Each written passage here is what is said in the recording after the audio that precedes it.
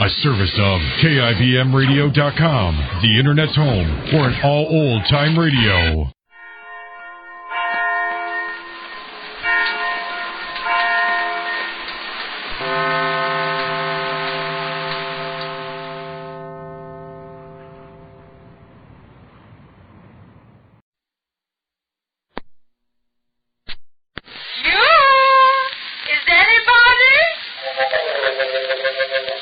She is. That's Molly Goldberg, folks. A woman with a place in every heart and a finger in every pie. And now the makers of New Does. That new kind of soap for everything right down your wash line bring you another visit with those good folks, the Goldbergs.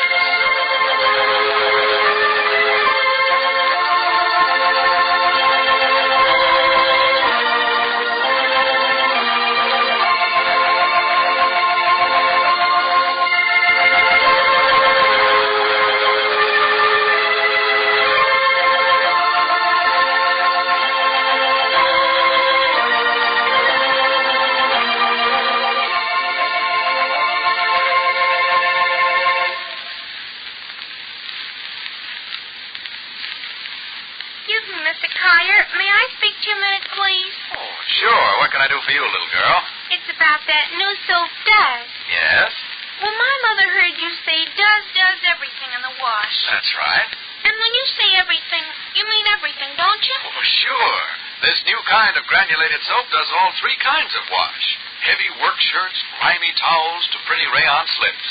Well, my mother says she just doesn't see how this one granulated soap could get her towels white and still be safe for rayons, too, like you say. Oh, she said that, did she?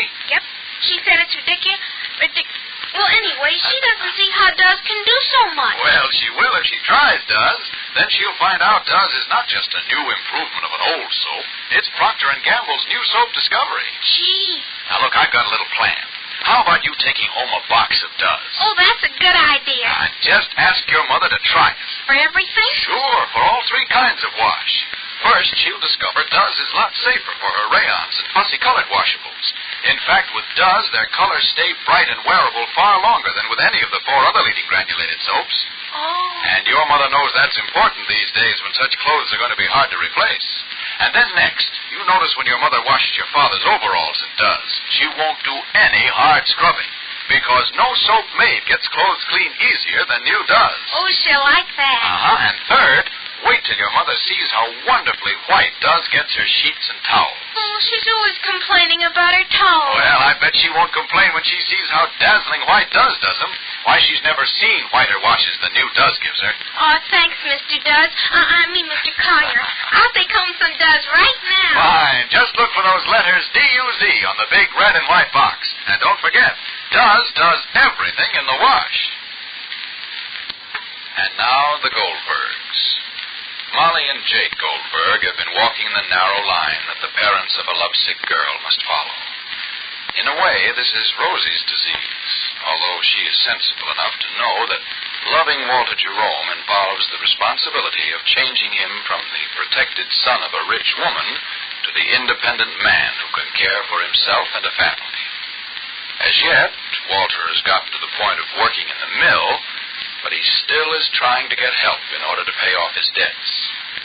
And Molly and Jake have decided to pay off those debts in order to save Walter the humiliation of going to his mother, who furiously objects to Rosie Goldberg. Listen. Are we doing the right thing, Molly? That's all I want to be sure of. If we think we're doing the right thing, then we are, dear. Should we tell Walter that we are clearing up his debts? If it's not necessary, then it's better not to tell them. I mean, if the dealers in the town will stop asking them for money, then they'll think that maybe they're... Very well. Aye, Molly. Little children, little trouble, and big children, big troubles. Big pleasures, too, Jake. So far, I haven't seen them. Why not? Why, yes. Is this what we wanted for Rosie? A rich woman's son that can't even lift a finger for himself? He's a liability, Molly. With a little patience, Jake, darling, maybe everything will be all right. Walter Jerome will never be an asset, Molly, never. We have to give him a chance, Jake, darling. We have to give him a chance. We have to and we will, Molly, but... I don't believe, Jake, darling. I don't believe any person whatsoever can be so hopeless that nothing can be done for him. Do I want my daughter taken Jake, for a husband? Please, darling. Please. Don't jump the bridge before the water flows. How do you know what Walter can be? How much have you tested him? It takes time, darling. Time and opportunity to bring out what a person is. I mean, darling, how long do we know Walter? How much opportunity has he had? More than I ever had as a boy, Molly, more. No, darling. Not more than you had, Jake. Not more. Less. Much less. You were never fooled by life, Jake. Life didn't lead you on with, how shall I say it, with rosy promises and then suddenly turn its back on you. It was always difficult for you, so it was easier for you to take what life had to offer. But Walter thought that everything would always be a bed of roses. And now when he begins to feel the thorns a little bit, he don't know what it means. It's hard for him now because he didn't have a chance to learn from the beginning like you. You were luckier, Jake, much luckier.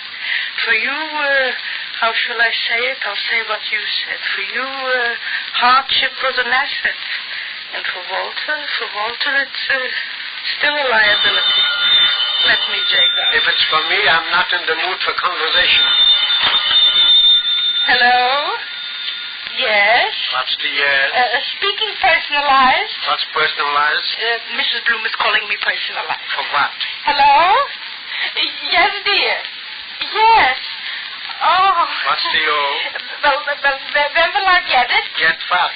Hold 1 minute, dear. Get what? Jake, darling, you don't remember how it happened. What? Hold, darling, hold 1 minute. What happened? Last year, darling, when I was in New York, Mrs. Malenka's little girl, Sybil, had to be operated on her tonsils. And now she's giving it to me back. What is she giving back, Sybil's tonsils? The $50. What $50? The $50 I lent her to annihilate the tonsils. Hello? $50 you lent to her? Yes, dear. So what's the difference? What's the difference, dear? I need it. Tell her what you needed the money for. Pay debts for your future son-in-law.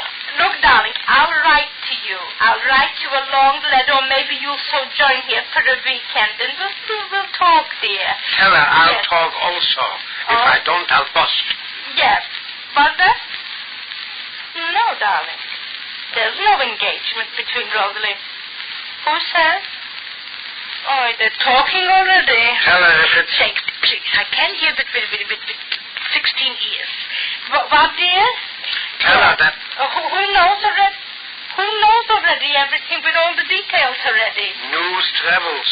Yeah. So? No. Well, Walter broke off an engagement, yes, with some... Who knows her? 1 minute, dear. Hold, don't hang. Mrs. Malenka's husband works for Norma Dance Brothers Foreman. So they know that Walter was engaged to Norman, that he broke off the engagement and he left the girl heartbroken. So am I. Hello?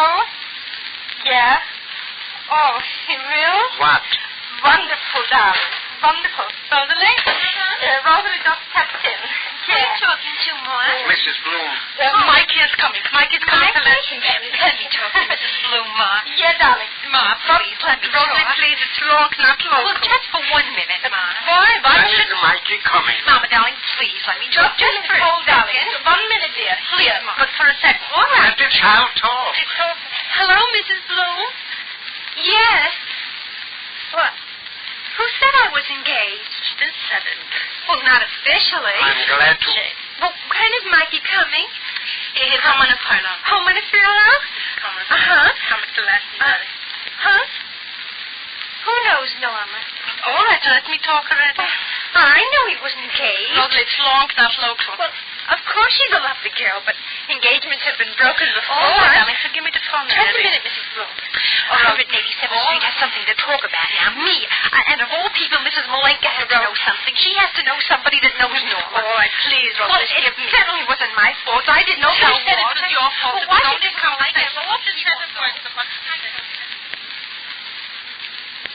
Poor Rosie is face to face with the worst enemy a person ever has to face. Rumor. Rumor that lives on half-truths, half-facts, and even deliberate lies. It's a cloud that keeps the sun of truth away, and the victim, either a person or a nation, has no way of fighting back. And the gossip that is running wild in Rosie's old neighborhood is just as serious to her as the gossip that other unthinking people spread about more important matters. So she stands at the phone, trying to think of what to say, while at another phone in a different place, Walter is calling someone whose name would certainly surprise Rosie.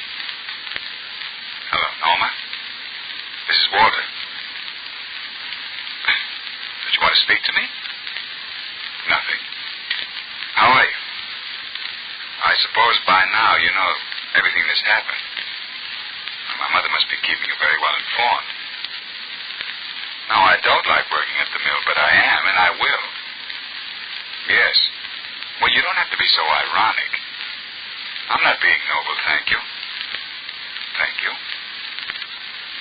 Well, is it forbidden for me to call you?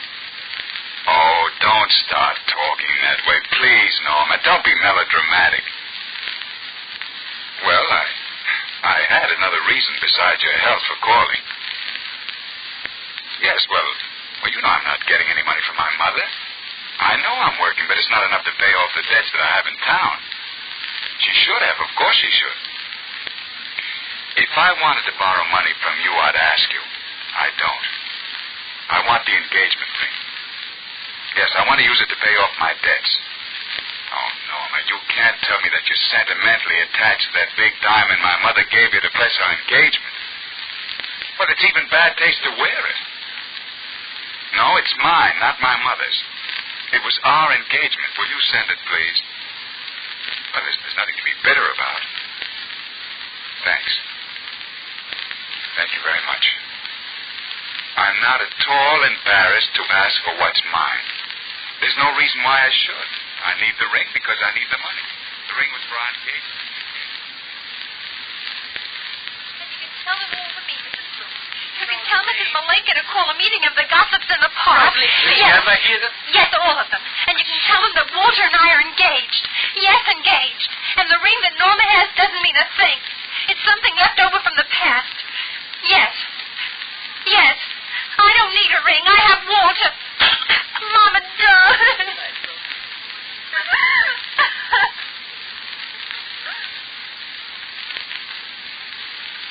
With Mikey Bloom coming up to Glastonbury to give Molly her $50, more than money to pay Walter's debts is coming. Mikey is Rosie's childhood sweetheart, the boy who was her feller on the block. And Mikey is Walter's complete opposite. Whenever I hear you ladies say you hate to wash dishes, I figure it's the fault of those halfway soaps. Yes, if you're using a tough granulated soap, you're only getting a halfway job because it's short on kindness to your hands. Or if you're using a bar soap, it doesn't have real speed. But here's the dishwashing news you've been waiting for. New Does is here. Yes, I mean that new kind of granulated soap that does everything in your wash. And it has everything for dishes, too. From whirlwind speed to extra gentleness for your hands. Yes, your hands will come out of the dishpan feeling beautifully soft and smooth. Actually, New Does is far kinder to your hands. Kinder than any of the 4 other leading granulated soaps. Yet no soap made speeds through dishes faster than Does.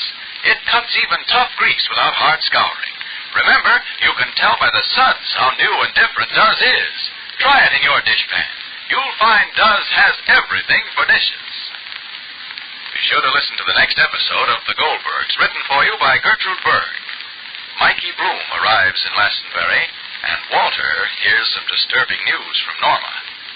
This is Clayton Collier wishing you good day for Procter & Gamble, makers of Does. the new kind of granulated soap for all three kinds of wash. The Grape Nuts and Grape Nuts Flakes program, starring Jack Benny, with Mary Livingston, Phil Harris, Dennis Day Rochester, and yours truly, Don Wilson.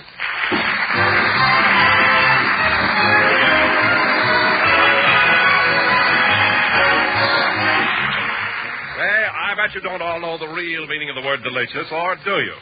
Well, I didn't until I looked it up. And it comes from two Latin words meaning pleasant and charm. And if that doesn't spell malty rich grape nuts, then my name isn't Don Wilson. You're as pleased as punch when you sit down to the big, tempting bowl of grape nuts, now aren't you? And you're certainly charmed with that one and only malty-rich flavor that's sweet as a nut.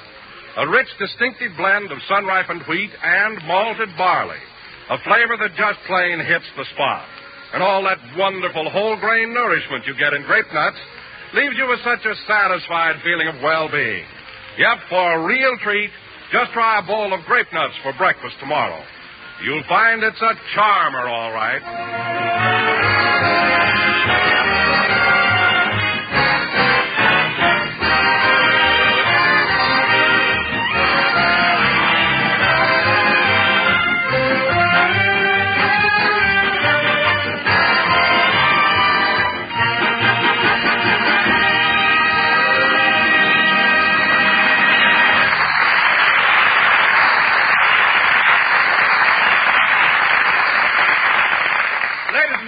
As you know, Mary Livingston has been off the show for 3 weeks because of laryngitis. So now that she is fully recovered, we take her to her house where we find Mary and her maid, Butterfly. Gee, Miss Livingston, you sure have pretty hair. Well, thank you, Butterfly.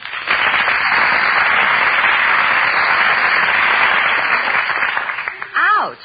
Be careful with the comb you're pulling. Oh, excuse me. Say, Miss Livingston, was your hair always this color? Of course. I never bleach my hair. Neither do I.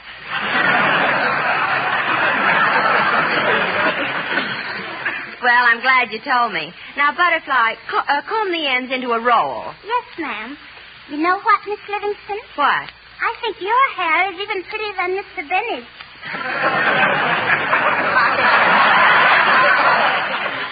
Oh, Butterfly, you're just saying that. Anyway, you've never been close enough to Mr. Benny's hair to appreciate its beauty. Oh, yes, I have.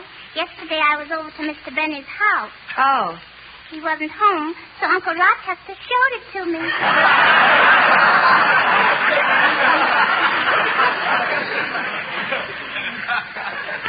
Your Uncle Rochester has no right to open Mr. Benny's safe. Now, Butterfly, will you get my blue dress out of the closet, please? Never mind. You answer the door. I'll get the dress myself. Yes, ma'am. I'm going to buy a paper doll that I can call my own, a doll that other fellows cannot steal. Hello, Butterfly. Come right in, Mr. Benny. May I take your hat? Yes, thanks. Here's my coat. Yes, sir. Shall I take your shawl, too? That's a muffler. Here. Now, Butterfly, will you tell Miss... Oh, here she is. Hello, Jack. Hello, Mary. Gee, you're looking swell, and your voice sounds okay, too. Thanks. I feel fine now. That's good. Say, Mary, I brought you a box of candy. Over 100 pieces in it. Here you are. Oh, thanks, Jack. Just the kind I like. Sen.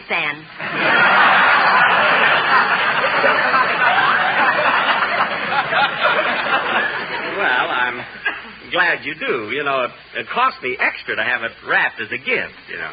Oh, Jack, you're so nice. I know.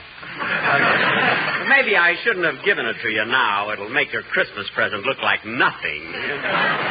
Well, let's not worry about that now. Come on, we'll go into the living room. All right. Is there a fire in the fireplace? No, but we can build one. Okay. Gee, I haven't had a fire in here since I've been sick. Well, there's nothing as homey as a fireplace with a cheery blaze. Here goes. First, a little paper. And throw on some kindling. And now for a log. There must be a smaller log around here somewhere. Let's see. Thanks, Mary.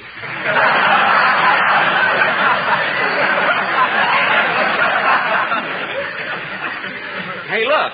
Look, that log came from the tree that used to be in your backyard. Yes, I know. Gosh, Mary, look what it says on it. I love Jack Benny. Isn't that sweet? Yeah, I remember the night you carved it there. Yeah, it was so romantic. I'll never forget that night if I live to be 40.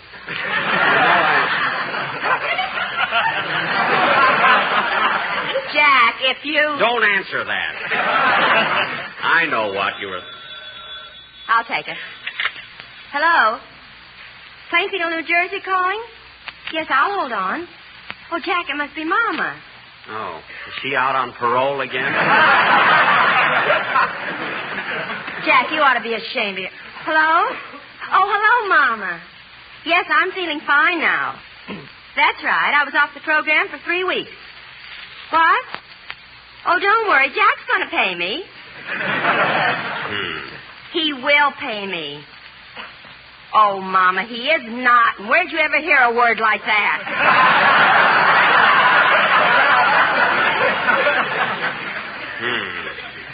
That's what Papa calls you? Mary, tell your mother. Quiet, Jack. No. Say, Mama, did you get the packages I sent? Good. But I don't want either you or Papa to open those presents till Christmas. What? Papa couldn't wait. He did? Well, Mama, call a doctor. That was shaving lotion. Mary, what was that word your mother called me? It starts with an L. Oh, L. Say, Mama, tell me, what's happened in the home lately? L. Could be liar, louse. Louse isn't so bad, is it? What? What, Mama? Cousin Harry was made a sergeant? Oh, that's too bad. What's bad about it? Last week he was a lieutenant.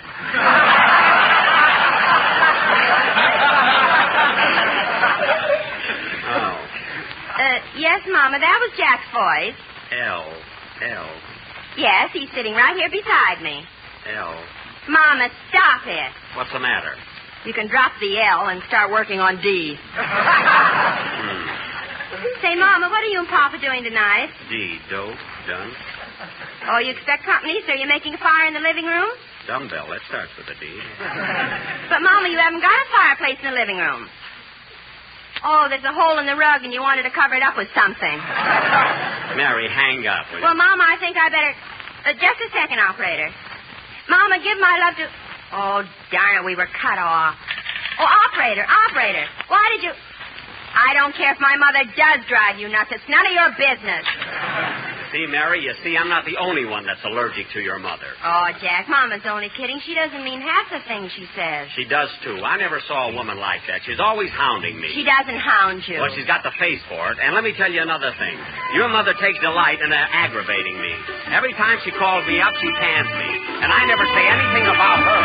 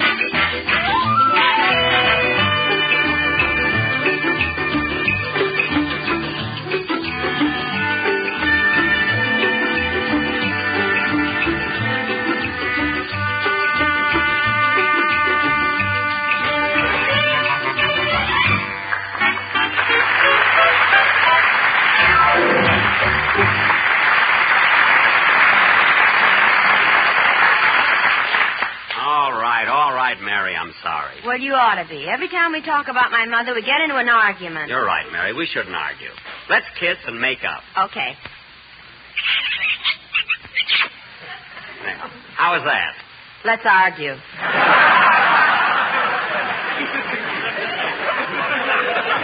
Oh, yeah? That was all right, and you know it. Now, straighten your lipstick. Oh, you and your wet lips. Every time you kiss me, you skid. Now, what do you want me to do, have them retreaded? I skid. You can't say one nice thing. There's someone at the door. That's all right. Butterfly will get us. You can't say one thing without trying to be funny. Oh, Jack, you take everything so seriously. Where's your sense of humor? Sense of humor? Listen, Mary, you have no regard for my feelings. And in the first place... Hello, Mr. Benny. Hello, Dennis. In the first place, I only came here to visit... Hello, Miss Livingston. Hello, Dennis. I only came here to cheer you up because you've been ill. Well, this is a fine way to do it. Just because I pull a gag on you once in a while, you hit the ceiling. I hit the ceiling? What's going on here? Look, Mary, when you had laryngitis, I was a constant visitor. I'm the best friend you ever had. Do you mind if I sit down? No, go ahead. No, sit down, Dennis. You know, Mary, I even brought you a box of candy, and what thanks do I get? Well, what do you expect for a box of cents, and a kiss for every piece? No, Mary, but the least you can do is show your appreciation. Oh, you're having an argument. Dennis, why don't you please be quiet? Gee, everywhere I go, there's an argument. Oh, where have you been, Dennis? Home. Now, Mary, as far as I'm concerned... At my house, it's louder. Dennis. They ought to be breaking it up by now. The argument? No, the house. Dennis, we're not having a fight. It was just a little misunderstanding, that's all. Now, Mary, let's not argue in front of the kid. You're right, Jack, and especially about such a silly thing. I'm a dope. Well, I'm a dope, too. You want to know something? What? It's nothing to be ashamed of.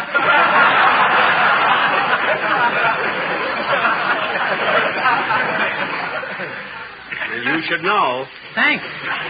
Well, I guess I'll run along now. Wait a minute, Dennis. What'd you come over here for? Oh, I forgot. I came over to visit Miss Livingston. You did? Well, sit down and stay a while. Okay. Well, guess I'll run along now. Dennis, you just got here. What's that package under your arm? Oh, I made a record of a song, and I wanted Miss Livingston to hear it. Well, that's fine. We'll play it later. Oh, Butterfly, see who's at the door. Yes, Miss Livingston? Oh, it must be Rochester. There's my new car out in front. That yellow one? Why, it looks like a taxi cab. Well, it was, Mary, but it's the only thing I could get. Anyway, I converted it strictly to private use. Oh. If it weren't for the color, no one would know it used to be a taxi. Oh, hello, Rochester. Hello, boss. You better hurry. The meter's running.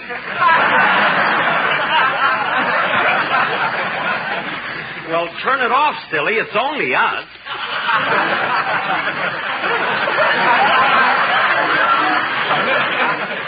Why, Jack, if you're using that taxi for your own private use, why do you have a meter on it? He never knows when he's going to give a friend a lift.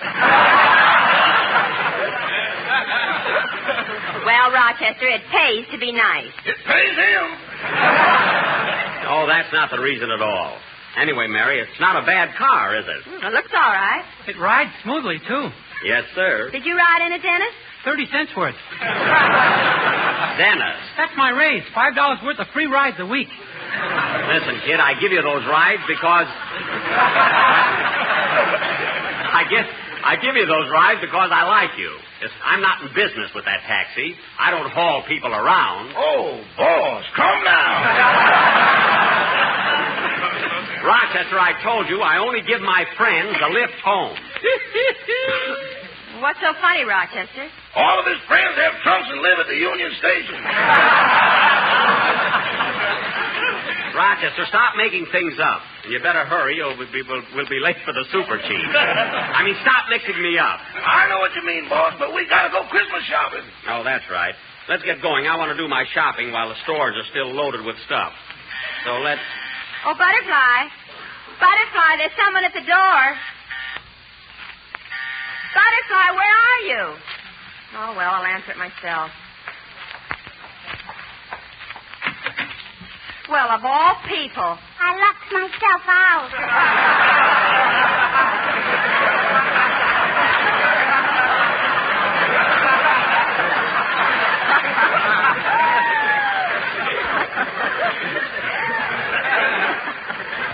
Oh.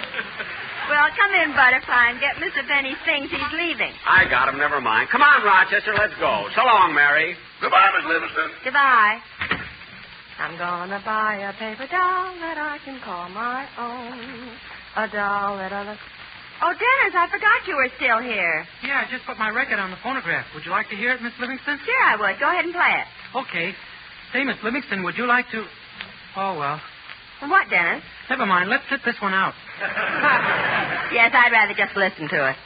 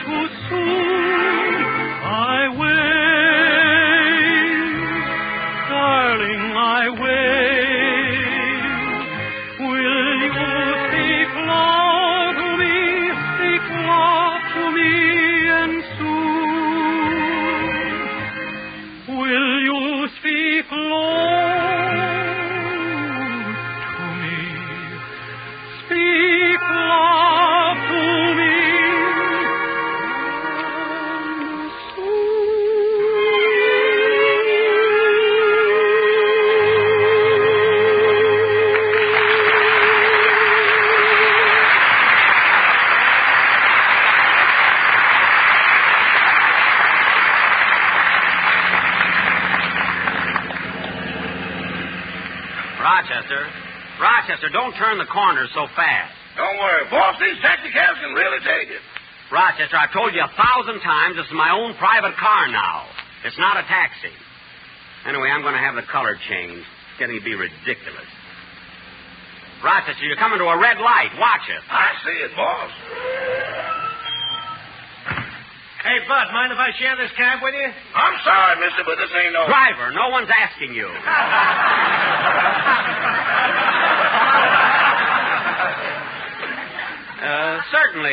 Certainly, mister. Hop right in. Okay. Maple Avenue, driver.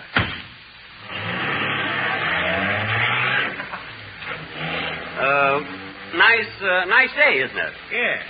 How far you going, buddy? Oh, I'm going much further than Maple Avenue. So you pay me and I'll pay the driver. That'll save time. I wish he'd step on it. I'm in a hurry to get home. You are? Yeah. I don't want to miss the Fred Allen program. What? There. Gosh, boss, how did you reach the brake from the back seat? Never mind. This is where you get out, mister. Why? What happened? What did I say? Get out. Get out. You can't put me out of this cab. Hey, driver. I'm sorry, mister, but you'll have to get out. Oh, I do, hey? Well, my name is Brown, and I'm going to report you to the president of this company.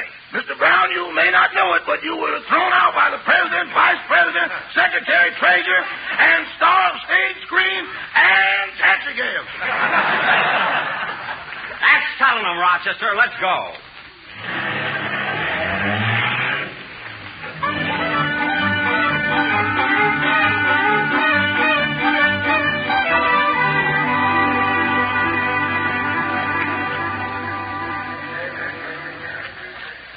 Gee, it sure is crowded in this store. I wish I'd have done my Christmas shopping early like I did last year. You going to buy any gifts in here, Rochester? No, I already did my shopping. You did? Where? At Saks Central Avenue.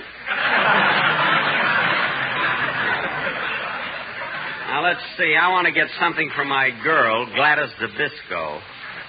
But I don't know what. Why don't you ask the floor walker? Yeah. Oh, mister. Mister, are you the floor walker? If I'm asked that question again, I'm going to smash somebody right over the head.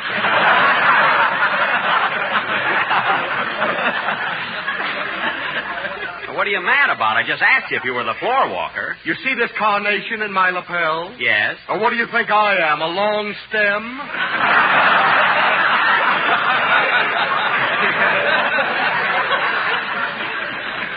Oh, then you are the floor walker. Of course. I'm not rugged enough to be a customer.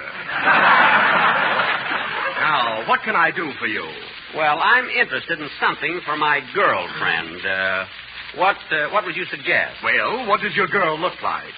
Well, she's kind of thin and scrawny, and her hair's sort of stringy. But she really has a nice personality. She has a little turned-up nose, and she has 2 ears.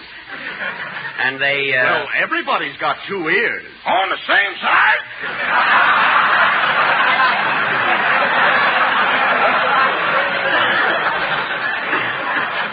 Rochester. That's the way she combs her hair. It's a large bun. Well, I don't know what to suggest. Why don't you try our harness shop? Oh, don't be so smart. Come on, Rochester. I'll find things myself. Let's go over to this counter here. Pardon me, miss. Is this the perfume department? No, this is the cold cream counter. Can I smear something on you? No, thanks. I'm not interested in cold cream. You know, we're short of help, so they split my week between cold cream and hot water bottles. Oh. 3 days a week I'm greasy, and the other 3 I'm overheated. Well, I feel sorry for you. You know, for 20 years I was behind the perfume counter. Nothing but perfume for 20 years. Perfume. Well, that's too bad, Miss. Just call me Stinky. Well, look, miss, I have to buy something for, Hey, boss, look. Here comes Mr. Harris. Where? Oh, yeah. Hello, Phil. Hiya, Jackson. Hello, Chester. Hello, Mr. Harris. Doing a little shopping, Phil? No, I came out here to see Don Wilson. Don Wilson? Yeah, he's playing Santa Claus here this year. No kidding. Well, how'd he get the job? It wasn't easy. He had to take off 20 pounds. Gee, can you imagine Don being Santa Claus and talking to all the little kids, telling them about... Hey, wait a minute. Have I got a wonderful idea? What is it, Jackson? Let's pull a gag on Wilson. Now, Phil, you go over to the boys' department and get dressed up like a little kid. Yeah? And I'll go down to the women's ready-to-wear and dress up like a woman. See, I'll be your mother. Okay, and I'll be the mean widow kid. Boy, will we fool Don. Rochester, wait for me out in the car. And, Phil, I'll meet you in front of the toy department. Okay.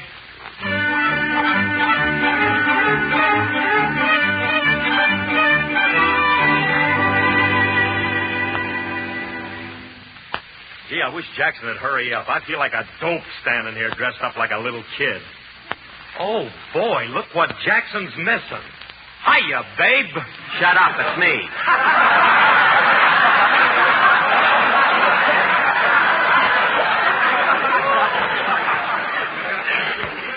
Now, come on, let's fool Don. Come on, we'll go over and fool Wilson. Remember, I'm your mother.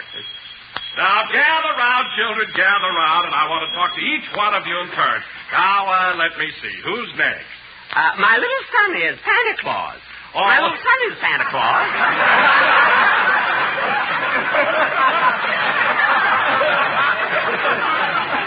All right, madam. Now, where is your little boy? Now, where is he? Oh, Clearwater. Clearwater. Judy, Sandy, Judy, Sandy. Here I is, Mommy. Isn't he a darling? Yes, he's a cute little rascal. Now, Clearwater, tell Santa Claus what you want for Christmas. Go ahead, don't be bashful. No, I don't want to do it. I don't want to. No, I don't want to do it. Now, Clearwater Clap Saddle.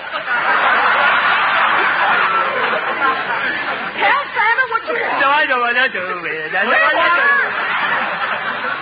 No, I don't. Clearwater, take your foot out of your mouth. There. Now the other one. That's better. Now, little boy, tell Santa what you want for Christmas. I want some grape nut flakes. Grape nut flakes? Yes, my mommy and my dad, he tells me that they're toasty brown and they're sweet as a nut.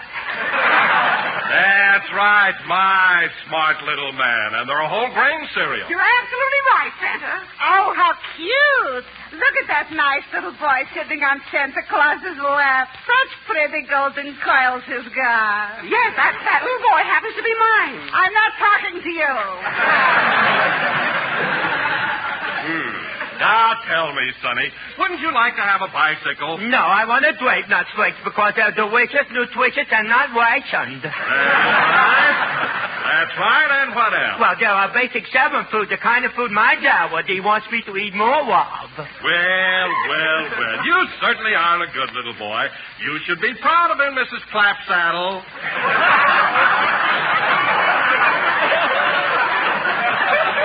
Oh, I am. Now, Clearwater.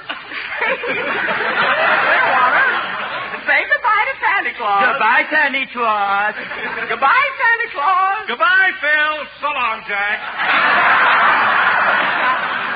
Oh, darn it, he knew it.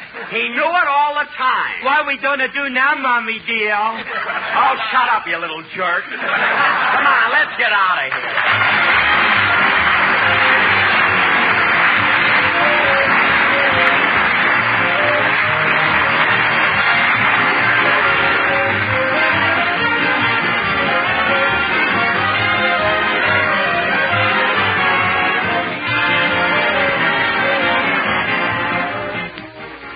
There's a certain phase to the effect that you can't take it with you. But tonight I'm going to tell you about something you can take with you and should take with you every morning of your life. That's the zippy up-and-atom feeling that you get when you eat the right kind of breakfast instead of one of those sip-and-run affairs. Breakfast is the stoke-up meal, you know, the time when nutrition experts say we need at least 1/4 of our day's nourishment. Well, for 2 grand-tasting stoke-up foods, let me just mention grape nuts and grape nuts flakes. Because the experts also agree an adequate breakfast should include a cereal with whole grain food values. And that's certainly grape nuts and grape nuts flakes for you.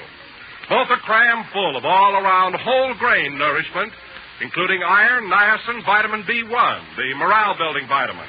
And good, say, wait till you taste that zesty crispness, that distinctive nut-sweet flavor. So eat a good breakfast, do a better job.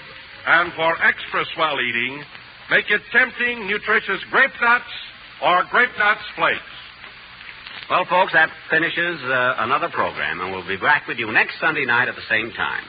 Meanwhile, my cast and I want to send Christmas greetings to all of you. To all of you here at home and to all of our boys and girls in the service, here and abroad. Good night, everybody.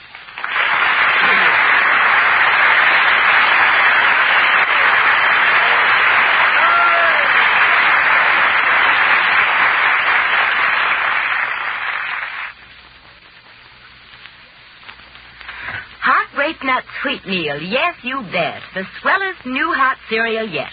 Get Grape Nut Sweet Meal. It's a prize in the big new package, jumbo size. A thrifty treat, you'll all admit. But the first delicious taste of it. Yes, quick cooking Grape Nut Sweet Meal is rich and hot and brown, with a grand roasted wheat flavor, luscious full-bodied texture, real whole wheat nourishment.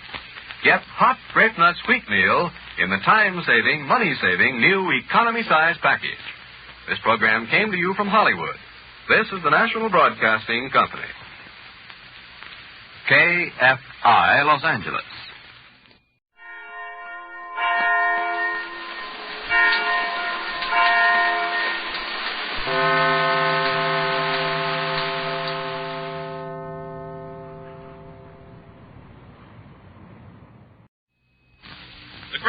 and Grape Nuts Flakes program starring Jack Benny with Mary Livingston, Phil Harris, Dennis Day Rochester, and yours truly, Don Wilson.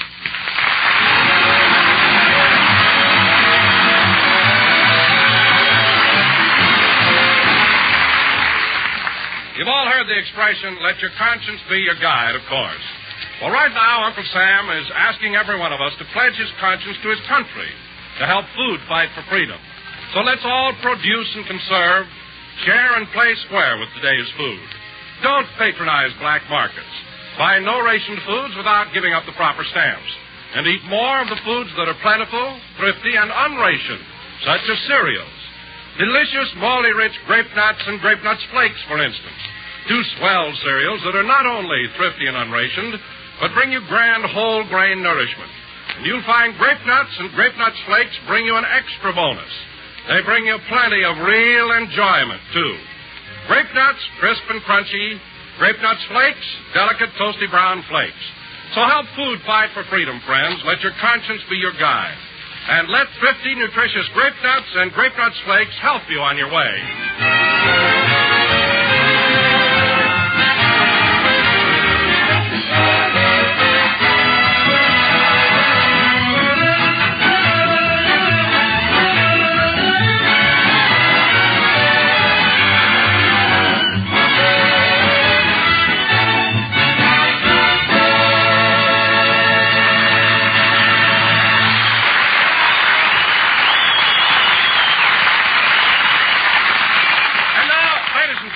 We would like to turn the clock back about 20 hours and take you to Jack Benny's house. It's Christmas night, and Jack is expecting a few of his friends over. It's about 7:45, and Rochester is preparing for the arrival of the guests. I'm going to buy a paper doll that I can call my own, a doll that other fellows cannot steal. This living room hasn't been clean in weeks. I think I'll surprise Mr. Benny and dust it. Well, that's done. And then those flirty guys with their flirty eyes. Gee, the boss sure is a nice Christmas tree. Only it seems to be leaning a little. I better get down on my knees and straighten the top up. I'll take the doll that I can call my... Uh-oh. Look what I discovered here behind this curtain.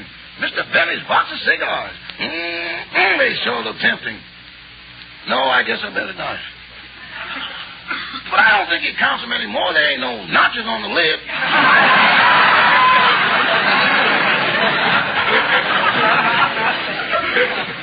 Should I or shouldn't I?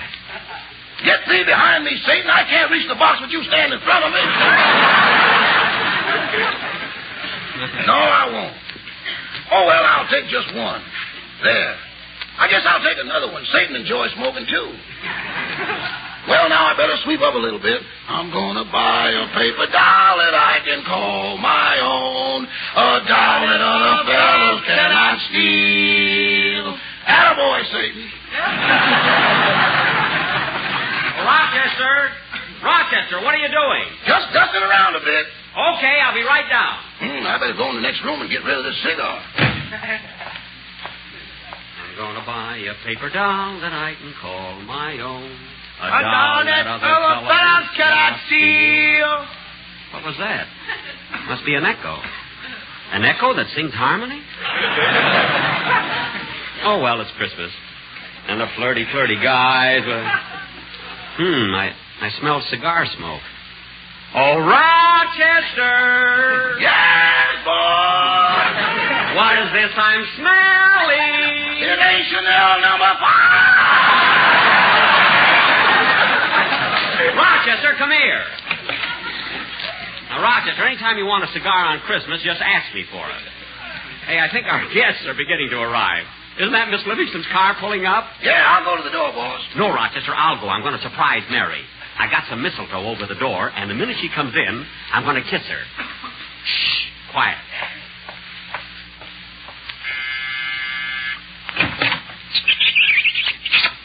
Surprise! Gee, and do I get a Christmas present besides?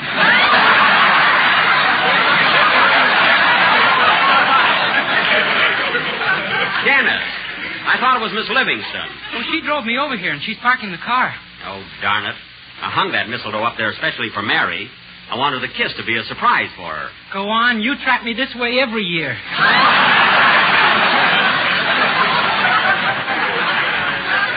Oh, quiet. I wanted Mary to get the kiss. Hey, she's coming up the walk now. Get in here, quick. She didn't see the mistletoe, so there's still time. Now, be quiet, Dennis.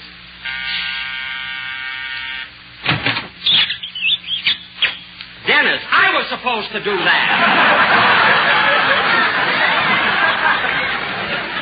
For heaven's sake. Hello, Jack. Merry Christmas. Same to you, Mary. Give me a kiss. There. Jack, I was hoping for a white Christmas, not a wet one. Oh, you liked it all right. Say, Mary, come on in the living room. I want to show you how I got things fixed up. Okay. Oh, by the way, I sent my maid Butterfly to help out. Is she here? Yep, she's in the kitchen. Say, you have got the room fixed up nice. It looks swell. It sure does. And, Mary, do you like the Christmas tree? Oh, Jack, it's very pretty, and I don't think the year in the garage hurt it a bit.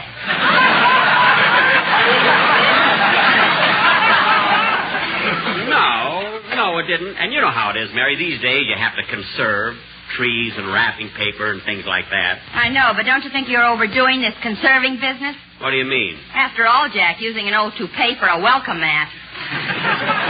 Mary, it isn't an old toupee. Oh, no? Every time somebody wipes their feet on it, you have to run out and comb it again. Mary, stop clowning, will Say, you? boss, if you're expecting guests, you better get Mr. Billingsley out of the house. Today he's crazier than ever. He is not. Well, right now he's in his room wrapping up a Christmas present for you, and he's wrapping it in wallpaper. Oh, what's he giving me? A wall.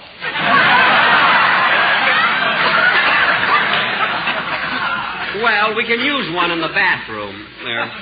Say, Mary, come in. I wonder who that is. Hello, Mary. Hiya, Jackson. Merry Christmas. Merry Christmas, Phil. Merry Christmas. And say, you brought your band with you. That's swell. Yeah, I'm glad they're here, but you'd think they're coming to a party. They'd dress up a little. What are you talking about? They shaved, didn't they? Yes, but why aren't they wearing shirts? Well, that's where they shave. They want people to see you. Oh. Well, your guitar player shaved two clothes. There's a rib sticking out there. Anyway, take the boys in the next room and they can set up their instruments. Okay. Oh, by the way, Phil, maybe the boys would like to have a drink first. No, as long as they're here in the house, they might as well stay.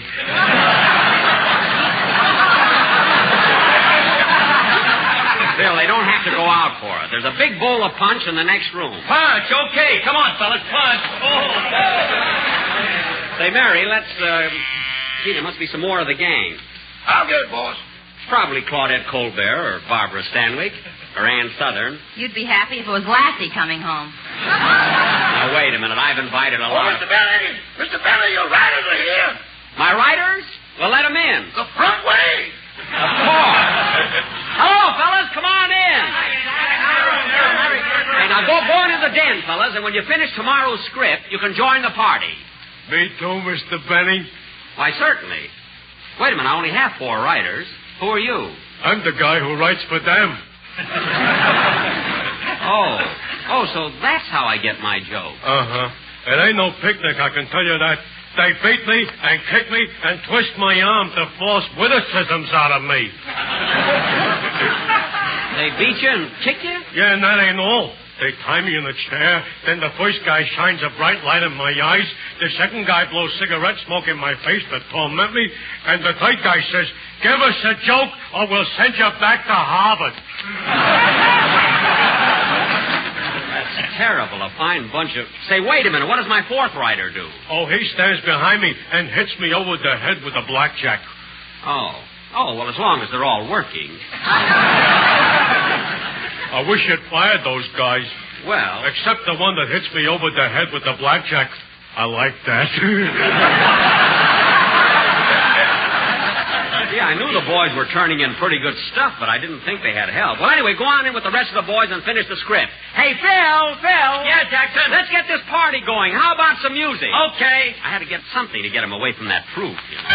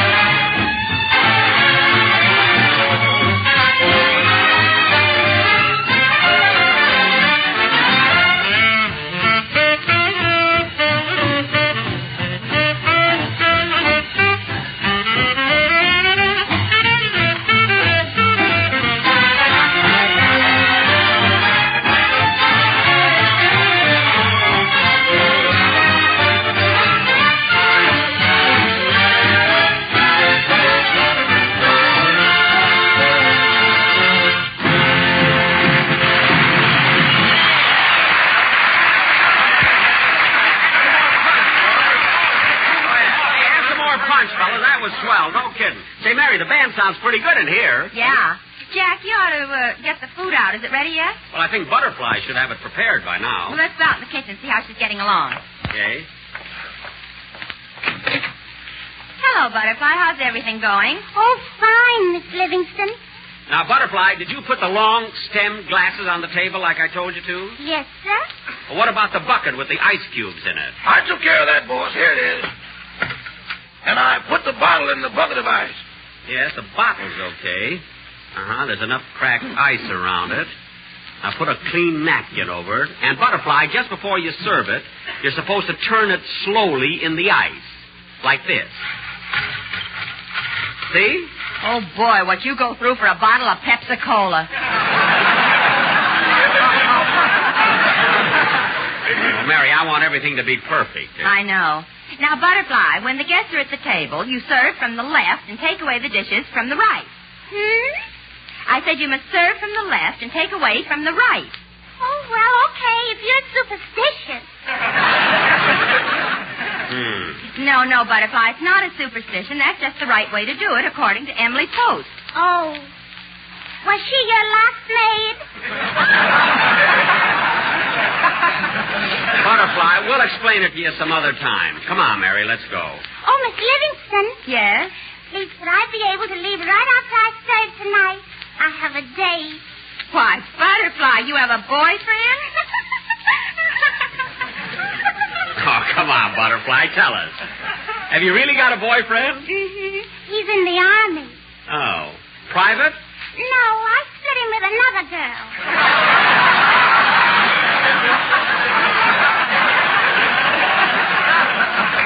Well, I'll be... All right, Butterfly, you can leave as soon as you finish serving. Come on, Jack.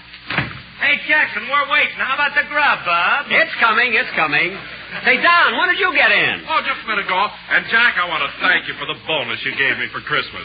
Well, I couldn't think of anything to buy, and I know cash always comes in handy. What'd you do with it, Don? What did I do with it? You see this diamond stick pin in my necktie? Yes. Well, I took your bonus, added a little of my own money to it, and bought the tie. I knew it would come in handy. Come on, Don, let's join the gang. We'll sing and play games and have some fun till the food's ready. Say, Jack, here comes that screwy boarder of yours. Oh, yes. Hello, Mr. Billingsley. Good evening, Mr. Benny. Having a merry Christmas, I see.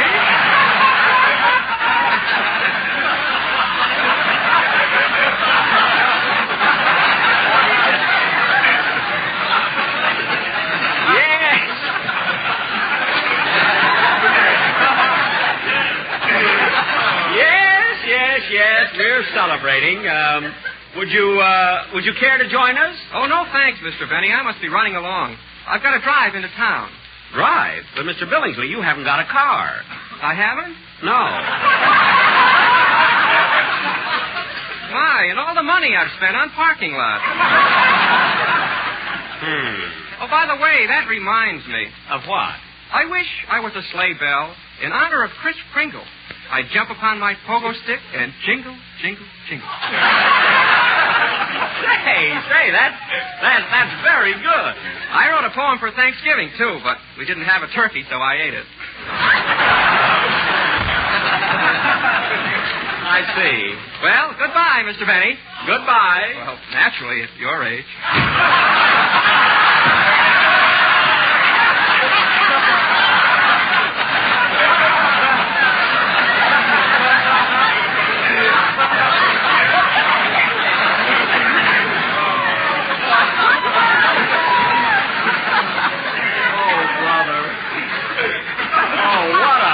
What a guy. Come on, Jack. Let's join the crowd. You said we were going to play games and everything. Yeah. Well, is everybody having a good time? Quiet, Jack. Dennis is going to sing for the gang. Oh, he is? Oh, yeah.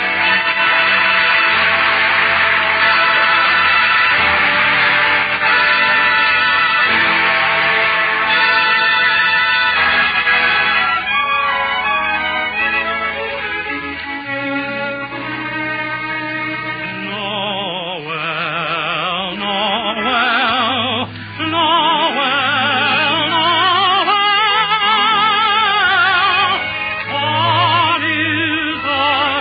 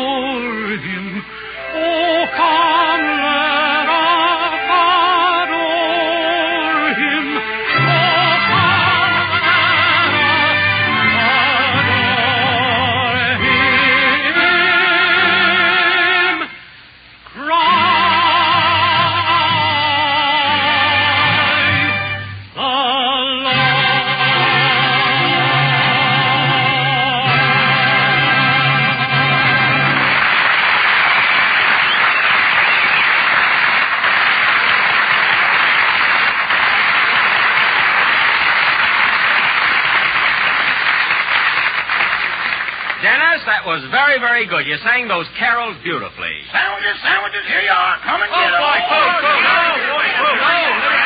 take it easy. Take it easy, fellas. What kind of sandwiches are they? Thin ones. They are not. Now, look, fellas, those sandwiches... Now, who can that be? Come in. Hey, look who it is. Auntie Devine.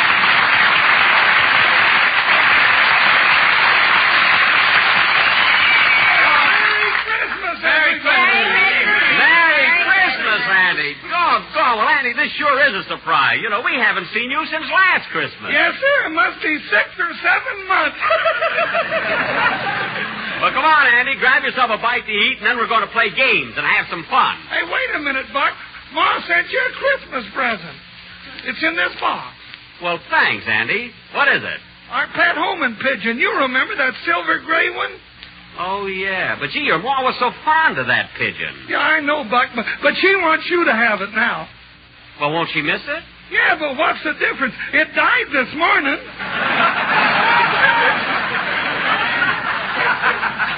Well, it's not the gift, it's the sentiment behind it that counts. Well, anyway, Andy, I'm glad you're here to liven up the party. Yes, sir.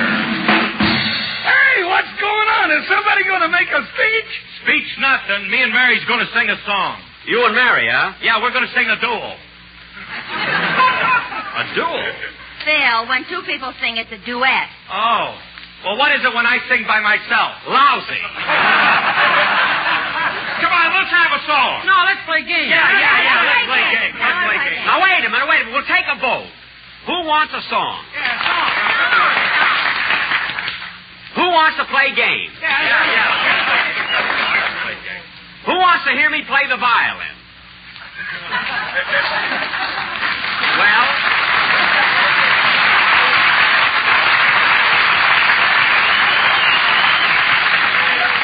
Doggone it, audience, you crabbed a good joke.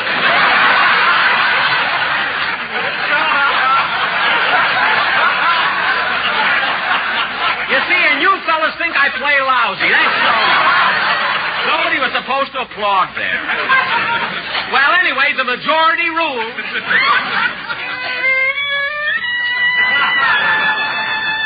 But, Jack, nobody wants to hear you play. Quiet, Mary. My vote is as good as theirs. You know, I've been playing this song for years. Maybe I better learn a new one. You ought to learn that one. Hey, this party's getting dull. We ought to do something to liven it up. I've got an idea. Let's sing Jingle Bells. Okay, let's go. Jingle bells, jingle all the way. Oh, what fun it is to ride a one-horse open sleigh. Jingle bells, jingle all the way. Oh, what fun it is to ride a one-horse open sleigh. Great Dutch flakes, eat 'em night and day. What a thrill to get your fill of great nuts in your Bombay. Toasty brown, munching crunchy too. They're moldy rich, sweet as a nut, the thrifty buy in the 12-ounce economy size package. They're a breakfast made for you.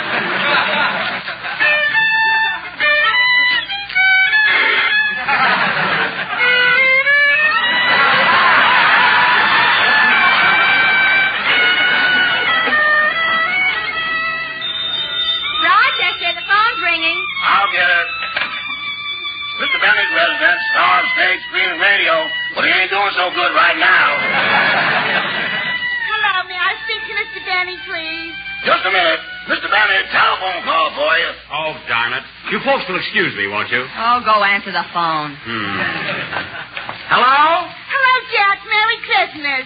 Oh, hello, Gladys. Hey, that's Jack's girlfriend, Gladys Abisco. Well, Gladys, I'm waiting for you. Why aren't you here yet? I'm sorry, Jack, but I can't make it. Hilda didn't come to work today, so I have to wait on her tables, too.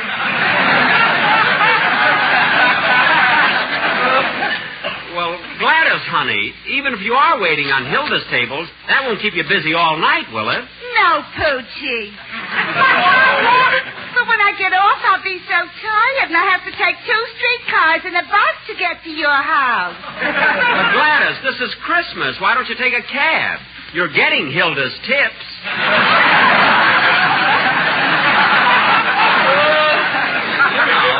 I'm sorry, Rosebud. Well... You can't. I guess you can't. Anyway, I'll see you tomorrow night. I'll meet you at our usual rendezvous. All right. Gee, I hope there's a full moon. It's so dark in the La Brea tar pit. Yeah. Well, see you there tomorrow night, Gladys. Goodbye. Goodbye. Oh, honey. Yes? Don't forget to wear your hip boots. Well, fellas, Gladys won't be here, so what do you say we... Hey, Rochester. Rochester. Yes, boss? Where is everybody? Have they gone home? No, boss, the party's just starting. They're all out in the backyard. Oh, good. What are they doing? Burying your violin. Burying my violin? Well, for goodness sake, you'd think that Miss Livingston would stop them. Stop them? She was the head pallbearer. Well, I'll show them. Imagine burying my violin.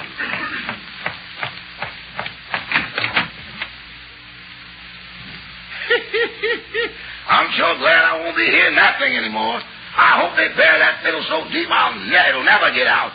Yes, sir. I'm going to buy a paper doll that I can call my own. A doll that other fellows cannot steal. Oh, hello, Satan, you here again? Come on, boy, let's get some more of those cigars.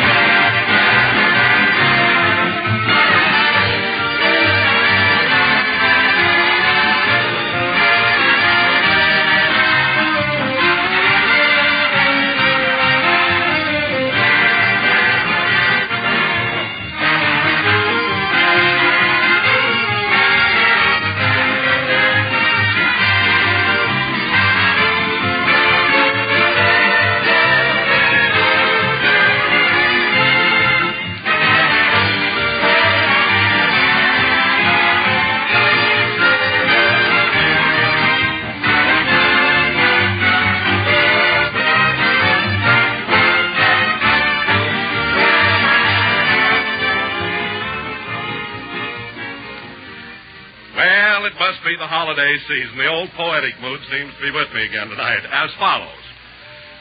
J. Algernon Withers had a case of the dithers and lost all his zip by 11. Because this poor bloke neglected to stoke with the right kind of breakfast at 7. Well, there you are. How can a big, tall guy like J. Algernon expect to go out and do a good day's job on a canary bird breakfast? How can anybody start the day right, folks? Started with a big, tempting bowl of grape nuts or grape nuts flakes with milk and fruit. That gives you a swell, wide-awake treat, crisp and refreshing and delicious. And it gives you just what dietitians say the adequate breakfast should include. Milk and fruit plus a cereal with whole grain nourishment. And I mean malty-rich grape nuts and grape nuts flakes do bring you whole grain nourishment. Plenty of it. Yes, eat a good breakfast, do a better job. And don't miss those 2 grand sweet-as-a-nut cereals, Grape Nuts and Grape Nuts Flakes.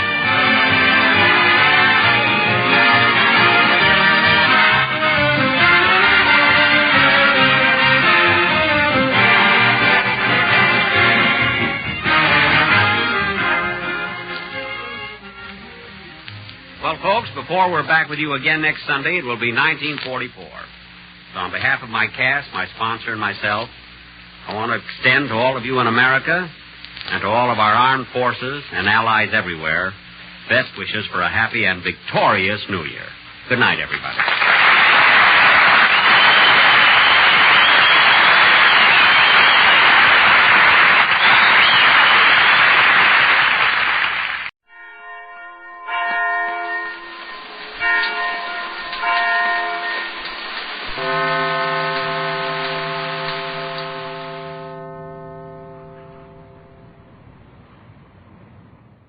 Juliet had her Romeo. Aphrodite had her Paris. But just how lucky can you get? Here's the one and only Hera. RCA Victor, world leader in radio, first in recorded music, and first in television, presents the Phil Harris Alice Faye Show.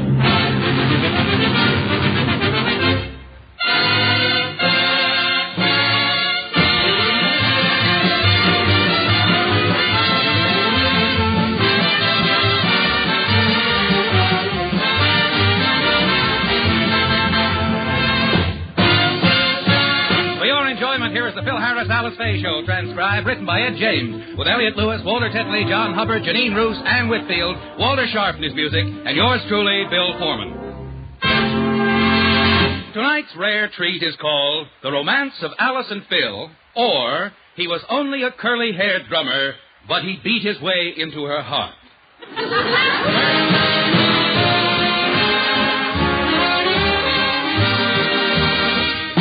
The stars of the RCA Victor program, Alice Faye and Phil Harris.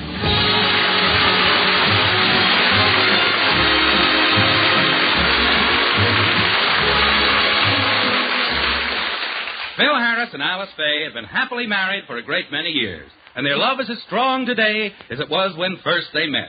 Alice is madly in love with Phil, and Phil is madly in love with Phil. Right now, he's heading toward the kitchen with his mouth open, and... is he going to sing again? You're a lovely thing, Harris. And boy, how you can sing, Harris. You've got everything, Harris. You're modest, but it's true. Oh, good morning, honey. Good morning, Phil. Hiya, Phyllis. How's my little girl? Good morning, Daddy. Don't forget, eat your Wheaties and you'll grow up to look like Ralph Kiner. And little Alice, how's my big girl today? Good morning, beautiful one. Well, you know something, little Alice? You're getting prettier all the time. Wow. And smarter, too. She wants you to fix her bicycle. That isn't true.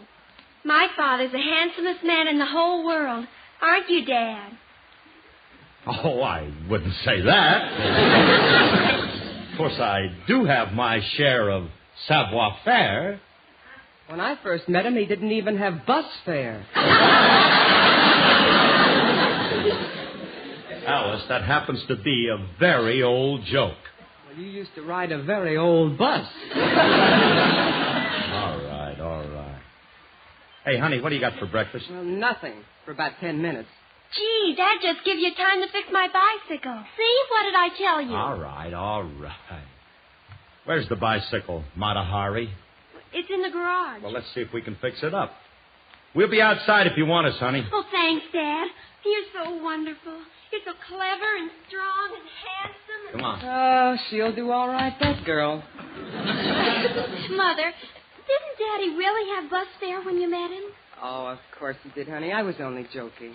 Mom, you know, Alice and I have been wondering for quite a while. How did you and Daddy first meet? Well, it was really very simple. Would you like to hear about it? Gee, I sure would. Well, I had just finished a picture out at 20th Century Fox, and my leading man suggested that we celebrate. And in those days, that meant dancing at the famous Coconut Grove. So that's where we went.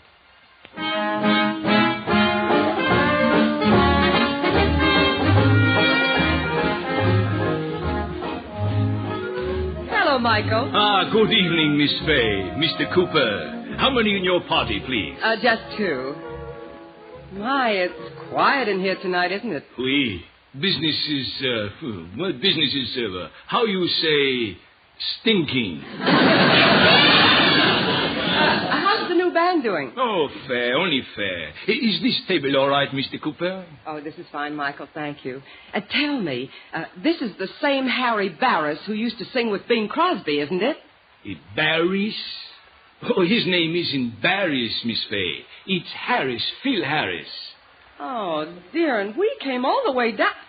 Who's Phil Harris? Well, he's a young fellow. He's not too bad. Of course, he's no Guy Lombardo.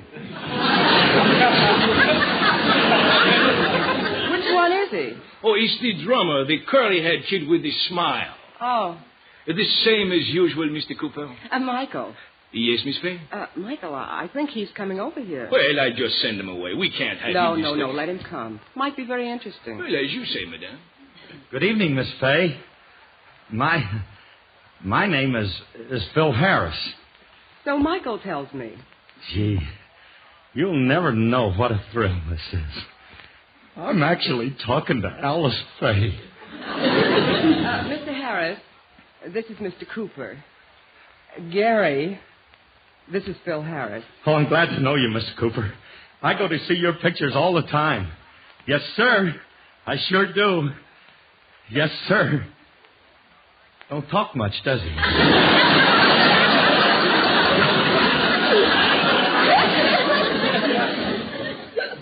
It was nice talking to you, Mr. Harris. Well, look, Miss Faye, I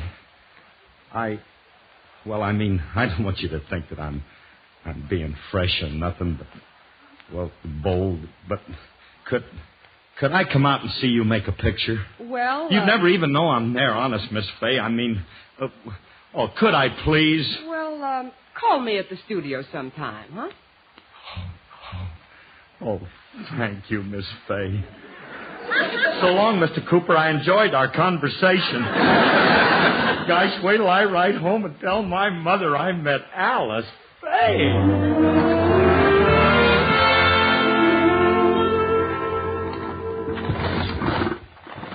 What's the matter with this bicycle, Alice? Well, it's a chain. It won't move. Oh, yeah, I see it now. Here it is. You know what's the matter? The sprocket's that sprocket there's all out of whack. Hey, hand me that screwdriver, will you? Okay. Dad? Yeah? Phyllis and I have been wondering for quite a while about you and Mother. What do we do now? Nothing. We were just wondering how you met, that's all. How we met? Oh, kid, didn't I ever tell you that? Ooh, that was a night your mother'll never forget. Yes, sirree. You see, I just opened at the famous Coconut Grove, and your mother came down there with some movie guy named Snub Pollard.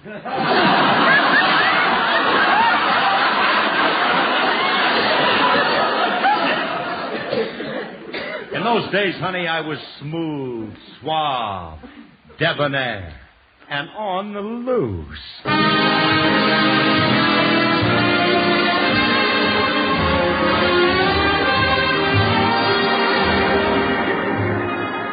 Oh, good evening, Miss Faye, Mr. Cooper. Hello, Michael. My, the grove's really jumping tonight, isn't it? Oh, jumping? Why, we've never had such business. It's sensational. It's colossal. It's Phil Harris, the new band leader. What a voice. What a personality. What a doll. I tell you, Miss Faye, that curly-haired kid is the greatest thing since Clara Bow. What a doll. Oh, wait till you hear him. You've never heard such talent. Oh, here he comes. He's going to sing.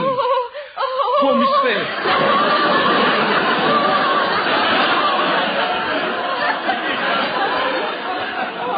Miss Faye, you better sit down. We've had so many women fainting when he sings. He's going to start. Sit down, please.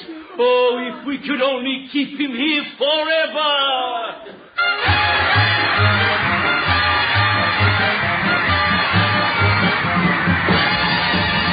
Come with me to Alabama. Let's go see my dear old mammy. She's frying eggs and broiling hammy. That's what I like about the South. Now there you can make no mistakey. Where those nerves I'm never shaky.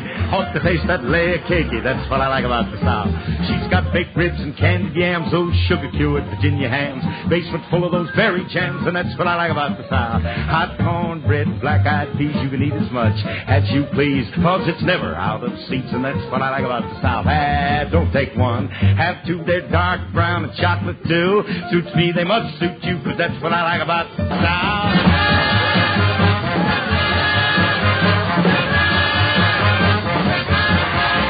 Well, it's the way down where the cane grows tall, down where they say you all walk on in with that southern drawl, 'cause that's what I like about the South. It's down where they have those pretty queens keep a dreaming, them dreamy dreams. Well, let's eat them chitlins in New Orleans. That's what I like about this South.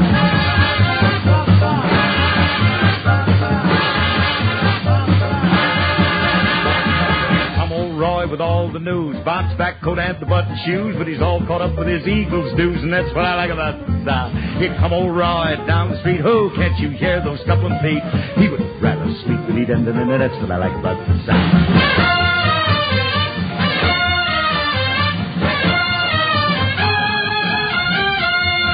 Every time I pass your door, you act like you don't want me no more. Why don't you shake that head and sigh? I'll go walking right on by. On and on and on.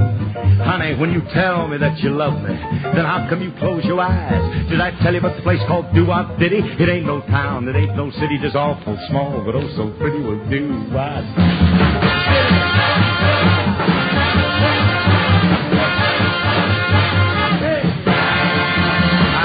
I'm here to criticize. I'm not here to sympathize, but don't tell me those no-good lies, cause a lying gal I do despise. You love me like I love you, send me 50.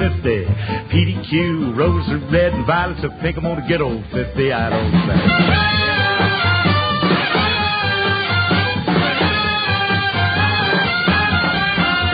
She's got backbones and butter beans, ham, hocks, and turnip greens. You and me and New Orleans, and that's what I like about the South.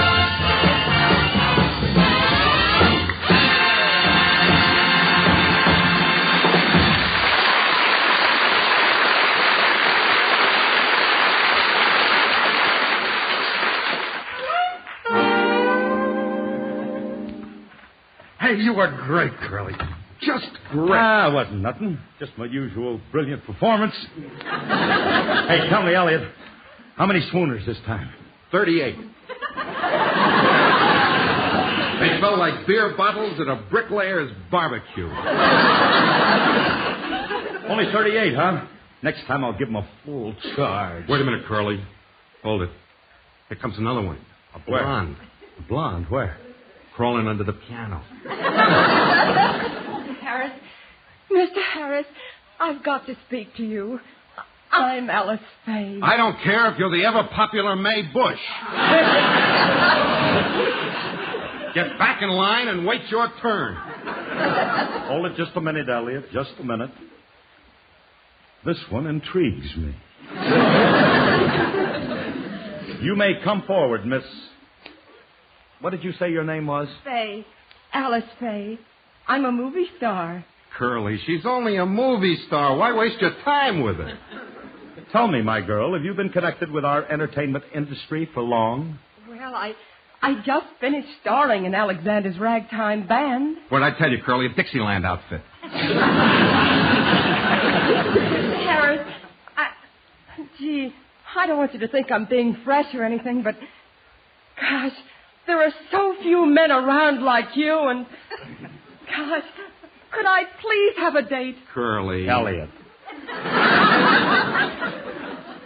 I'll handle this. Elliot, do I have any free time available? Wait till I look at the book. Let me see. First open date is, here it is, a week from Thursday, from 7 to 8. Okay. Pencil Miss Faye in.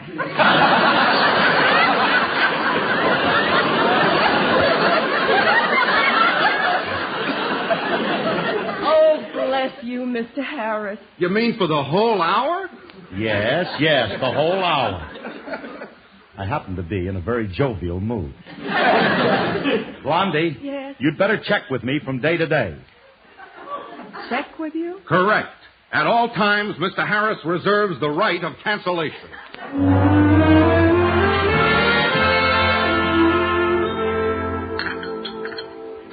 Mother. Yes, Phyllis? Did Daddy call you at the studio? He did better than that. One day when I was real tired, he even talked me into a date. And did your Uncle Willie bawl me out? He was fit to be tied.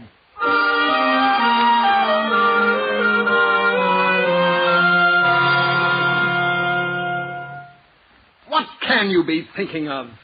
Alice, how can you possibly let yourself stoop so low? Oh, Willie, stop being so dramatic. Dramatic? I have every right to be dramatic. I could understand you going out with a bassoonist or a harpist, but a drummer. He isn't a drummer, he's a singer. I've heard him sing, and he's a drummer.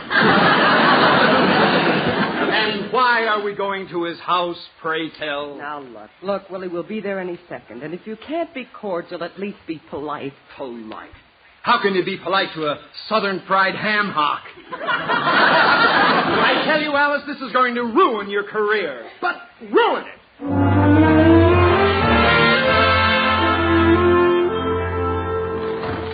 And did you meet Mom's family? Did I? Did I meet her family? And were they ever nuts about me?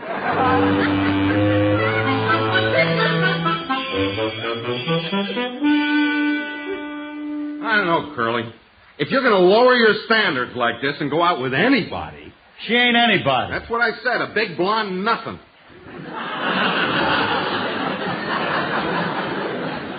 And you're giving her a whole hour. I'll answer the door. Wait until it finishes the phrase. That happens to be my theme song. Okay, now open it. I don't get it, Curly. You give Greta Garbo and Joan Crawford the brush, but you waste a whole hour with this kid. Will you please open the door? It's criminal. That's what it is. It's criminal. Hello, Mr. Lewis. Is he here? Wait a minute, not so fast. What's this? Oh, this is my brother, William. Good evening, Mr. Lewis. What'd you bring him for? Well, Mr. Lewis, I've heard so much about Mr. Harris. I love his beautiful voice. And I simply had to grasp this opportunity to meet him. He'll only stay for a minute, please, Mr. Lewis. Please, Mr. Lewis, please. Please, Mr. Lewis. I don't know. Hey, Curly. Tut. It's okay, Elliot. Let them in. You may go in, but don't get too close. Thank you. Mr. Harris, you'll never know what this means to me. Look, Roy, I can only give you a few minutes. Speak up, please. Let's have it. Come right out. Mr. Harris, well, I hardly dare ask, but could I have your autograph? Autograph? Mr. Faye, how dare you? But all I need is his, and then I'll have the big three. The big three? Washington, Lincoln, and you.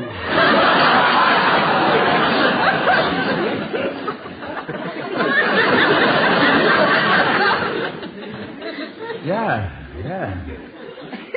George and Abe. We do make a prerogative trio, don't we? Will you, Mr. Harris? Please? I'll think about it. Just leave the book there on the table. I'll think about it. Elliot. Yes, sir? Tell the girl she may approach me.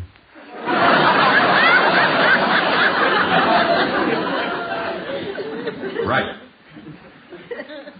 Miss Faye? Yes? You may approach Mr. Harris. And remember, look, don't touch. Mr. Lewis. Good evening, young lady. What say we spend an idle moment or two perusing the treasures of my library? Oh, Mr. Harris, I've never seen so many books. You are right, my dear. I'm crazy about books. Especially green ones. Matter of fact, only yesterday I said to Elliot, we ought to get another couple of yards of green books. I'm nuts about culture. Oh, Mr. Harris, there's one thing I don't understand.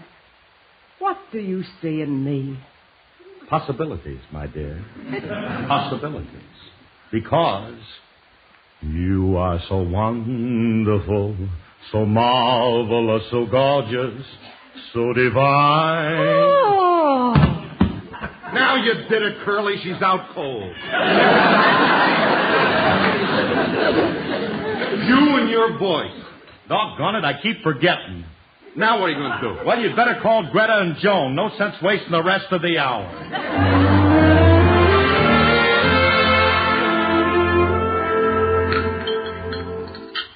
I wonder what they're doing out there. Can't take this long to fix a bicycle. Mother, did Daddy propose to you on your first date? No.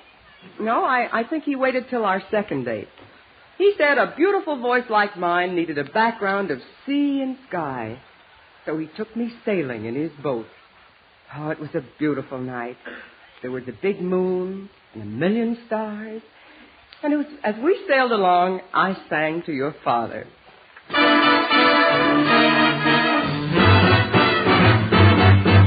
Why don't we go walking tonight while the moon is shining the lovely light? You can tell at a glance it's a night for romance. The night is young, skies are clear, and if you want to go walking, dear, it's delightful, it's delicious, it's lovely. I understand the reason why you're sentimental, 'cause so am I. It's delightful, it's delicious, it's lovely. You can tell at a glance what a swell night this is. Romance you can hear dear Mother Nature murmuring low. Let yourself go, so please be sweet, my chickadee. And when I kiss you, just say to me, it's delightful, it's delicious, it's delectable, it's delirious, it's dilemma, it's the limit, it's deluxe, it's lovely. It's delightful, it's delicious, it's delectable, it's delirious, and the night is young. The skies are clear, and if you want to go walking, dear, it's delightful, it's delicious, it's lovely. I understand the reason why you're sentimental, 'cause so am I. It's delightful, it's delicious, it's lovely. You can tell at a glance what a swell night this is for romance. You can hear dear Mother Nature murmuring low.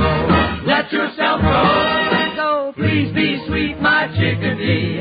And when I kiss you, just say to me, it's delightful, delicious, delectable, delirious, it's the limit, it's the limit, it's deluxe, it's the love.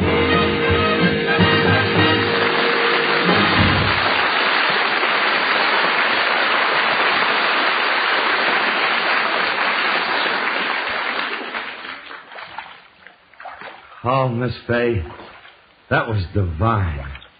Phil, Yes, Alice? you told me you had a boat. Well, what's this, a banana peel? You know, they don't make canoes like this anymore. Sassafras bark. Well, it's beautiful, Phil. But then everything's beautiful. It's a beautiful night, a beautiful moon. Hey, Elliot, Yeah, Curly. could you play us some romantic mood music? Happens to be my business, Curly.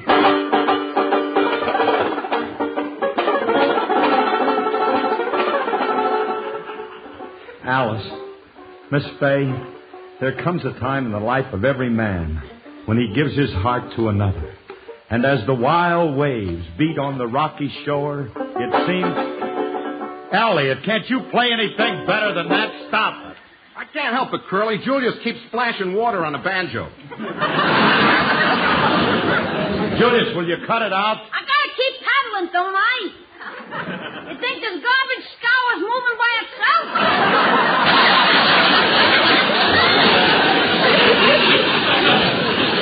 Stop splashing water on Elliot's banjo. He can't play. This I grant you. He'd make better music if he put the banjo in the lake and let a barracuda nibble on the G-string. You keep rowing, you little creep, or I'll flatten your head and use you for a paddle. Music, he calls it. I heard better music when my old man backed into the fuse box.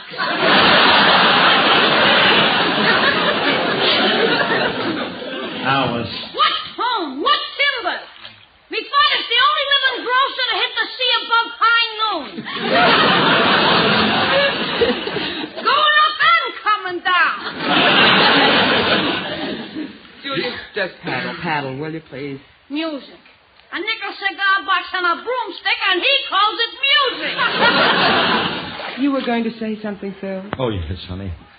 Alice, my dear. Wait till I get tuned up, Curly. Never mind. I'll try it a cappella. Whatever that Alice. Yes, Phil? Honey, I'm no good at speeches, but will you... No! He didn't ask you, you little fink. Don't do it, Miss Faye, please.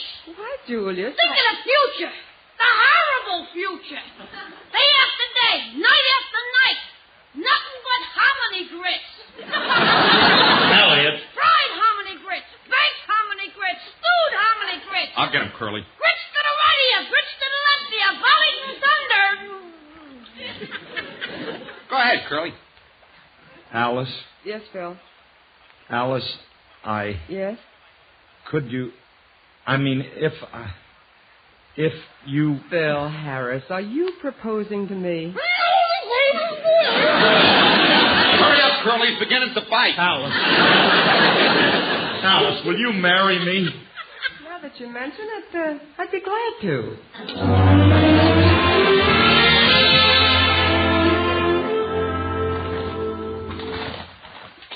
Hi, there you are, Alice. I guess that takes care of the bicycle.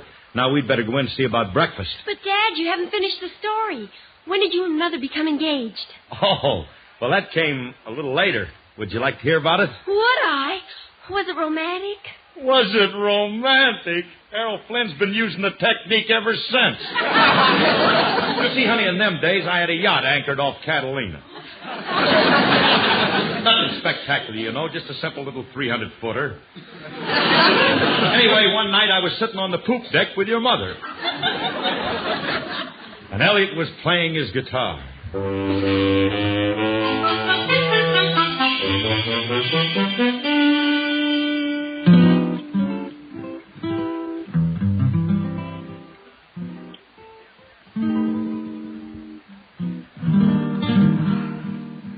Oh, it's lovely, isn't it? Naturally, I composed it. And the moon. Isn't it beautiful? I can't see it. Elliot. Yes, Admiral? Tell the captain to turn the boat around so I can see the moon. Aye, sir. Right away, sir. And Julius, Yes, Master. you've stopped fanning. Forgive me, Master, but I forgot myself. I sit here looking at your gorgeous profile and nothing else seems to matter. All right, Julius. When I look at that curly hair, them pearly teeth, them eyes that sparkle like two rubies in a setting sun. I said all right. Shoulders like twin rocks of Gibraltar. Arms like the twin pillars of Hercules. Julius, stop kissing my hand. It ain't sanitary. Mr. Harris, beautiful Mr. Harris. Will you do one little thing for me? Just one little thing. What is it, Julius? First, you have to promise.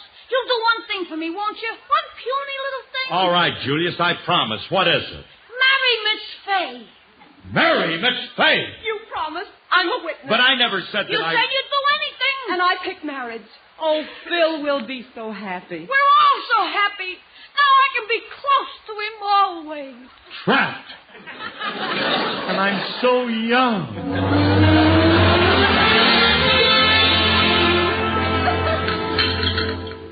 If they don't hurry up with that bicycle, You know, Mom, there's one thing I don't understand. How could Julius... Well, we got the bicycle all fixed, Mom. How are we doing with breakfast? I'm starved. Well, Phil, while you're in a fixing mood, let's go out on the service porch. Honey, can I even have my coffee? It'll only take a second. Phyllis, what did you find out? Nothing. It was all about canoes and Julius and stuff like that. Me, too. Only I got a yacht and a fast course, and that's what I like about the South. Well, what are you going to do? You got to expect that from parents.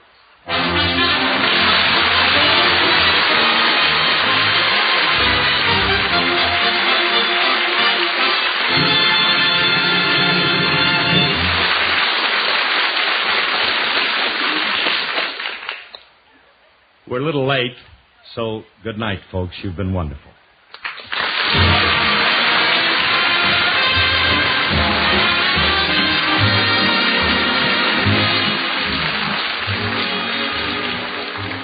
Included in this program transcribed was Peter Leeds. The part of Julius was played by Walter Tetley. This has been an NBC Radio Network presentation.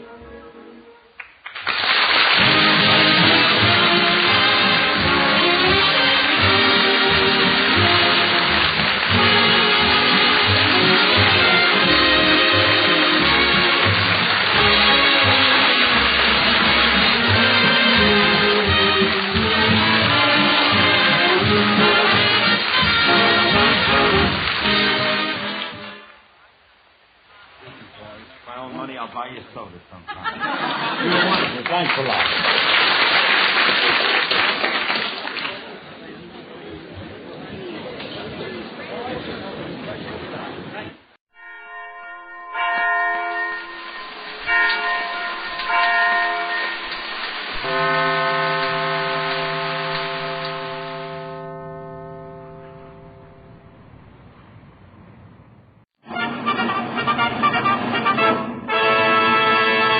From Hollywood, California, the Lux Radio Theater presents Jack Benny and Mary Livingston in 7 Keys to Baldpate.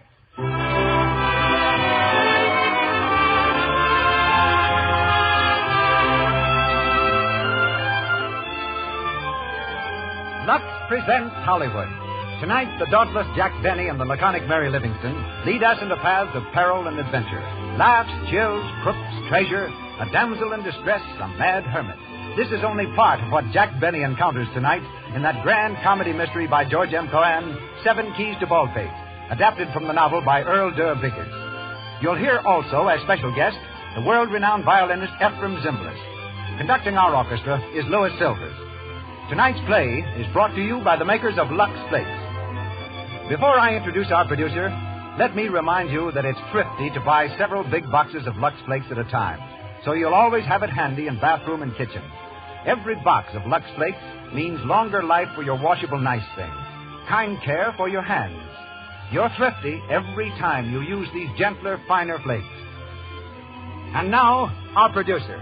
Ladies and gentlemen, Mr. Cecil B. DeMille.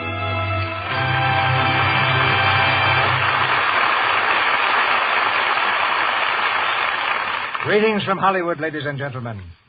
Before we raise our curtain, we wish to advise our listeners that if any important news bulletins on the European situation are received at the Columbia Broadcasting System headquarters, they'll be given you at the intermission during our program.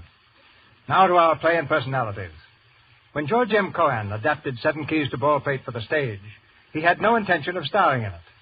But just before the opening, he and the leading man met with an accident. The leading man was too seriously injured to go on, so Mr. Cohan, broken collarbone and all, stepped into the breach. When I related these facts to Mary Livingston, she threw back her head bravely and declared that if Mr. Cohan could carry on with such a handicap, she could carry on with Jack Benny. Mr. Benny is not, however, without some talent. He often entertains the guests at his home with his debonair violin playing and witty sayings. He's quite a familiar figure on the streets of Beverly Hills, whizzing past the admiring spectators in his flashy Maxwell town car. And I almost forgot. Mary always brings Jack to her radio program. And when she goes back on the air next Sunday, she'll once again try and have a place for him. For tonight, we've made a special treatment of 7 Keys to Baldpate, which finds Mr. Benny tackling one of the most difficult roles in his career, the role of Jack Benny. And Miss Livingston comes to you in her own interpretation of Mary Livingston. There's another character in our adaptation called Cecil B. DeMille. 1,400 actors in Hollywood have refused my generous bribes to play the part. So there's nothing left for me to do but to play myself. This being the case, my customary duties for the evening will be assumed in part by the highly capable Melville Ruick. And now we light the stage. It's curtain time and start time as the Lux Radio Theater presents Jack Benny and Mary Livingston in 7 Keys to Baldpate with Cecil B. DeMille. Mr. Ruick, will you set our scene?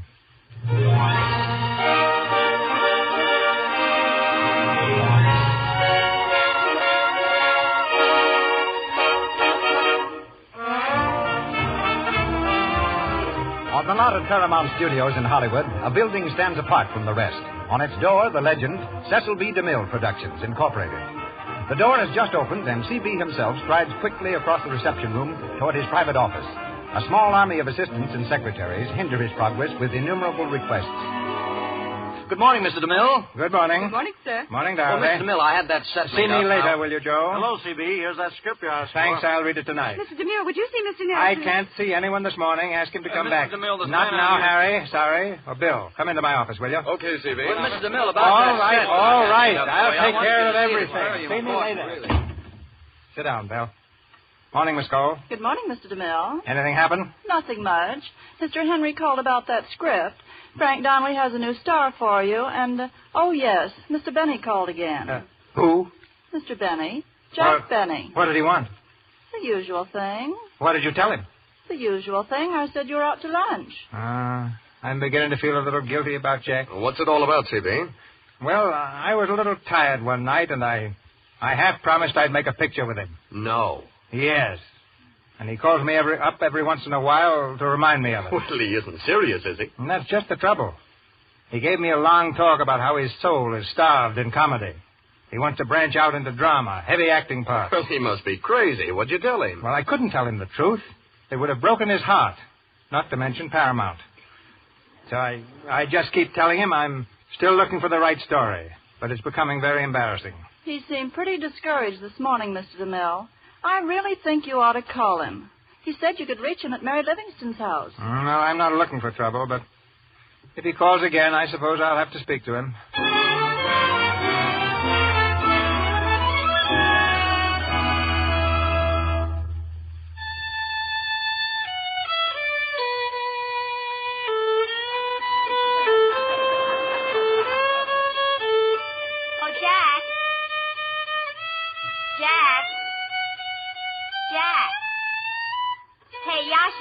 Yes, Mary. Jack, why don't you give that cigar box a rest? You've been scratching on it for the last 2 hours. In the first place, it's not a cigar box. In the second place, I wasn't scratching. That was music, whether you like it or not. Thanks for the choice. Oh, well. If that's the way you feel, I'll put it away. Oh, Jack, I didn't mean it like that. Gee, you certainly are getting cranky lately. Come over here to say hello, and every time I open my mouth, you get sore. What's the matter with you anyway? Oh, I don't know. I guess I'm in one of those moods again. I'm sorry, Mary. Gosh, why doesn't DeMille call? Oh, so that's it. I knew there was a reason for that long jaw you're wearing. I'm not wearing a long jaw. You are, too. Well, I saw it in Esquire. See, I've called DeMille about 20 times. I'll bet that secretary never gave him the message. Jack, I hate to be a wet rag, but did you ever think that maybe Mr. DeMille doesn't want to speak to you? Oh, don't be silly. What makes you say that? Well, he certainly goes out to lunch at funny hours. Well, that doesn't prove anything. He told me himself he wanted to make a picture with me, and he wasn't lying. Yeah, I'll bet he looked you right square in the chest when he said it. Oh, no, he didn't. Listen, Mary, Mr. DeMille knows how I feel about comedies. We're going to make a serious picture, something that'll give me a real chance. See, the only thing that's holding it up is the story, and we'll have one if I have to sit down and write it myself. I'll write something I can sink my teeth into. With my ideas, all I need is paper and pencil. And teeth. See, you don't give me credit for anything, do you? Oh, Jack, why don't you come down to earth? You're a comedian. You made your name in comedy, and you ought to stick to it. This other stuff isn't for you. What do you mean it isn't? I'm an actor, ain't I? Aren't I? First, lost, and always, I'm an actor. And here I am laying around wasting my talents because nobody will give me a chance. DeMille makes the Plainsman, and he uses Gary Cooper. Then he turns around and makes the Buccaneer and uses Frederick March. What they want with me at Paramount, I don't know. If I were you, I wouldn't even ask. That's so. And I certainly wouldn't keep pestering Mr. DeMille all the time. I'm not pestering him. He's just as anxious to do this as I am. I'll give him a ring right now. Hello? Give me Hollywood 06746, please. It's probably out, but I'll take a chance. Hello? Mr. DeMille's office? Well, this is Jack Benny speaking. Is Mr. DeMille back from lunch yet? Oh, he is? Well, can I speak to him? Thank you. There you are, Mary. Yeah, I told you he was just as anxious. Hello? Well, how are you, Mr. DeMille? This is Jack Benny. Oh, I'm pretty good. Say, listen, I just called... Mary? Oh, she's fine. She's fine. Say, Mr. DeMille, I've been thinking about that story. What's that? Why, no.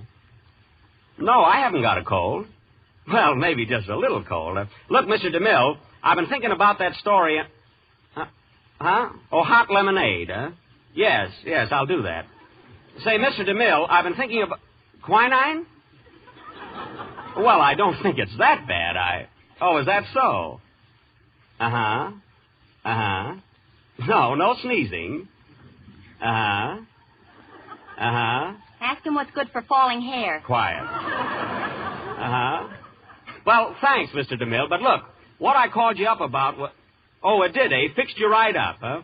Well, thanks very much, Mr. DeMille. Yeah, goodbye. No, wait! Wait, what I wanted... Hello? Hello? Can you imagine that? We were cut off.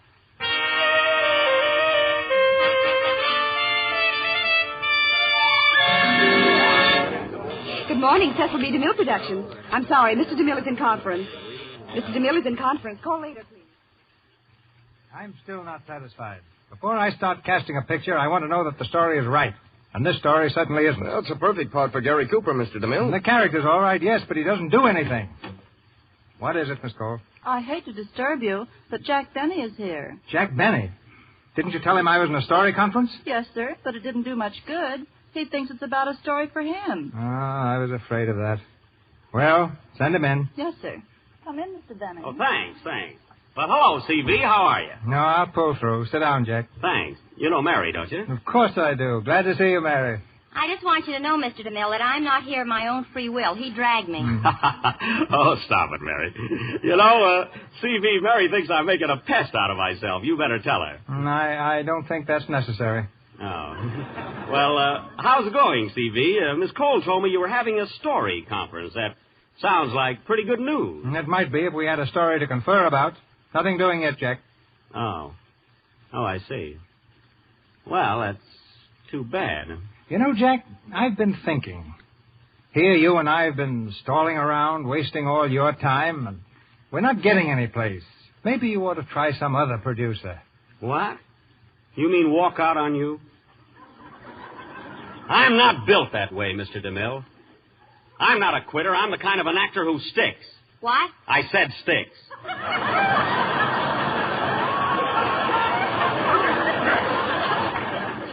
Now, look, Mr. DeMille, I don't care what happens. I'm with you right to the end. Well, that's very kind of you, Jack. Yeah, I'm not going to let a little thing like a story lick us. Not if I have to write one myself. Just like that, huh? Well, sure, I can do it all right. After all, I've had some experience, you know. Well, it'll take you quite a while. Say, maybe it's not such a bad idea at that. Well, of course it isn't. No, now you run along and write that story, Jack, and I'll give you plenty of time to do it. Okay. Well, I'm going out to lunch. I'll see you in a couple of months. What are you going to eat, a whale? Mary. Now, look, C.B.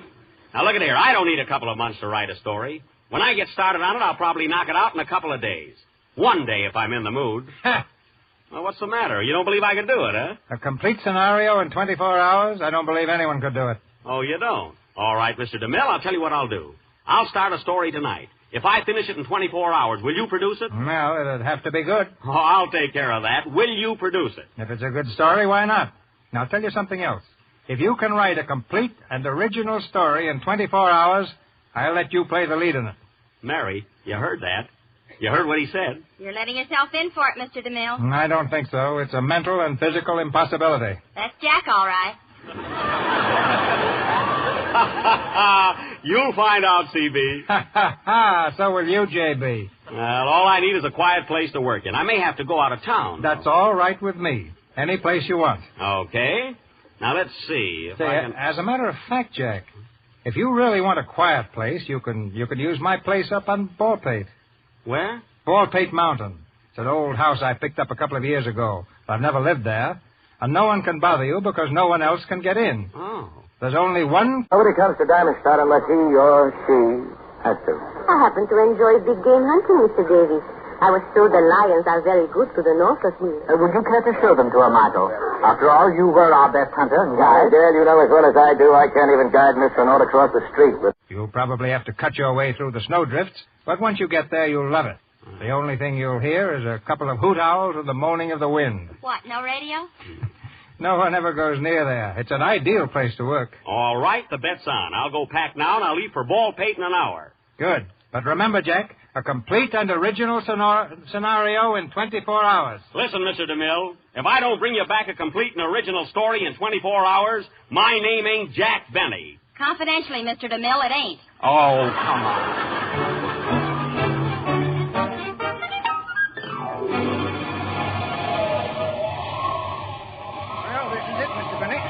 This is Baldpate. You got that key? Right here. Say, it's kind of dark up this way, isn't it? Yeah, sure is. Belinda and me is the caretakers of this place. We don't get over more than 2 or 3 times a year. If you ask me, that's 2 or 3 times too much. Now, you hush, Belinda. Hush up. Go on in, Mr. Benny. I'll make a light for you. Ought to be an old oil lamp around here somewhere. Well, hurry, Jed. It's black as pitch. Say, Mr. Benny, you ain't really set on staying here all night, are you? I certainly am, Mrs. Waller. Oh, but you don't have to stay, do you? Well, in a way, why not? Why not? Jed, he asked why not. I'll tell you why not, Mr. Benny. Now, hush up, Belinda, hush up. No need to go worrying him with all those tales. Why, it's 20 years or more since old man Crummet passed away. I never did believe in ghosts anyway. Say, who was this old Crummet? He owned this place. May heaven help him. But he's dead now. Dead and gone in his grave these 20 years. In his grave? When he ain't out of it. Now, hush, Belinda, hush up. Oh, it's all right, Mr. Waller. I'm not very much afraid of ghosts. Oh, of course you ain't. Of course you ain't. I never would have believed a word of it myself. Except for what happened to the last feller that stayed here. Would you like to hear about it? Well, not particularly. Well, it was a night just like this. Black as a crow's feather. With the wind a-howling and a-moaning through the trees. Just like now. Yes, I guess that's why no one ever heard his screams. You see... Here, stop it. I don't want to hear any more about it.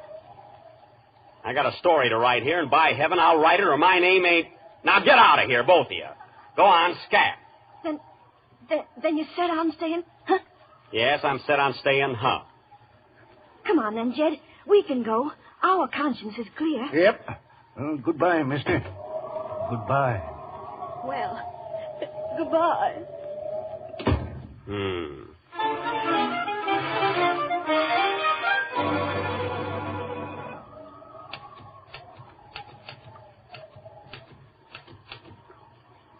Let's see. The scene is in the library at night. The girl walks in, suddenly discovers it. Yeah, that's it, I think. Who's there? Who's out there? Who's outside that door? Hiya, Morgan. Gee, it's dark in here. Who are you? It's okay, Morgan. I'm Cookie Bland.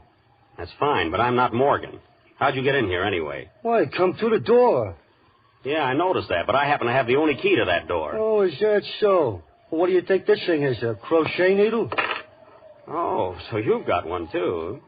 What are you doing here? I can't chatter. You know I was supposed to meet you here. You come for the dough, didn't you? The dough? Well, sure. Hey, you cracked the safe yet? Why, no.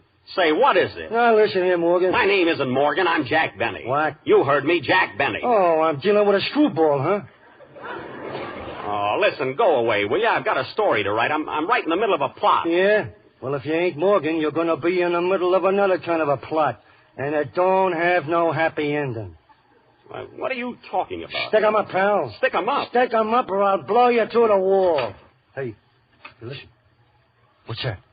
Somebody else is trying to get in.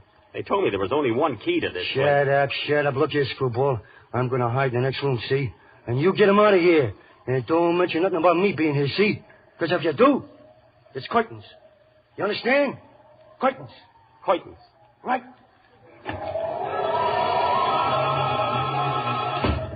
Good evening. Well, good evening. Who are you? Who are you? Now, I asked first. Oh, never mind that. How did you get in here? Well, no trouble at all. I had a key. You lie. There is only one key to Baldpate, and I have it. Well, it sure gets around.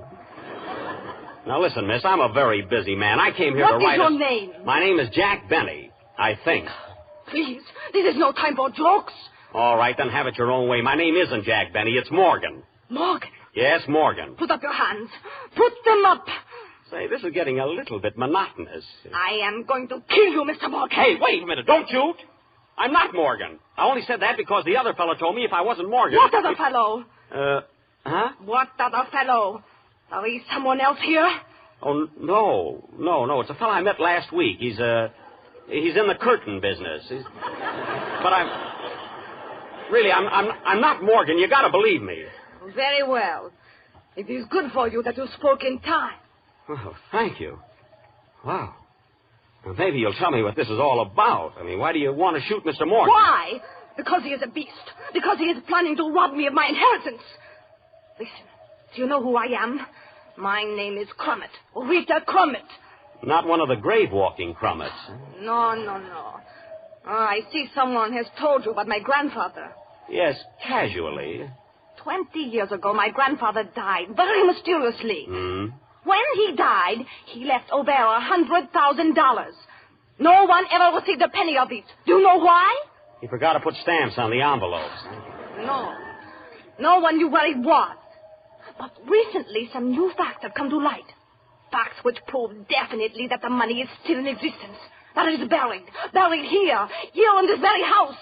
$100,000 in this house? Yes, and it is all mine. All mine, you hear? Faintly. But a man named Morgan knows of this, too. He is planning to come here, to take the money, to rob me. Oh, you must help me. Well, I'd like to, yes. But I have a story to write, and I've only got about 3 minutes. Listen.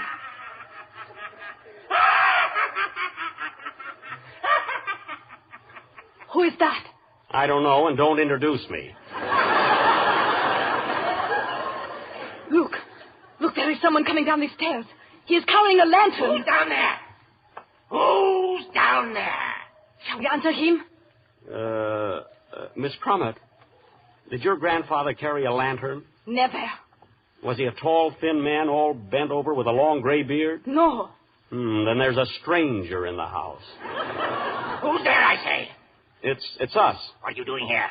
Who's that woman? I don't like women. Now, just a minute, my friend. If you'll come out from behind that beard, I'd like to ask a couple of questions myself. I mean, how did you get in here? I came through the back door.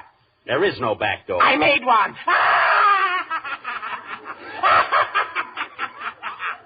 It wasn't that funny. I know who he is now. He is the hermit of Baldpate Mountain. He is crazy, a maniac. Oh, so you're a hermit, eh? Yes, I am. I live alone, but I don't like it. Get that woman out of here. I can't stand women. I hate women. I hate all women. How about Hetty Lamar? I don't like her either. Boy, you are nuts. Mr. Benny, please, do not joke with him. They're coming. You hear the drum? Rat-a-tat, rat-a-tat. They're coming. Legions upon legions. Marching. Closer and closer. Legions upon legions. And they're all dead.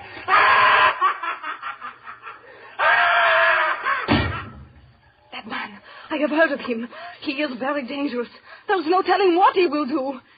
If he comes back, we must humor him. Yeah, if I come back, humor me. Oh, no, do not go, please. You must not leave me alone now. Look, I came here to write a story. Listen. There is someone at the door again. Someone is trying to get in. It's about time somebody tried to get out. I must not be seen here. I will be up in the attic. Do not breathe a word. Hello, Jack. Mary, you? Who'd you expect, Corrigan? Why not? How'd you open that door? With a key. Why? That's ridiculous. Don't you know there's only 4 keys in existence? Well, mine makes 5. I didn't want to disturb you, so when I came through the village, I borrowed it from the grocer. A fine place that DeMille sent me to. Wait till I see him again. What'd you come up here for, anyway? Well, don't look so annoyed. I got worried about you. I thought of you up here all alone, and, well, I thought you might like some company. Company? Got more company now than a sweepstake winner.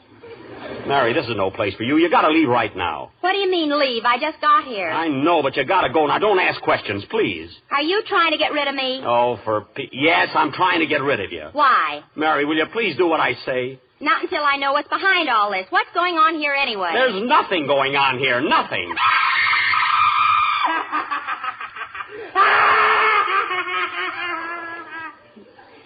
Well, boy meets girl.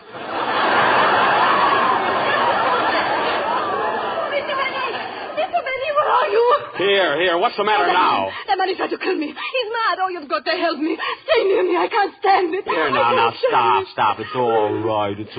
I'll take care of you. Just calm yourself. Now, everything's going to be all right. Oh, thank you. Thank you. Oh, Jack. What? Who's the foreigner? Her name is Rita Crummett, and she's in a lot of trouble. I'm trying to help her out. Miss Crummett, this is Mary Livingston. Oh, how do you do? I am very pleased to meet you. I'll bet you are. So this is the story you were going to write, eh? Well, I started to tell you. I thought there was some reason why you wanted to get rid of me. Now, listen, Mary. Oh, don't try to make excuses. Oh. It's too bad I happened to come up here, isn't it? But I'm glad I did. Glad I found out about you before it's too late. Mary, are you crazy? I never saw this woman before in my life. Then what is she doing here? I'll tell you what she's doing. She came here after $100,000. Oh, bank night. Now, look, Mary, this money Oh, was... you can't pull the wool over my eyes. It's all off between us, Jack. This is the end. Take Miss Crumpet and go. It's not Crumpet, it's Crummett. Well, she certainly looks it. Mary, look, this is silly. It's her money and she came here to get it. Now, there's a man named Morgan who's trying to take it away from her, and there's a fellow named Cokie Bland who's hiding in the other room, and he's trying to get it. All right, wise guy, stick him up. Hey, now, wait a minute, Bland. Wait a second. I didn't mean to tell her, really. I didn't. It just slipped up. Stick him up. Come on, all of you. Now, look what you've done, Mary. I hope you're satisfied. I warned you not to squeal, didn't I? Oh. I warned you, pal. But you double-crossed me, see? And now I'm going to lump your dumplings. You're going to what? Lump your dumplings. You're going to lump my dumplings? Jack, what does he mean? I'm not sure, but if it's what I think it is, you better shake the mothballs out of your old black dress.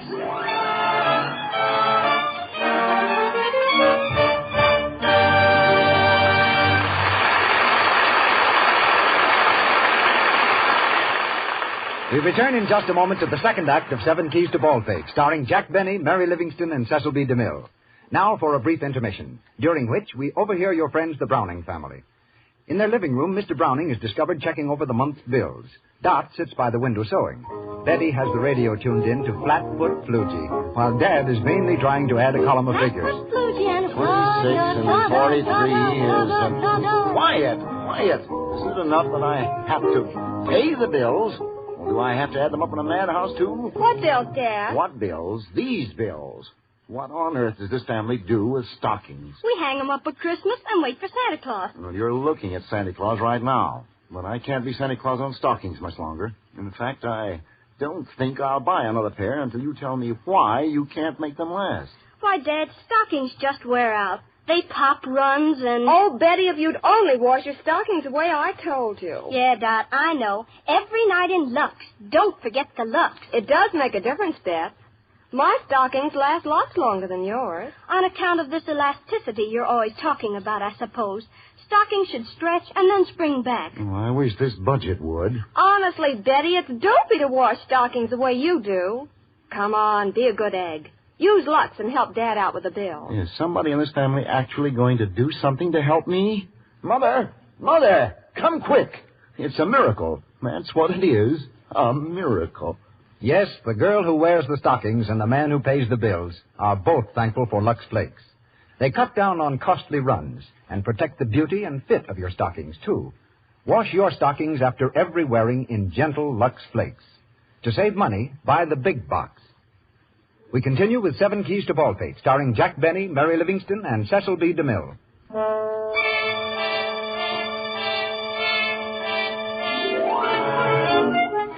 A few minutes have passed. In the old house on Baldpate Mountain, the situation remains unchanged, and Jack is still unshot. Rita Crummett, Mary, and Jack are seated in a row against the wall. Bland covers them with an automatic. And I don't want nobody to make any false moves, see? If anybody bats an eyelash, you know what. You'll lump his dumplings. Right. Keep quiet, Mary. Well, that's what he said he'd do, didn't he? He was going to lump your dumplings. Well, you don't have to remind him of it. Don't worry, screwball. I changed my mind about that. I'm going to wait here for Morgan. Well, I can wait if you can. Morgan is a beast. Nobody asked you, sister. He's trying to steal my money, but he won't. He won't, I tell you. I'll get that money tonight if it's the last thing I do. You lay one finger on it, and I will be. Hey, what is all this about money? What's everyone doing up here anyway? Oh, she came up here for some money, and this guy came up ahead of her. I came up to write a story. You came to keep me company. Not one of us had sense enough to bring sandwiches. Shut up. Well, why don't you all go home and leave me alone? Shut up, I tell you. I won't shut up. You can't intimidate me. Anyway, not until Morgan gets here. Well, maybe I won't wait for Morgan, see? Maybe I'll break the rules for once and let you have it right now. Here, stop! Put that gun down. Put it down. Everybody stay where you are. I've got you covered.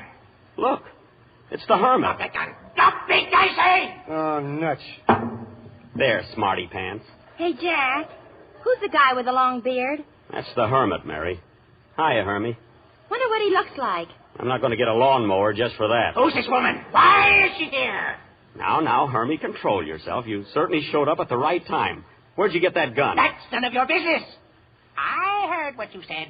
Up here after old Crummets' money, huh? Well, you won't get it. None of you will get it. Listen, look, I don't even want the money. All I want is to be left alone, that's all. And this guy here was going to shoot me. Oh, he was, eh? Well, he won't. There. You see, Mr. Bland? But I'm going to shoot you myself. What? There, you see, Mr. Bland? Quiet. Listen, Hermie, look. Be reasonable. What did I ever do to you? You brought these women here. Oh, we did, eh? I did not. He did, too. Listen here, Hermie. I heard the whole thing. This Dan came here for the dough. And this here guy promised he'd get it. There were a couple of crooks. And if I was you, I'd give it to him right now. Hermie, don't listen to him. He's crazy. He is, eh? Sure he is. He's stark raving mad. So am I. Shake, brother. Shake. Gosh. Stop shaking, Jack. You're not in it. Go on, Hermie. Let the rat have it. Right now? Sure, right now. Why not? Hey, you keep out of this. If he wants to wait a little, that's his business. Go on, Hermie. Give it to him. No. We must wait. That's right. We got to wait for Morgan. No, not for Morgan. We wait until midnight. I'll sit here and watch you squirm. Then when we hear the old village clock striking the hour, 7, 8, 9, 10, 11... Stop! Hermie, you can't do that. You can't shoot a man down in cold blood. Why, you don't know me. You don't even know who I am. You can't do it, Hermie. I tell you, you can't do it. Pick up your head. Come on. Up with them. Now I know somebody's selling keys outside. Put that gun down, Santa Claus. I'm taking charge here. Now, don't move. Anybody. Brother, I don't know who you are, but you certainly are a lifesaver. Yeah? Hello, Bland. Hi, Morgan. Morgan? What are you laughing at? Hello, Morgan. Mary. What's going on here, Bland? Well, I don't know, boss. I come up here like you told me to, and I find this guy punning a typewriter, and this here dame walks in and she... Lisa. So you're here, eh? Well, what of it? You double-crossing little snake. Say, you can't talk to Miss Crummett like that. Crummett? That's a laugh. Do you know who this dame is? If she's Miss America, I'll scream. Quiet. Her name is Nolan. Rita Nolan. She's the slickest little crook in the business. What do you mean, crook? That money belongs to anyone who finds it. Nobody will find it, because it's mine. Every penny of it mine. Keep your mouth shut. Put up your hands, everybody. Me too? Yeah, you too. Keep them there, you hear? Yes, sir. Come here, Bland. I want to speak to you. Okay, boss. Rest of you sit tight. I got my eyes on all of you. Phew. Gee, Mary, I guess we're in a tough spot. I wished I had a gun. What for? You wouldn't shoot anybody. No, but I could commit suicide. Mary. Hey, Mary. Don't make a move, but listen to me. We got to get that gun away from Morgan.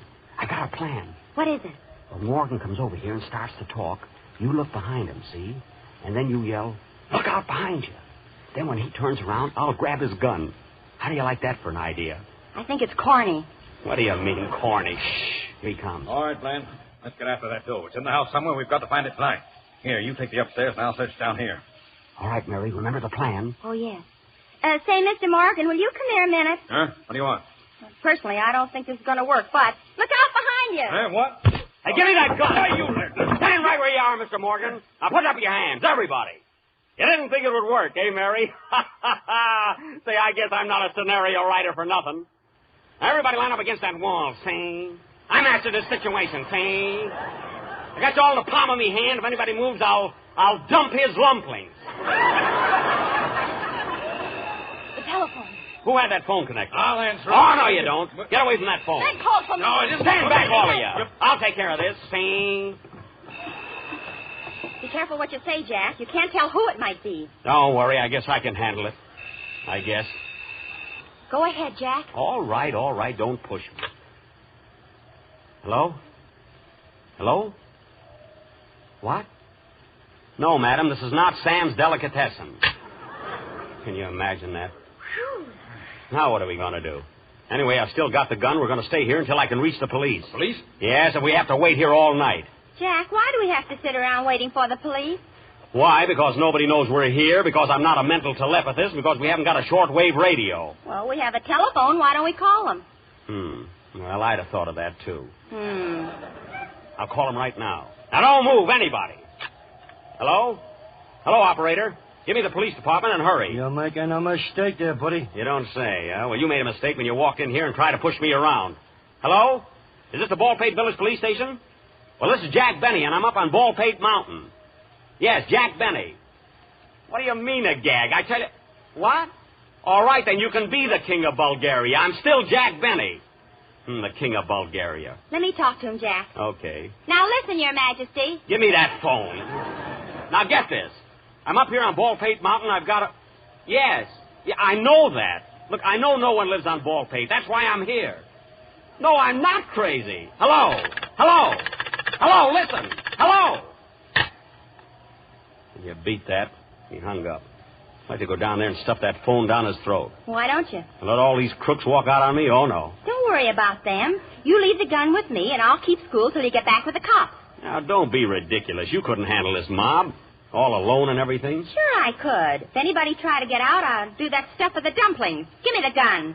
Oh, I don't like this. Suppose something happened. Nothing's going to happen. Go ahead, Jack, and get back here as soon as you can. Well, all right, but keep your eye on him. I'll be back in an hour, and I'll have the whole police force with me.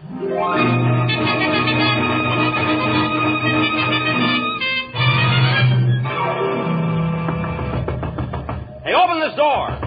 Hey, what kind of a police station is this? Open up, will you?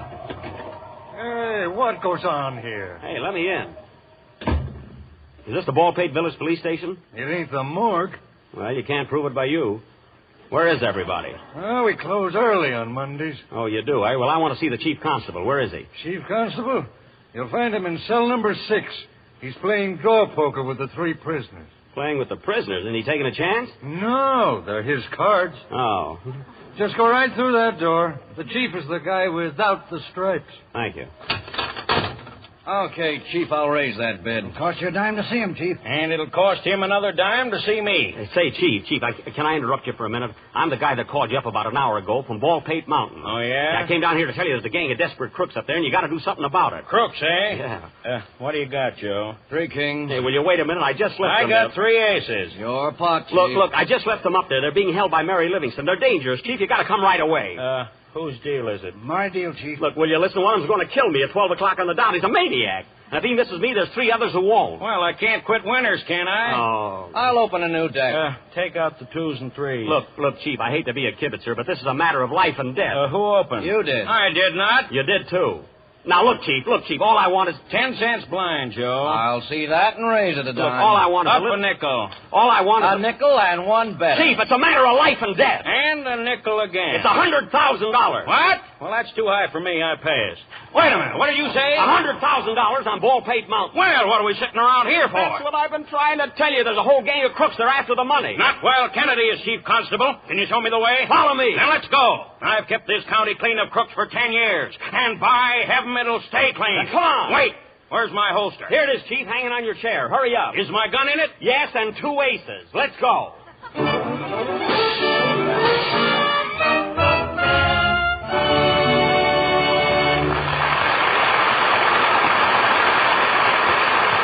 Was for station identification. This is the Columbia Broadcasting System.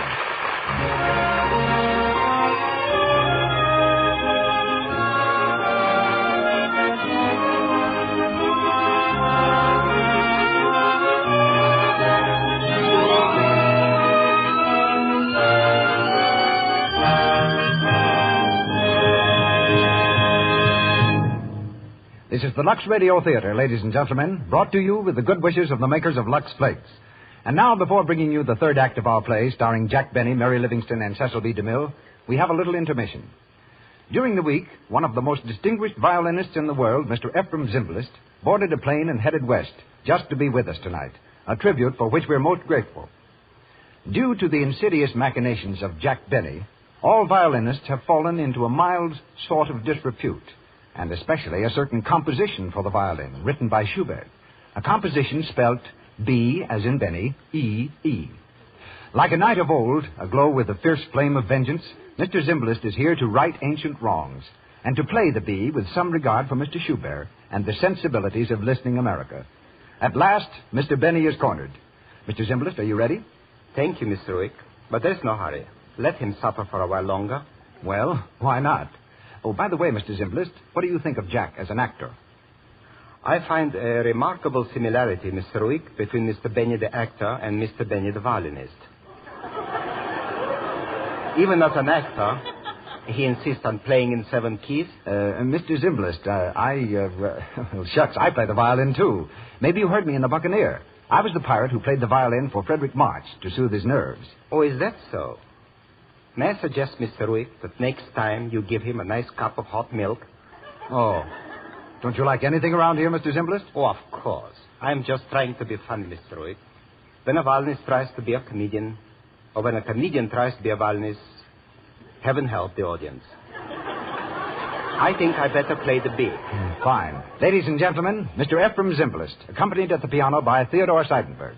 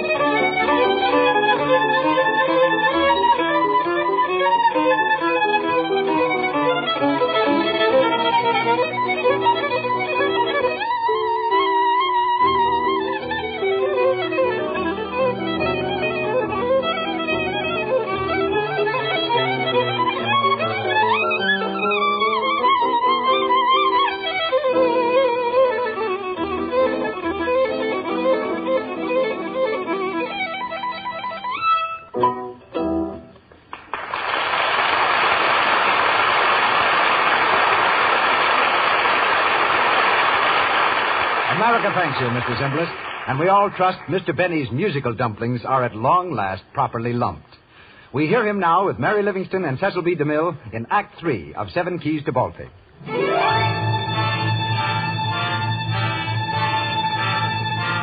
An hour later, Jack Benny has enlisted the aid of the Baldpate Village Police. A car containing our hero and the chief constable pulls up the rugged mountain road, comes to a stop just outside of the old house. There's the house, Chief Kennedy. All right. Now, don't get excited. We're around a whole bunch of them up. Come on. Wait. Gosh, I forgot. We can't get in. I came out without the key. Oh, don't worry about that. I got one. Oh, you have? Well, don't lose it. They're awfully scarce.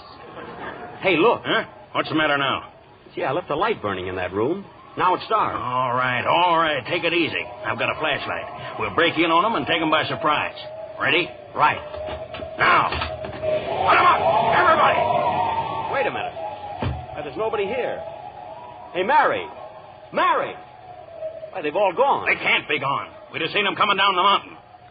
Say, I thought there was something screwy about you. But I'm not screwy. They must be somewhere in the house. You look upstairs and I'll take the cellar. Okay. Here, take this other gun out of my hip pocket. And if you see anybody, shoot first. Gee, I hope nothing happened to Mary. Mary, are you in the cellar? Mary, if you're down here, turn on the light. I can't see a thing. Mary. Hello, Jack. Oh, Mary, you're safe. Where are you? I can't see. I'm over here, Jack, sitting in a rocking chair. Oh, I thought something happened to you. Well, get out of that chair and come over here. Okay, but you'll have to untie these ropes first. What ropes? You mean you're tied to that chair? I couldn't help it, Jack. Really, I couldn't. I might have known this would happen. Let me get those ropes. Who did this? Mr. Morgan. Oh, Morgan, eh? Yeah, right after I dropped the gun. Oh, you dropped the gun. Well, I couldn't help it. I was standing there covering him just like you told me. And all of a sudden, Morgan yelled, "Look out behind you." And when I turned around, there was nobody there. Yeah, I guess that trick is better than I thought it was. Oh, shut up. Hey, listen, they're all upstairs again. Come on, slip out of those ropes. I'm ready. Up the stairs, quick. Jack, maybe we better not go up there. Well, what are you talking about? I brought the law back with me. Kennedy's taking charge. He'll have those crooks in jail in an hour. They don't end up in a card game. Come on. Everybody, shut up or I'll plug somebody. Now, what goes on, Chief? You got the whole crowd, huh? And I got the money, too. It's in that big bag on the floor. That's my money. It's mine. Quiet, Hermie. You I'll get you at 12 o'clock. 12 o'clock, eh? You got to get free first. Where'd you find the money, Chief? That hermit dug it up. This woman took it from him, Bland took it from her, Morgan took it from him. And I'm taking it from all of you. Put that bag down. Give me that bag. It's mine. Don't let her take that. Keep your hands off. Put down that bag. Drop that bag, all of you. Drop that bag. The law's here now. The law will take care of that dough in its own way. That's telling him, Chief. Where's the phone? Right over there on the desk. Put that money up here next to me. Here you are, Chief. Now, everybody stay nice and quiet. Hello, operator. I want Village 826. Yeah. Who you calling, Chief? The riot squad? I guess all you crooks will have a lot of time to think this over. Hello, Village 826. Is this Joe's pool room? Pool room? This is Chief Constable Kennedy. Let me speak to my wife, will you? What? You don't see her around. Maybe she's behind the 8-ball. Mary. Oh, you did, eh? Well, put her on the phone. Look, Chief, I don't want to interfere with your business, but why don't you call up the station? Hello. Is that you, Agnes? How's the game tonight, honey? That's good. Listen, honey, get this clear. I want you to get some clothes together in a hurry and catch the next train for Canada. Now, don't ask questions. I'll meet you there Wednesday morning. Yeah, with $100,000. Say, what are you trying to... Shut up! You got that straight, honey? Okay. Goodbye, sweetheart. What? Oh, all right. Goodbye, dear. Now, everybody stay where you are. Say, what do you think you're going to do? You heard me, buddy. I'm going to Canada. It's a fine time to visit the quintuplets. Shut up. Why can't you can't get away with this? I'll have the law on your trail in 3 minutes. No, you won't. I took care of that. There's 4 of my boys guarding the mountain road right now, with orders to shoot anybody trying to leave. You're all going to stay right here until I get a head start. Then you can do what you want. You certainly are a fine cop stealing that money. Yeah. Why don't we divvy up, even Stephen? You keep out of this. Why shouldn't I steal it from a gang of crooks like you? It's one chance in a lifetime to get this much dough, and I'm going to grab it. Yeah. I'm going to live in a marble hall and eat off gold plates and send my 2 boys to college. What do you think of that? You won't get away with it. I'll shoot you dead. You're second on my list right now. Come back here, you. Shoot. Go on, shoot. Missed me.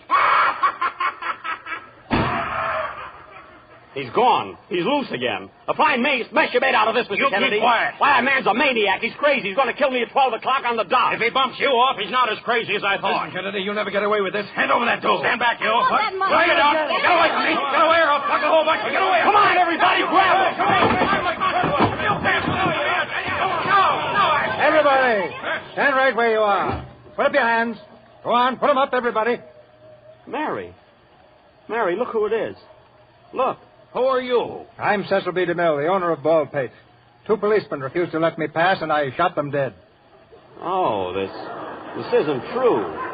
Why, it can't be true. What's the matter here, Jack? Who are these people? How'd they get in here? Gee, I don't know. Have they disturbed you in your work? How are you getting on with this story? How am I getting on? It's a nice question. Fine place you sent me to. Nothing but ghosts, crooks, murderers, maniacs, and now a director. You told me there was only one key. This place has more keys than a grand piano. But, Jack... You win, I lose. 24 hours. I couldn't write a story in this joint in 24 years. Well, what's the matter with you? What are you all laughing at? Hey, what goes on here, anyway? I just want to tell you, Jack, I hope you're not going to be mad, but the whole thing was a joke. What was a joke? I sent all these people up here just for a gag. A gag? That's right. This girl you thought was Rita Crummett. Her real name is Eve Forsythe. I used her in my last picture. How do you do, Mr. Benny? Well, Al, this is the darndest thing. Cokie Bland isn't a crook. He isn't even Cokie. He's my old prop man. How are you, Mr. Benny? Well, this is very funny. And Morgan here is an actor I've been using for years. His name is Jones. Jones? Well, what an odd name. Kennedy isn't a real chief constable, but he's a real actor. Well, thanks, Mr. DeMille. I'd say he's a real actor. He certainly had me going. Well, this is quite a surprise. And, of course, Mary was in on the whole thing from the start. Oh, she was? Hello, Jack. Mary. Oh, gosh darn you. Oh, this is very funny. Say, Mr. DeMille, who was the hermit? Huh? You know, the hermit. The guy you sent up here to act like a crazy man. Oh, he had me scared for a while. Who was he? I don't know what you're talking about.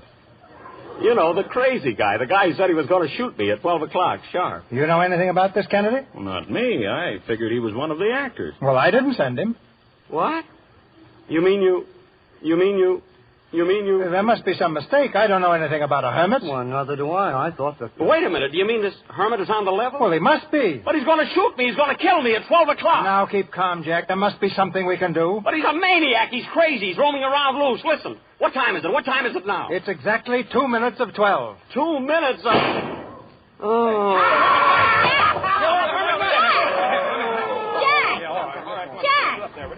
Jack, look at me. Are you all right? He got me, Mary. He got me. Mary. Yes, Jack? Tell DeMille. Yes. Tell DeMille. What, Jack? Tell DeMille what? Tell DeMille his watch is 2 minutes slow.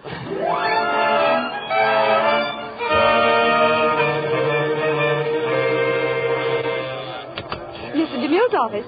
I'm sorry, Mr. DeMille is in conference. I'm sorry, Mr. DeMille is in a story conference with Mr. Benny.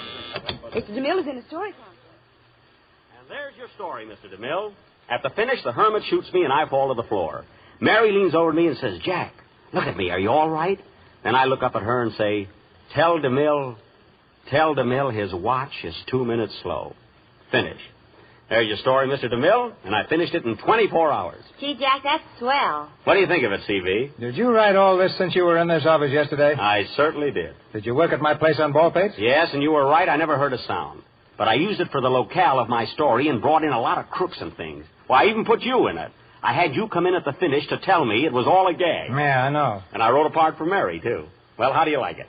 It's very good, Jack. Thanks. Now, you remember your promise, C.V. You said you'd produce it. I certainly will. There you are, Mary, you see? Gee. And Gary Cooper is just the man for it. Gary Cooper? Now, wait a minute, Mr. DeMille. You said I could play the lead in it. I said you could play the lead if it was an original story. Well, it is original. And it's good, too. Yes, but it was also good in 1910 when Earl Biggers wrote the novel.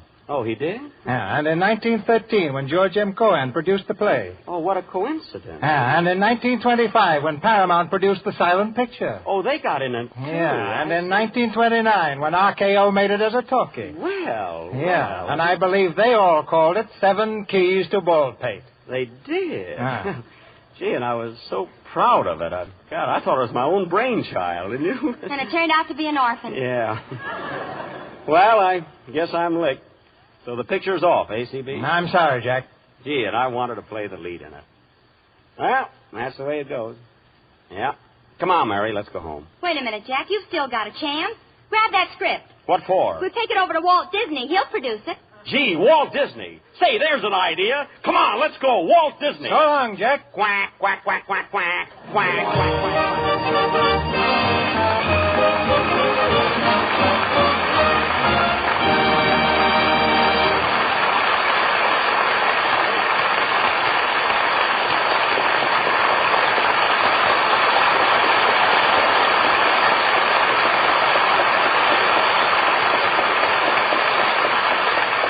And that's the end of our Lux Radio Theater version of 7 Keys to Baldpate. But not the end of Jack Benny. He'll be back in a moment with Mary Livingston to be put on the spot again, I'm sure, by Mr. DeMille. Meantime, may I ask you, our listeners, a question? Have you ever been put on the spot by embarrassingly red, rough hands? If you have, if you want the smooth, white hands everyone admires, try changing to Lux Flakes for washing your dishes. Your hands may spend as much as 500 hours in the dishpan every year. Think of the damage a harsh soap may do. Such soaps are drying. They rob your skin of its natural oils. But Lux Flakes have none of the harmful alkali so drying to the skin. They leave your hand lovely. Do as so many clever women do nowadays. Use Lux for dishes. Buy the thrifty big box tomorrow.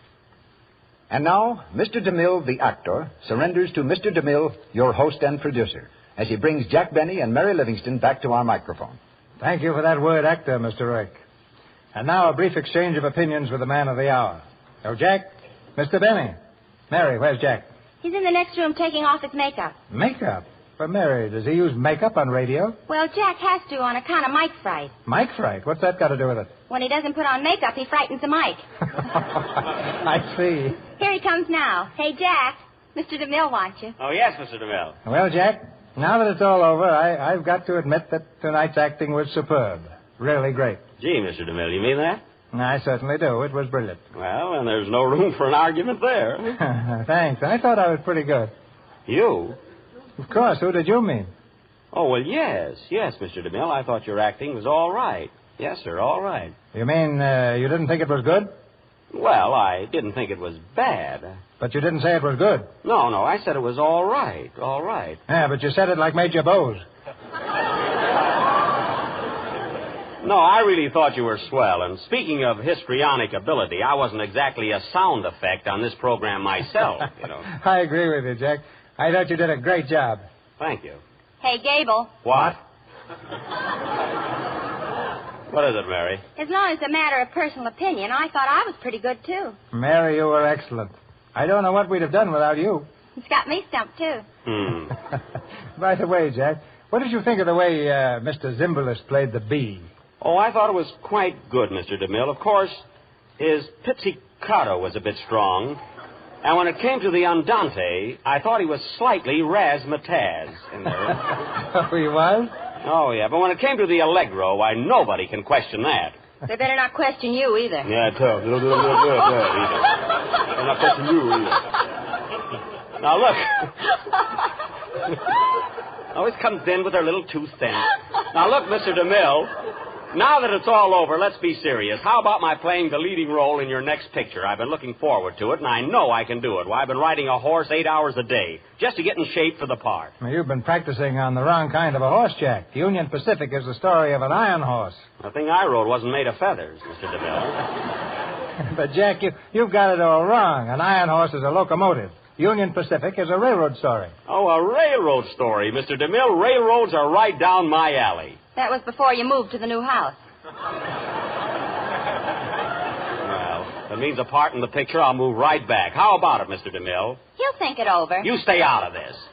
What do you say? Mary's right. I'll think it over. Okay, that's good enough for me. By the way, I want to wish you good luck on the opening of your new Jell-O series next Sunday night. You too, Mary. Thank you, Mr. DeMille. Thank you. Oh, Mr. DeMille, I still think you're right about my trying to be a dramatic actor. I'll wash my hands of the whole thing.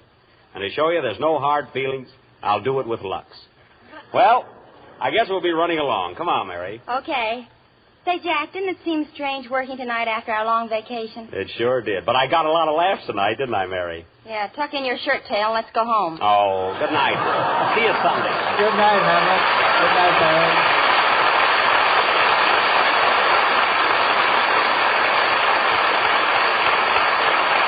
Our stars in play for next Monday night are announced very shortly by Mr. DeMille.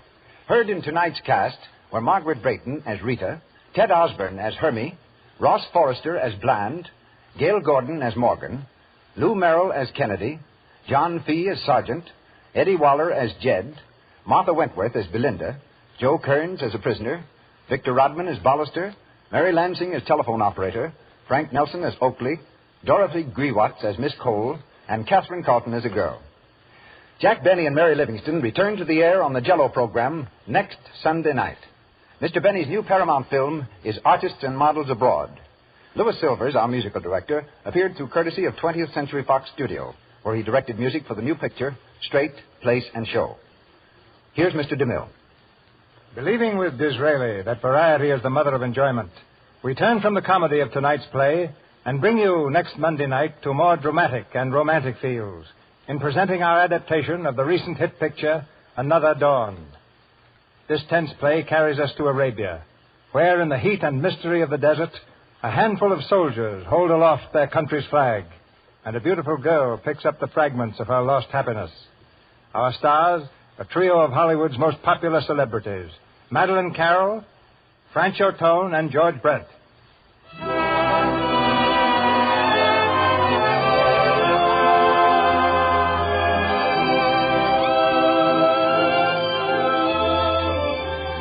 Our sponsors, the makers of Lux Flakes, join me in inviting you to be with us again next Monday night when the Lux Radio Theater presents Madeleine Carroll, Francho Tone, and George Brent in Another Dawn.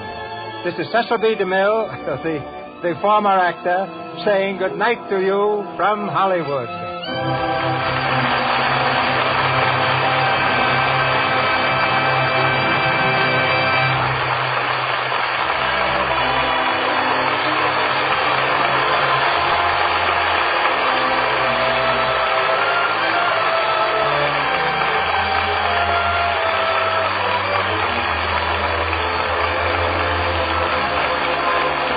announcer has been Mel Blanc. This is the Columbia Broadcasting System.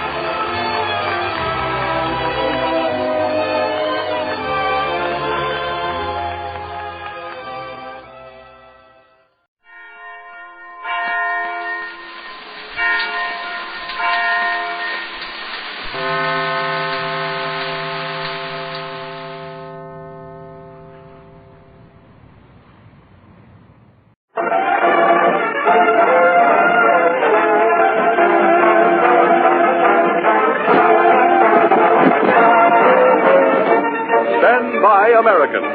Stand by, fighting men of the United Nations. Here is Mail Call, one big package of words and music and laughter delivered to you by the stars from whom you want to hear. In answer to the request you send to Armed Forces Radio, Los Angeles, USA. Tonight we extend special greetings to the fighting men from the state of Illinois. And standing at the microphone now, to speed this airmail special letter on its way, is a star who is not only a great comedian, but a fine artist. That favorite son of Illinois, the pride of Waukegan, Jack Benny.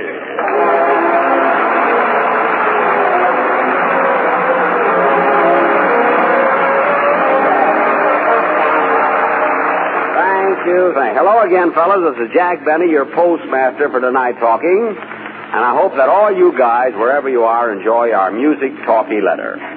And before I forget it, Harry Von Zell, I want to thank you for that lovely introduction. Favorite son of Illinois.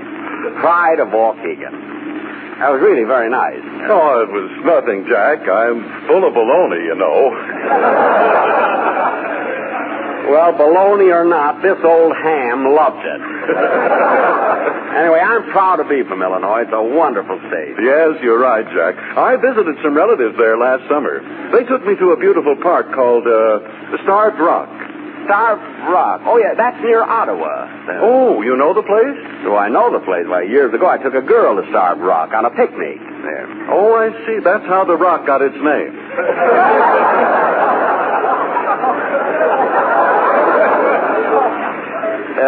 You're wrong there, Harry. It couldn't have. You see, she brought a wonderful lunch. 2 chicken sandwiches, 2 sweet pickles, 2 olives, and 3 hard-boiled eggs. What a battle we had over that extra egg. Romantic, wasn't it, Harry? Romantic? Well, for goodness sake, what's romantic about an egg? Plenty, if you understand about roosters and hens.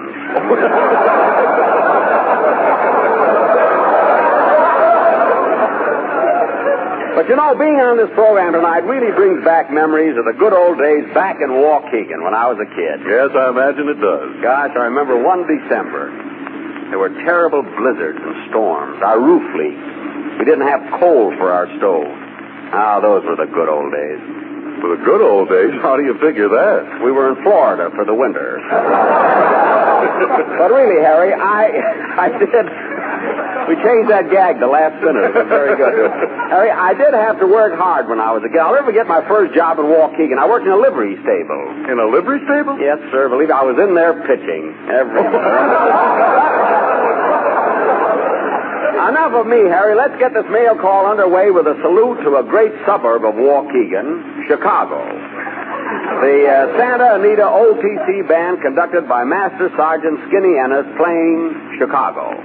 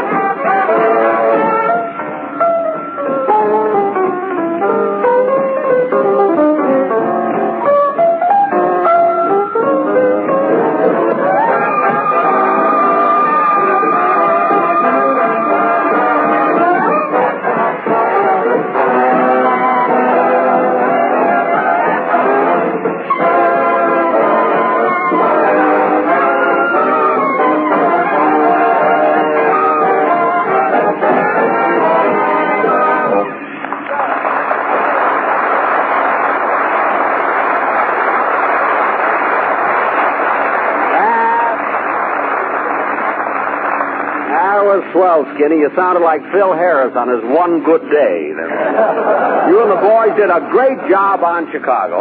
The Windy City, the stockyards. It's a bad combination, but a good town, you know? Now, fellas, here's a great combination singing Paper Doll, the Delta Rhythm Boys.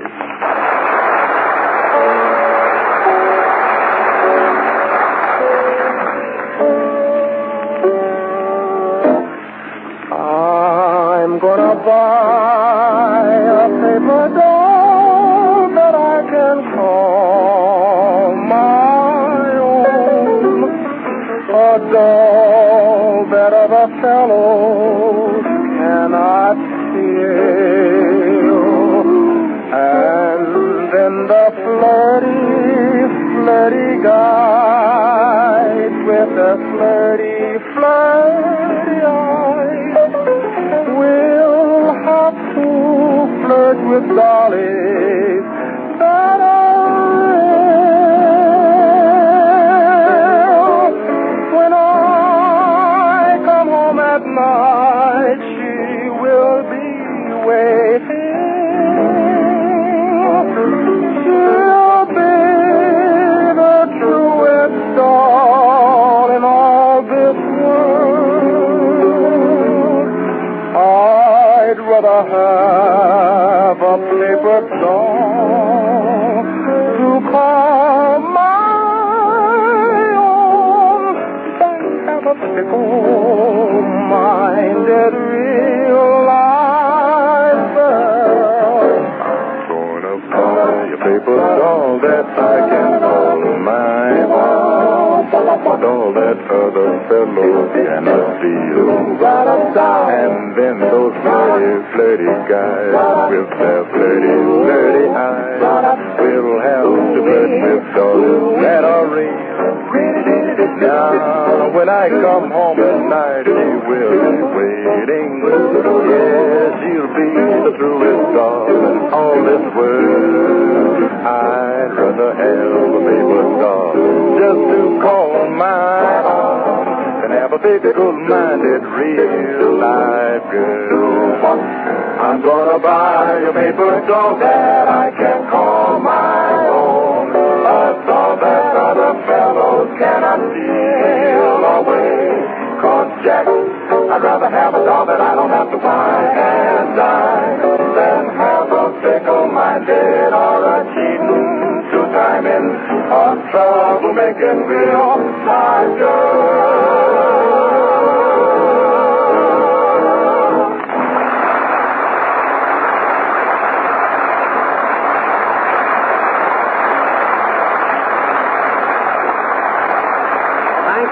Thank you, Delta Rhythm Boys. And now, fellas, I want you to meet a guy who is one of our most prolific songwriters. He's turned out such great hits as Blues in the Night, Black Magic, Tangerine, Dearly Beloved, Lazy Bones, Strip Polka, and here he is in person, Johnny Mercer.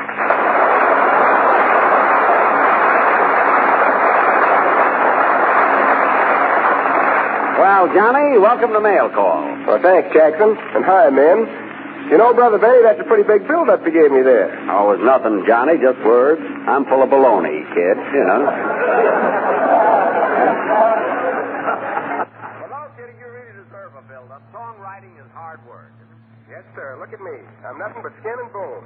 You said it. If you ever took that hanger out of your coat, down you'd go, brother. Well, what's holding you up, Pappy? Bobby socks. What are you going to do for us tonight, Johnny? That is, if I may change the subject. Yeah? Well, I'd like to do a little tune I just knocked off called G.I. Jive. G.I. Jive, eh? Hit it, Johnny.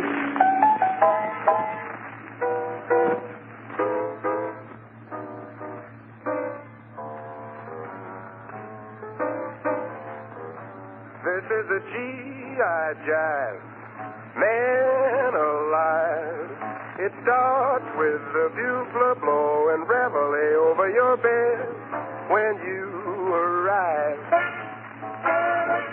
Jack, that's a G.I. Jive. Rudely toot, jump in your suit, make a salute. Boot! after you wash and dress, more or less, you go get your breakfast in a beautiful little cafe they call the Mint. Jack, when you convalesce out of your seat into the street, make with the feet, reach. If you're a PPP, your duty is to salute the L-I-E-U-D. But if you brush the L-I-E-U-D, the M-D makes you P on the QT. This is the G.I. Joe man alive. They give you a private tank that features a little device called Fluid Drive. Jack, after you revive, chunk all your junk back in the trunk, fall on your bunk, clunk.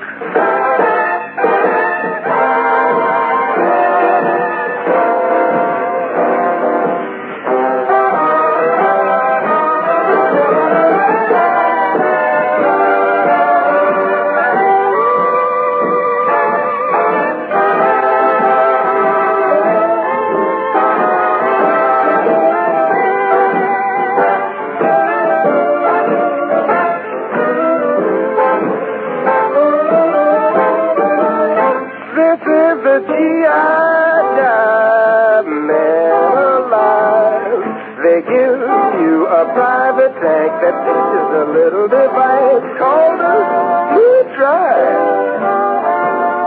Jack, after you revive,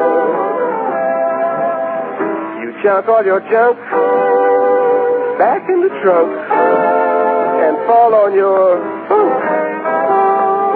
clunk. Soon you're counting sheep, but before you count to 5, seems to right back digging that G.I.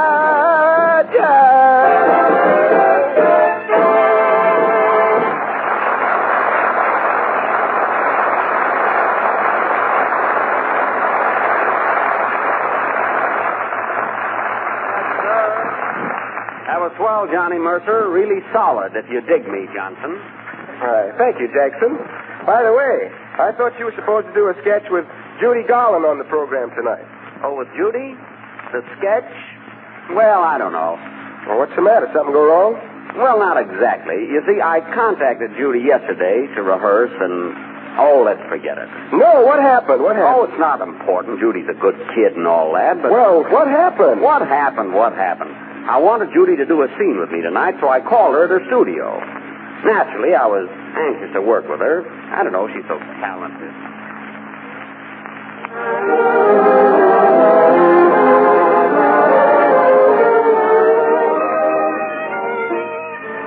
Hello, Metro-Goldwyn-Mayer? Yes? I'd like to talk to Miss Garland, please. Judy Garland. I'm sorry, but I'm not allowed to disturb her. She's on the set. Oh, it'll be perfectly all right. I'm an old friend of hers. Oh, well, why didn't you say so, Mr. Rooney?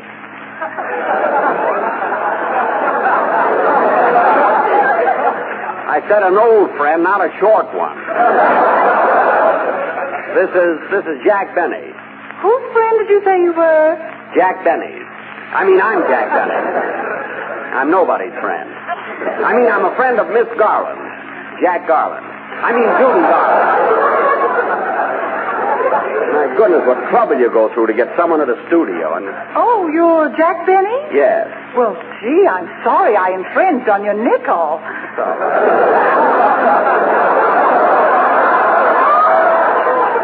I'll give you the set. Thanks. 1 moment, please. I'm a fine operator. I'd have gotten better service if I dialed a coffee grinder. Hello, stage free. I'd like to speak to Miss Garland, please. Okay, Oh, would you hold the line a minute? She's going to shoot a scene right now. I'll wait. Quiet, everybody. Quiet. We're rolling. I wonder how long I'll have to wait. All right, Miss Garland, start talking as you open the door. Action. Oh, Robert. Robert, darling. What an actress. What pathos.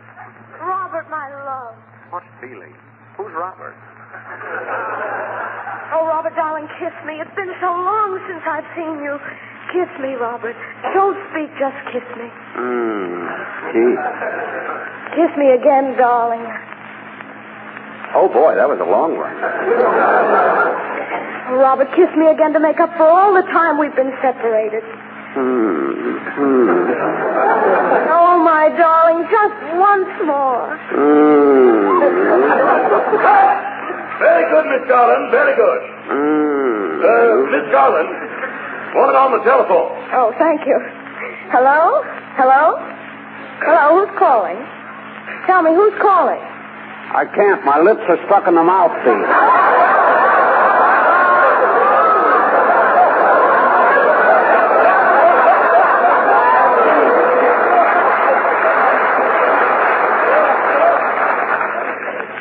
I said, it's all right now.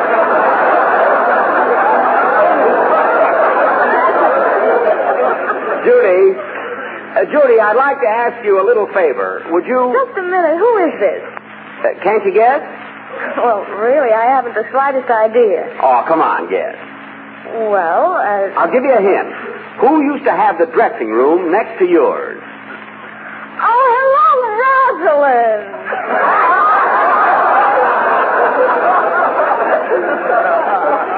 I'm not Rosalind Russell. Look, Rosalind's dressing room was on one side of yours. Now, who was on the other side? That was the washroom. Only part of it.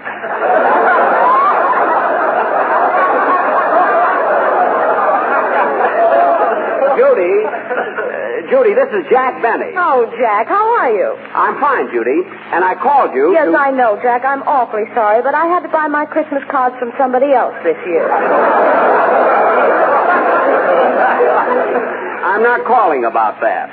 Now, listen, Judy. The reason I called you, you see, I'm going to be on the mail call program with you tomorrow. Yes? And I thought as long as fate had thrown us together, I thought that maybe we could do a scene from your picture for me and my gal. Oh, but, Jack, I don't remember any part in that picture that fits you. Oh, sure, Judy. You know, the man you're in love with. Oh, yes, I know, but that part was played by Gene Kelly, and he's only 28 years old. What difference is 5 or 6 years? I can make up to look as old as him. Really, I can.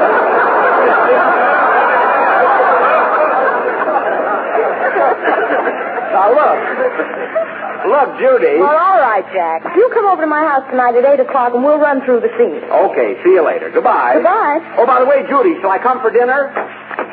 Oh, well, some other time.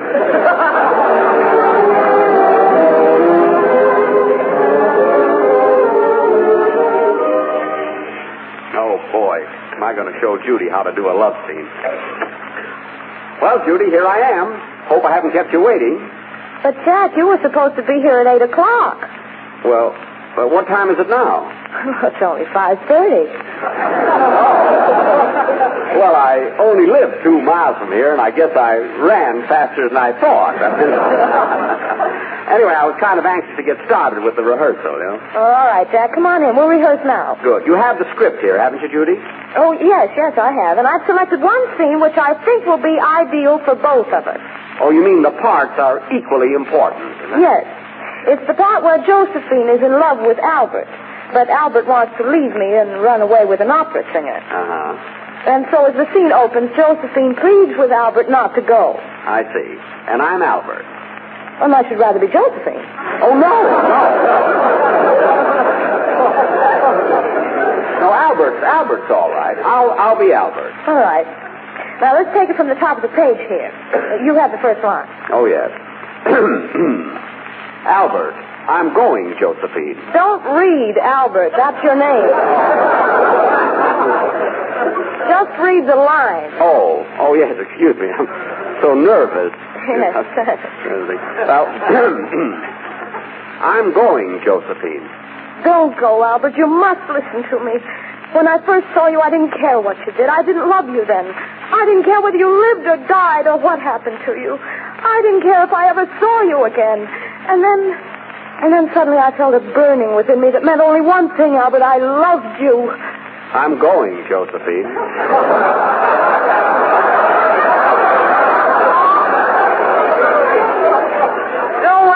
Albert, before I met you, life held no happiness for me. And just as I decided to end it all, I saw you. You, Albert, you were lonely and unhappy, too. Together, I thought that someday we'd follow the trail to a paradise. But no. You rose above me. You found other things.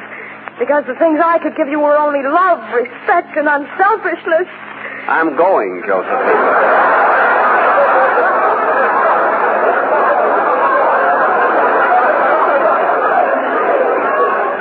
Yes, Albert. True love and respect and unselfishness that have crowded my heart for years. But you don't want that. No, you don't want the good, important things of life. For this, I went to bed early last night.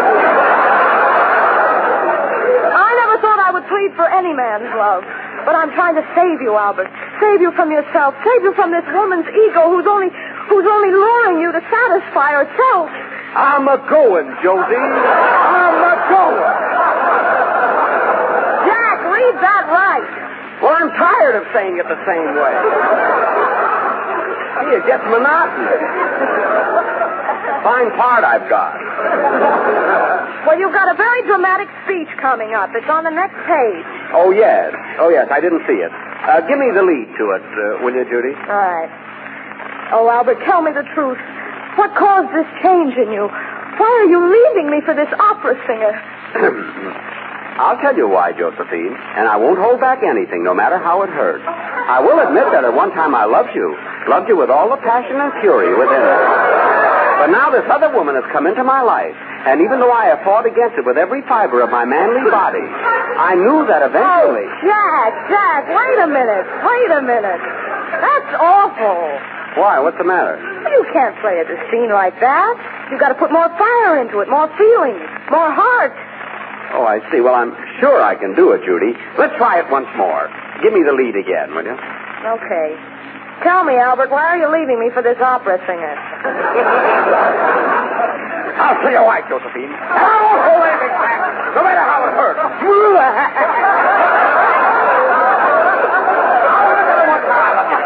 Love you with all the passion and fury within me. And now this other woman has come into my life. No, Jack, no. Please stop. What's the matter now? Oh, you've got the wrong idea of the part. We can't go on a mail call program like this and make fools of ourselves. But, gee. I told you to feel the part, not step on it. Well, I don't know, Judy. What would you suggest? Well, now, Jack, look. You go home and study it, and then we'll try it again. And if it turns out all right, we'll do it. And if not, let's just forget the whole thing.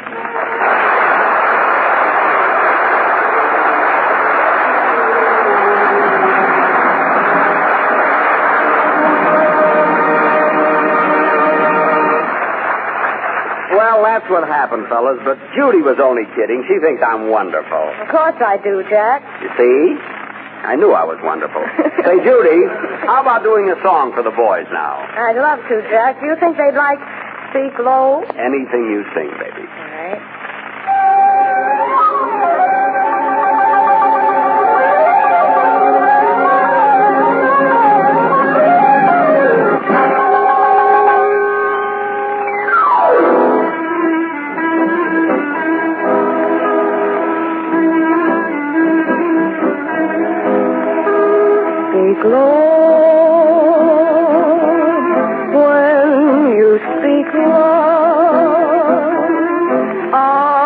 Summer day withers away too soon, speak low. When you speak low, our moment is swift like ships adrift with swept apart too soon. speak low. Darling, speak low. Love is a spark lost in the dark. Too soon, I feel wherever I go that tomorrow is near, tomorrow is here, and always too soon. Time is so old and love so free. Love is pure gold, and time at sea will darling, will lay the curtain descends, everything ends. Too soon, I wait, darling, I wait. Will you speak low to me? Speak low to me, and speak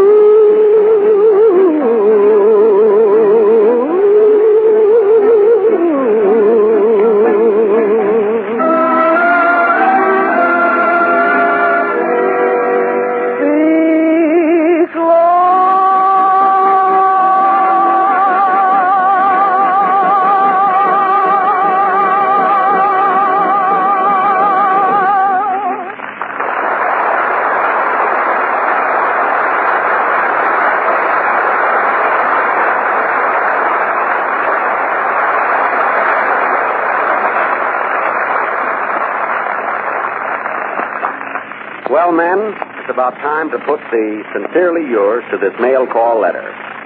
But before that happens, here's a special paragraph for all you men who hail from that great prairie state, Illinois. One tiny pinpoint of land alone would have made the state of Illinois everlastingly famous.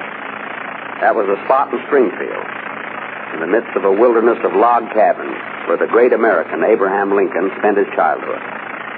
Yet, in addition to being the home of history-making Americans, this prairie state, from its beginning as part of the Northwest Territory, gave promise of greatness, a promise fulfilled. One of the three top states in agriculture, a great producer of iron and steel, the hub of the meatpacking industry. That's that hunk of land stretching from Winnebago to Cairo, from Lake Michigan to the Mississippi. That's Illinois. From one who belongs himself to all the rest of you who belong to these words of tribute.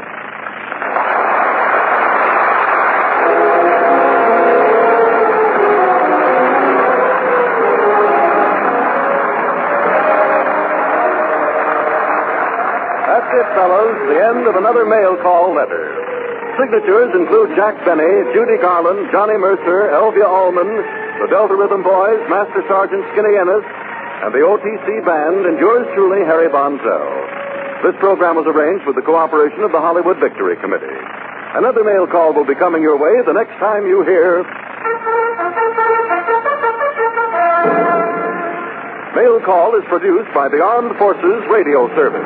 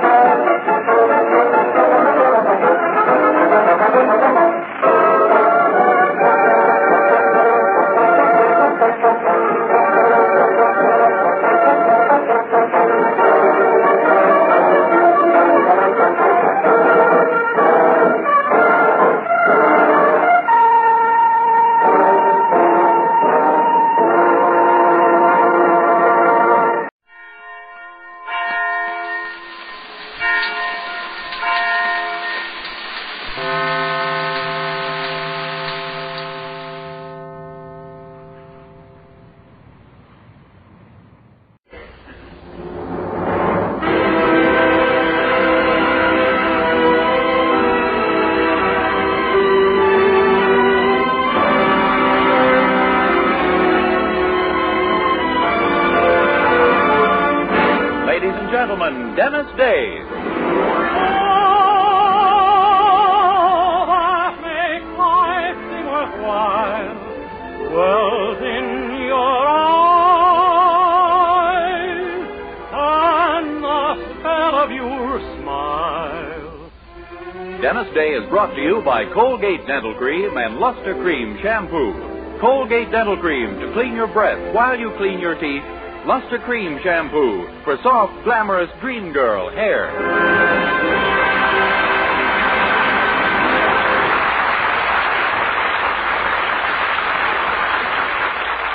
The Dennis Day Show with Barbara Eiler, B. Benaderet, John Brown, Charles Dant in the orchestra, and yours truly, Vern Smith, is written by Frank Galen and stars our popular young singer in A Day in the Life of Dennis Day.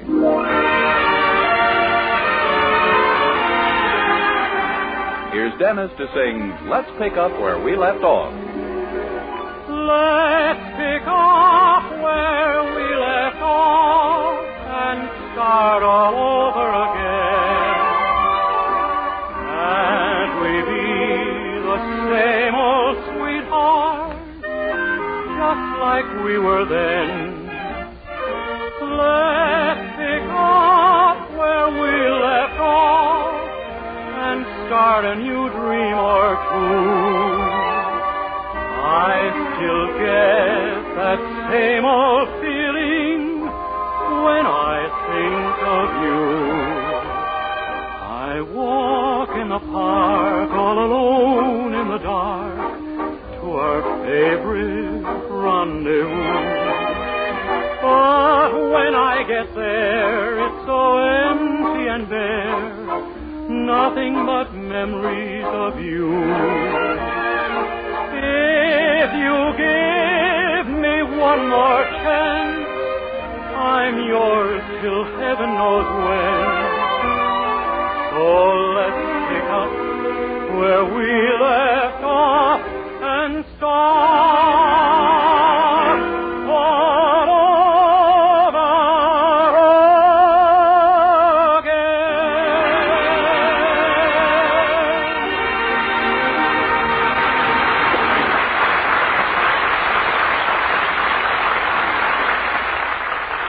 Colgate Dental Cream cleans your breath while it cleans your teeth. No other toothpaste does a better job of cleaning teeth than Colgate Dental Cream.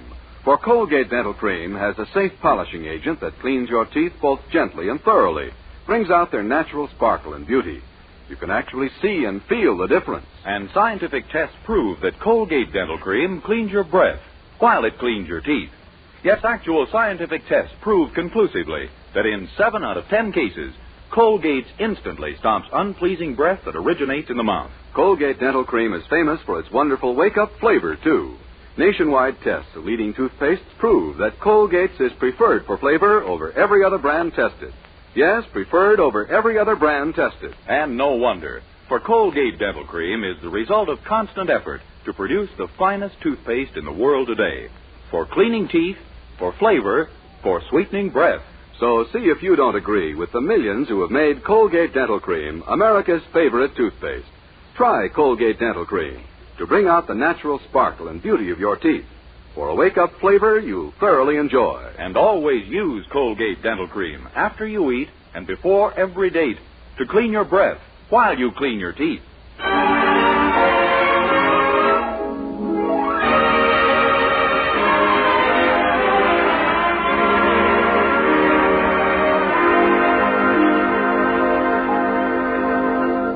Well, our young hero, Dennis Day, even more so than most of us at this time of year, is face to face with a dilemma of Christmas presents.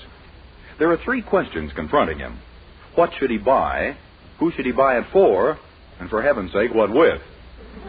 In particular, he's concerned about a gift for the head of the Anderson household, his present landlady and prospective mother-in-law. And since this requires thinking, he's wasted no time and gone directly to his girlfriend Mildred for help. A present for Mother? Well, you don't have to get her anything too grand, Dennis. Just buy her something you can afford. That's the trouble. They don't sell them that cheap. Don't sell what? Name it, and they don't sell them that cheap. But, Dennis, you must have some money. You've been saving up out of your salary for months. Yeah, I know, but an emergency came up Monday afternoon that wiped out half of my savings. An emergency? Yeah, I got a little hungry and bought myself a hamburger. Oh, golly. Well, you'll simply have to do the best you can then. After all, it isn't the gift so much, it's the spirit behind it that counts. Well, I wish your mother knew that. I didn't like her suggestion at all. The suggestion? You mean you asked Mother and she told you what to get? Sure. What? Lost. Oh, I'm sure she didn't mean it. It's just that she's been so preoccupied lately with all those meetings and her campaign and the speech she's... Say. Huh? Listen. You know about Mother being an SOW, don't you? Mildred, I might think it, but I'd never say it. Oh, silly. SOW stands for Socialites of Weaverville. It's the club she belongs to. Oh. And she's running for president. Look, she's worried to death about the campaign speech she'll have to make. If you could write her one that would get her elected... Mildred, what are you saying?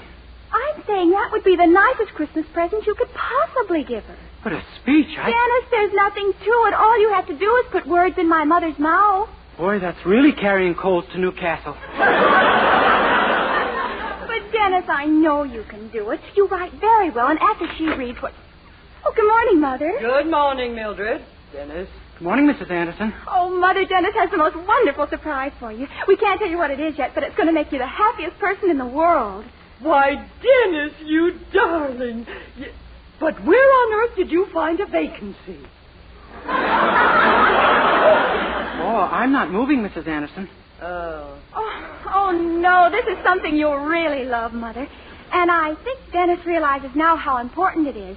Don't you, Dennis? I'll say. I'll see you later, Mildred. Well, Mother, how's your campaign going? Oh, just perfectly, Mildred. Do you know I'm getting so confident I've even bought myself a gavel. Oh, really? Yes, and I've been practicing with it all week, banging it on the bureau and telling your father he's out of order. Well, I'm certainly glad you're so hopeful. Oh, I don't see how I can lose now. Mrs. Olsberg has decided to back me, you know. The mayor's wife? Oh, that's marvelous. Yes, she's giving a tea for me tomorrow. And that isn't all. She's invited Arthur Phillips, the famous author. Oh, that's simply terrific. That means everyone will be there. Yes, and he'll be introduced as my protege. I just couldn't choose a better time to make my campaign speech. Oh, if I only had it written. Oh, don't worry, Mother. It will be. Maybe someone will help you with it. What? Who? Oh, someone who knows exactly how you speak. It isn't your father, is it? Remember, I'm addressing ladies. You just forget about it and concentrate on getting more votes than Mrs. Hastings. Yes. Oh, won't it be wonderful if I'm elected? Me, your little mother, the biggest SOW in the whole town.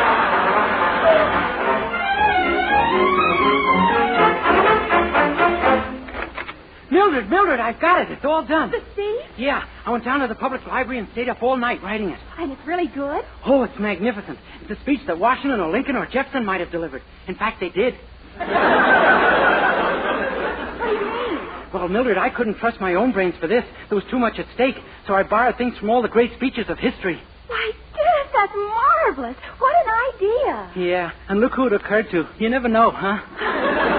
Oh, it's wonderful. Mother's got to hear it right away. Oh, Mother, would you come into the living room a minute? What is it, Mildred? Mother, get ready for your big surprise. Your campaign speech is all written for you. Dennis wrote it. Dennis?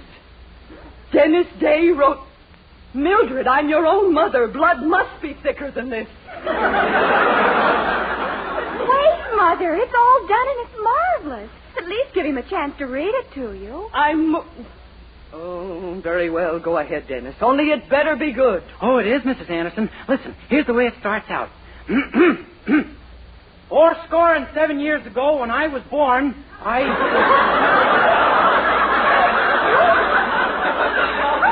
What? Dennis, you can't say that. That makes Mother 87 years old. But it's such a beautiful phrase. I hate to lose it just because of a year or two. Well, go ahead with the rest of it. We'll change that later. Okay. Ladies, we are met today upon this battlefield. Battlefield? Young man, this is a meeting of my women's club. Yes, ma'am, but I was home the last time you held a meeting here, and from what I heard... Never mind what you heard. Dennis, maybe you better skip to the body of the speech. Well, all right. That's the part where you state your platform. In quick succession, you call for the abolition of slavery, support the Monroe Doctrine, and remember the Alamo. That's my platform, is it? Yes, ma'am. Then you hit him with your campaign slogan. My campaign slogan? Yeah. Tippecanoe and Anderson, too. It'll be interesting to see what they hit me with. Is that the end of the speech, Dennis? Oh, no. She finishes up by promising them a chicken in every pot. That's nice. Yeah. And then you throw in a little joke like speakers always do. You say, and speaking of a chicken in every pot, I noticed that each of you little chickens sure has a little... Dennis!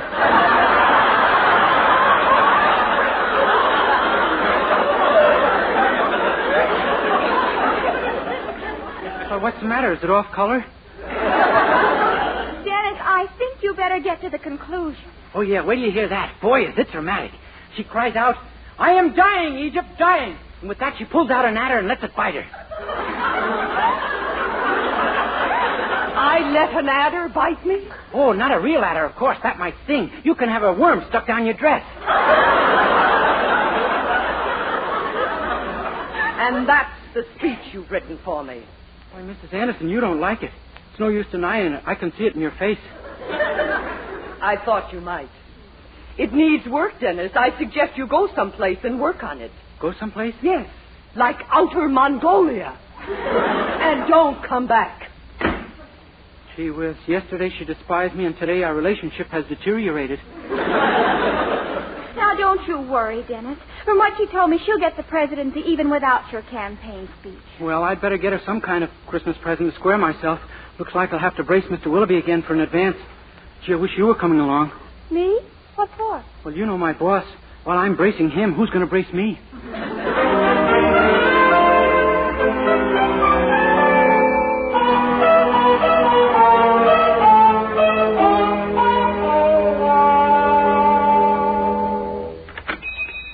Morning, Mr. Willoughby. Good morning, Dennis.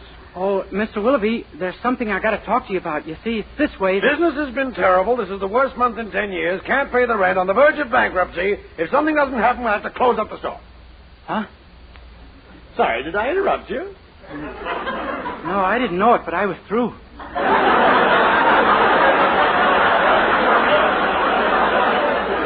Well, I wasn't kidding, Dennis. I've never seen our business as bad as it is.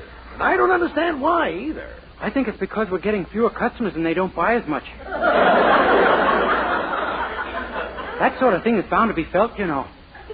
By George, you've got something there, my boy. And I can't wait till you take it away. Anyway, the fact remains that I can't make ends meet anymore, and I've cut my overhead to the bone. I know. In fact, the only thing I haven't cut is your salary.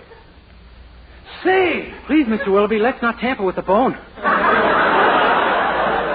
Well, all right. What this store really needs is a publicity angle. Something to get us talked about all over town. Anything. Anything? Well, sure. I think it was Jimmy Walker who said, I don't care what people say about me just so they say something. That's publicity. Oh, you just want people to talk about the store, huh? Exactly. The more people talk about you, the surer they are to think of you when they want to buy something. If you want to earn a raise, Dennis, start thinking up some publicity angle for us. A raise? Boy, I'll get my brain working on it right away. I was afraid that's what you'd call on. Well, get up front. I'm going to work on the book. Yes, sir. Gee, what a funny business. Now, if I could only think of something. Oh, good morning, madam. May I? Oh, hello, Mrs. Goldbergs. How's the mayor this morning? He's fine, thank you. I'd like a jar of skin softener, please. And a dozen... Hey, gosh, Mrs. Goldberg, I just got a wonderful idea. Would you do something for me? What? Well, would you mind talking to people all over town about Willoughby's? You know, how nice it is to trade here and how courteous we are to customers and all that. But why on earth should I? Well, I'll bet you'd tell people about it if we insulted you. Indeed I would. Oh, I see. Now, would you kindly take my order, please? What's the hurry, Fatso? Keep your bloomers on.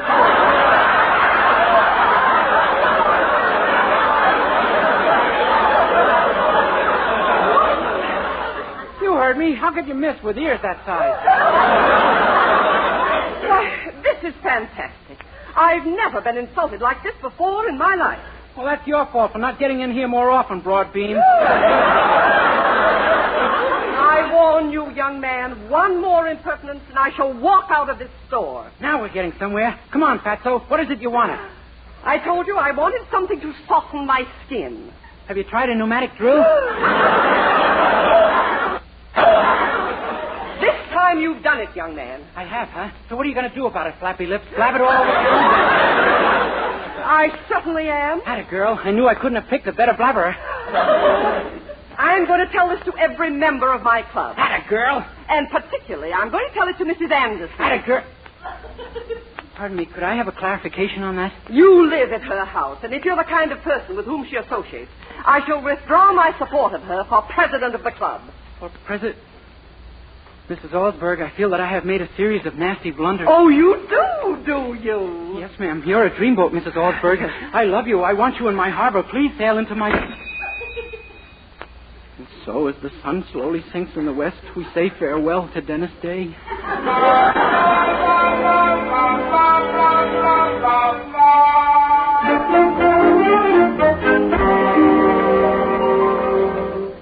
Oh, Dennis, how could you? What'll Mother do? I don't know. I just know who she'll do it to. Now, Mrs. Osberg's sure to support Mother's opponent, that Mrs. Hastings. She'll make her the guest of honor at that tea tomorrow. Yeah, I know. And now that rider will be Mrs. Hastings' protege, and you... Wait. Now what? What if this Mr. Phillips, the writer, turned out to be just an awful person? Someone who could lose the election for Mrs. Hastings instead of winning it for her. You follow me? No, the road's too rough, but keep going. Don't you see? You're going to take Mr. Phillips' place at the tea. None of the girls have ever seen him, and I'll fix you up so no one will recognize you. Yeah, but what about the real Mr. Phillips? Well, that's the easy part. Listen, your friend Bill Harding is the desk clerk down at the Weaverville Hotel where Mr. Phillips has his reservation. Uh-huh. Now, here's what you do. You ask Bill if he'll do you a little favor. And when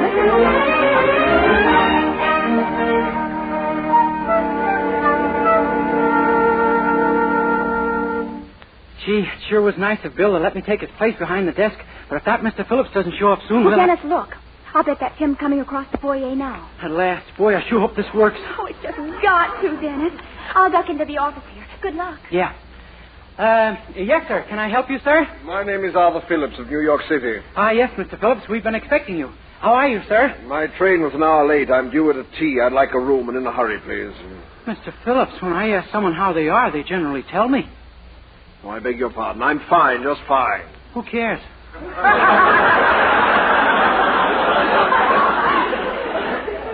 Look, young man, I'd like to register, if I may. Aren't you going to ask me how I am? Very well. How are you? I've got an ulcer. I'm glad to hear it. Now, if you don't mind, I've just got in. I'm very tired. I'd like my room. What room is that? The room I reserved here by wire. Oh, that's gone. You mean you rented it to someone else? Oh, I had to. I couldn't help myself. Why not? I was bribed. I see. And now you want me to bribe you, too, huh? Well, we're full up to the 4th floor, but I suppose you could try to bribe me for one on the 5th floor if you want to. All right, I'll bribe you for a room on the 5th floor. What? I wouldn't take it. Why not? We've got no 5th floor.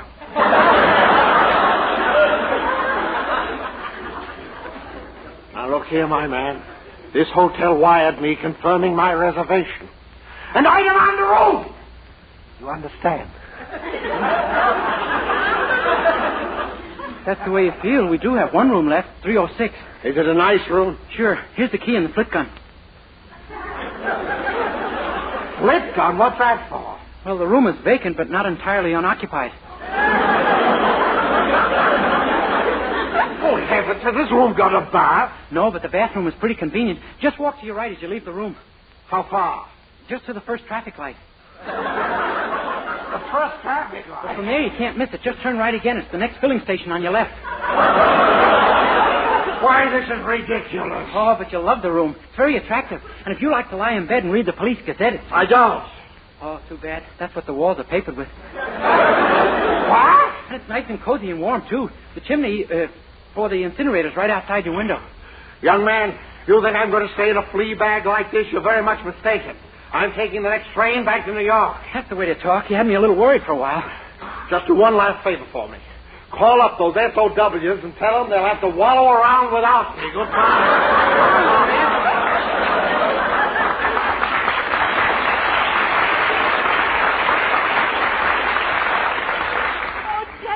Everything. You were just wonderful. Yeah, I think I've hit a hot streak. I sure hope it doesn't cool before that tea.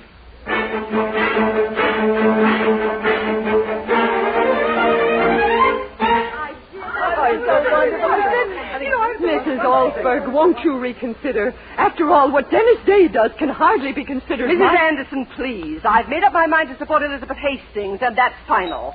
Oh, Mrs. Hastings, that must be Mr. Phillips. Oh, my Arthur, my own dear Arthur at last. Now, don't forget, ladies, the gentleman you're about to meet is typical of the distinguished friends I shall introduce you to if I'm elected president. Oh, yes. Oh, Mr. Phillips. Oh, I'm so glad to see you. How do you do? Howdy, babe.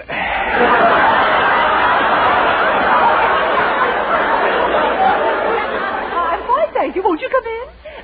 I've told these other ladies that you and I are very old personal friends, Mr. Phillips. I hope you don't mind, but this election could mean my name in the social register. Shucks, kiddo, as the girdle said to the fat lady, if you can get it in, I won't spread it around. Yes,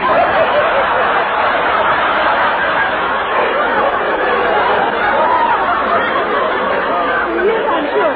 And now I do want you to meet my club members. Oh, Mrs. Goldberg, this is Mr. Phillips. Oh, Mr. Phillips, this is the thrill of my life. I can't tell you how delighted I am to meet you. Well, you ain't a bad-looking hunk of stuff yourself, Aldy. Why, Mr. Phillips. So, Mr. Phillips is typical of your old friends, is he, Mrs. Hastings? Why, Oh, sure. Me and Liz been pals ever since we're old men. Used to run that big saloon on 47th Street, eh? What? Why, he never. Come off it, Liz. Ladies, you should have seen this kid put it away when she was a little tyke. She used to holler bottoms up so often she began walking around on her hands. Really, I knew you were... Hey, what a looker, boy. Remember how proud the old man was when you got into the chorus at Minsky's, Liz? Boy, she really had a shape once. Yes, sirree, the kid was really stacked. Never know it the way she's come unfiled, huh? Now, really, Mr. Phillips, ladies, this and man sing. Oh, what a voice. Come on, Liz, let's give him one of those old songs of yours. Hey, come on. Why, I don't know what you're talking about. Come on, Liz. How about that cute little thing you used to do called She Thought They Drive in the Park, but instead they parked in the drive. Or say, how about that little ballad you introduced, Liz, called We Kissed on the Roof Neath the Moon's Soft Glare Through the Trap of Your Father's Long Underwear. Well, Mrs. Hastings, is that the kind of woman we want for our president, ladies? I, for one, am leaving. Well, no, really, ladies, honestly, this man... Well, I guess I gotta be shoving off, too. Say, Liz, how about you and me getting together real soon down at the tattoo parlor and talk over old times? Because to spend one night with you in our rendezvous and reminisce with you, that's my desire. A little blunted by time, but still mighty powerful. Well, good night, girl.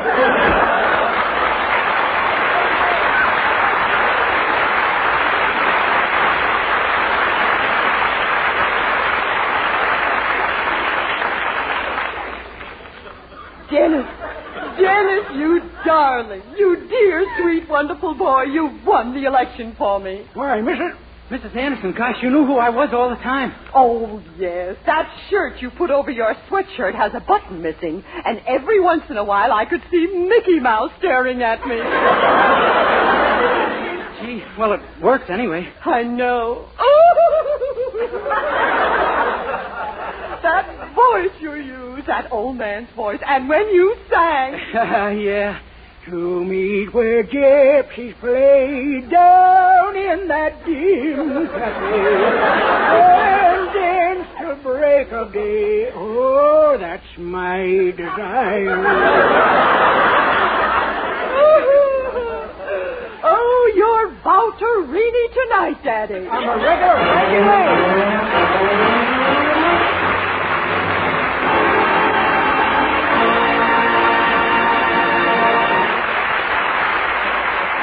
Dennis Day will be back in just 1 minute to sing Mickey. But first... Dream girl, beautiful luster cream girl, hair that gleams and glistens from a luster cream shampoo. Hair bright, washed right, easy to do and dress right. Hair that's soft and silky from a luster cream shampoo. Yes, Luster Cream Shampoo leaves hair with new three-way loveliness. Fragrantly clean, glistening with sheen, soft and easy to manage. Be a dream girl, a lovely Luster Cream girl. Dream girl, beautiful luster cream girl. You owe your crowning glory to a luster cream shampoo. With Charles Dand in the orchestra, Dennis returns to our microphone to sing the old favorite and his latest RCA Victor recording, Mickey.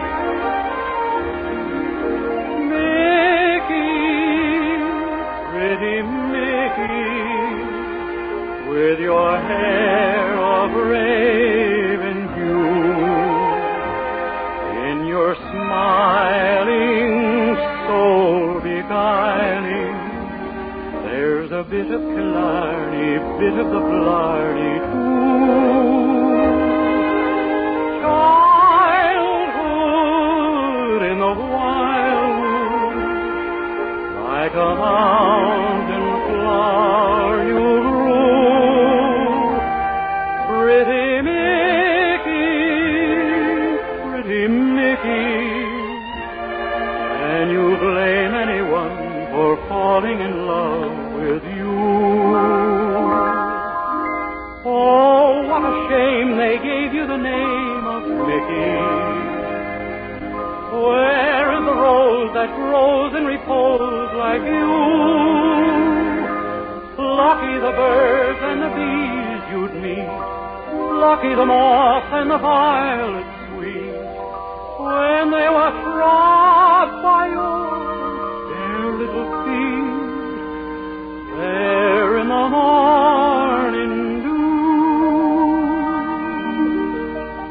How can you blame me when I find weary to change your name to mine?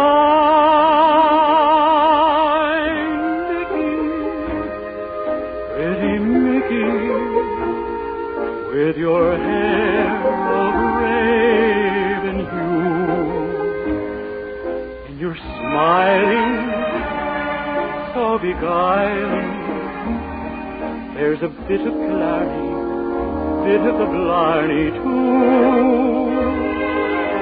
Childhood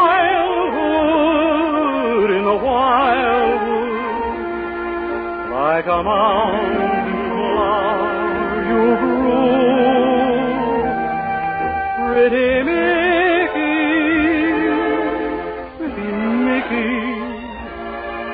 can you blame anyone for falling in love with you?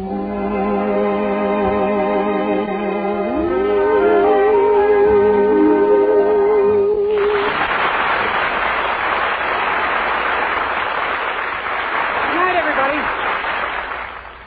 Remember, doctors prove the Palmolive plan brings 2 out of 3 women lovelier complexions in 14 days.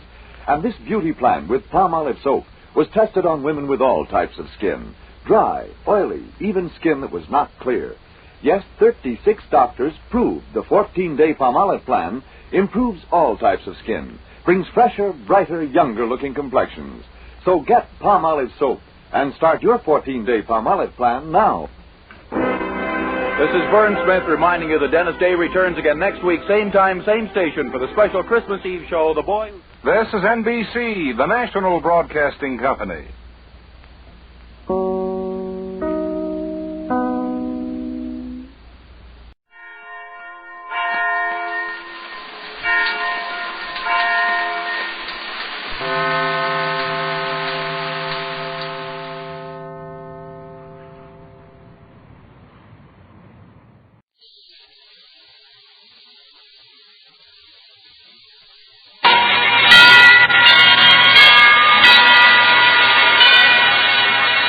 Tales of Ivy, starring Mr. and Mrs. Ronald Coleman.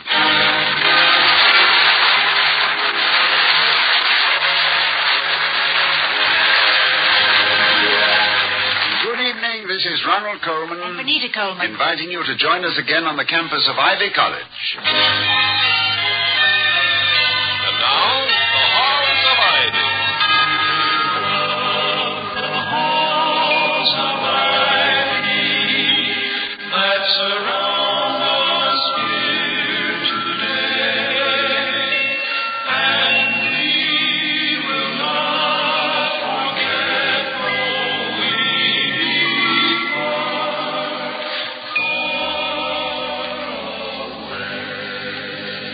Welcome again to Ivy. Ivy College, that is, in the town of Ivy, USA. Henry Ward Beecher once observed that nothing is orderly till man takes hold of it. Everything in creation lies around loose. Now, for the president of any university, there are a lot of loose ends in any normal week. But Dr. William Todhunter Hall, president of Ivy, is enjoying the abnormal satisfaction of having everything in apple pie order. A triumph which he's celebrating with his wife, Victoria, as he tops off his luncheon with, of all things, some apple pie. I suppose people say apple pie order because there's something so neat and finished looking about one. Anyway, it's neat until you see it, and then it's soon finished. Well, Vicky, I'm afraid you and apple pie are my two great weaknesses. I have a failing for sweetness and neatness. However, the origin of apple pie order seems to be obscure. Even Mitford Matthews, in his monumental Dictionary of Americanisms, has passed it by. He mentions apple pandowdy. Oh, I love that, apple pandowdy. But you know, references to the apple are not confined to us or our times. Take the classics. Hercules sought the golden apples of the Hesperides for their immortality-giving qualities. And the apple of discord led to the Homeric Trojan War. And Isaac Newton was quite struck with one, too. Conked on the bean. Yes, and I doubt if Mr. Newton thought it funny. He was too involved with the gravity of the situation. Oh, indeed, yes. Anyway, the classic references to the apple are too frequent to mention. The tomato was once called the love apple. You are the apple of my eye.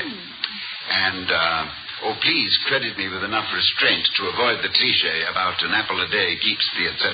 Yeah, particularly since the green ones will bring him running.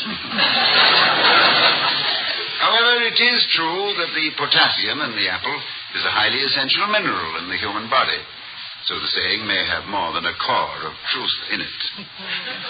Anyway, Vicky, that was excellent pie. Mm-hmm. Oh, Louisa. Yes, Mrs. Hall? Dr. Hall would like some more potassium. I beg your pardon, in another piece of pie. Oh, I'm sorry, but there isn't any more pie. The young man phoned while you were out, Dr. Hall, said he'd like to see you this afternoon. Glad you liked it, Mrs. Hall. Yes. Oh, the pie, yes. Did he give you his name, Louisa? Yes, he did. Mm-hmm. Is that all, Dr. Hall? Well, is there some reason why... Well, it's quite possible, but just to be chatty, what was his name? Jerry Carter. Oh, he must be Nelson Carter's son. Didn't say who his father was, Mrs. Hall. Subject didn't seem to come up. Shall I clear the table now? You, Judy, and the doctor like some more coffee. William? Yes, thank you. I will. Just a little more, please. Yes, too, Louisa, please. Had a nice voice. I told him to call about 3. Who? Oh, thank you. Louisa, this is wonderful pie. I hope you'll get another one soon. Yes, Mrs. Hall. Apricot's good, too. Not too sweet. After all, my sister's husband hasn't worked a day in the last 15 years.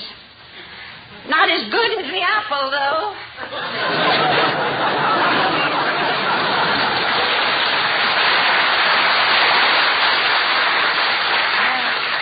He's off again. Do you want to play 20 questions? No.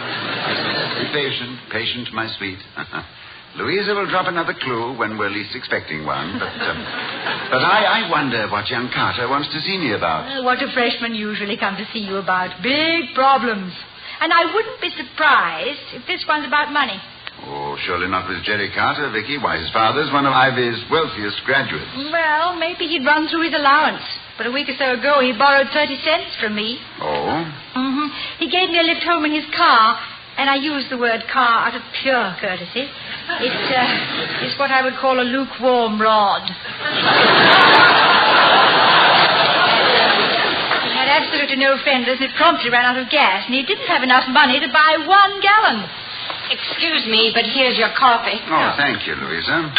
Now, I don't want you to misunderstand. They've always been very happy together. It's just his rheumatism. Well, go ahead, Toddy. You take it. My turn. Your sister's husband, Louisa? Yes, Charlie. Aha. Brilliant. Yes. Well, I've got my work to do. Well, we've now identified him by name. So it was Charlie. Yeah, well, that's a great help. But let's table Charlie for the moment and come back to Jerry Carter. He's a pleasant, unassuming young man, Toddy. Yes.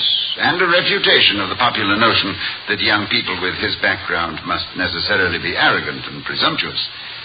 He hasn't asked a favor of us since he's been here. Oh, I think that's because he's self-conscious about his father's money. He made a big dramatic point about only borrowing enough money from me for 1 gallon. So I'll bet you 30 cents he's coming over here to pay me back my 30 cents. Well, Shakespeare and I both approve of his attitude. Neither a borrower nor a lender be, for loan oft loses both itself and friend, and borrowing dulls the edge of husbandry. But he must have heard about that. He borrowed from the wife, and now he wants to see the husband.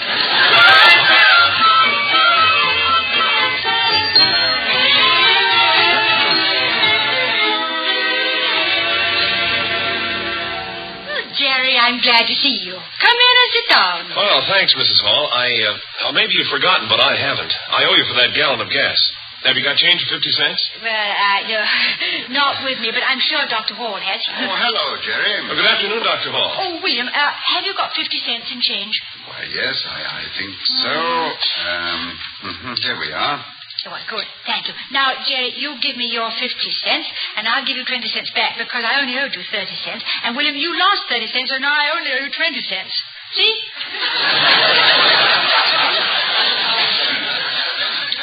If you'll write down the details of this transaction, darling, I'll submit the problem to Professor Carlson of the Mathematics Department.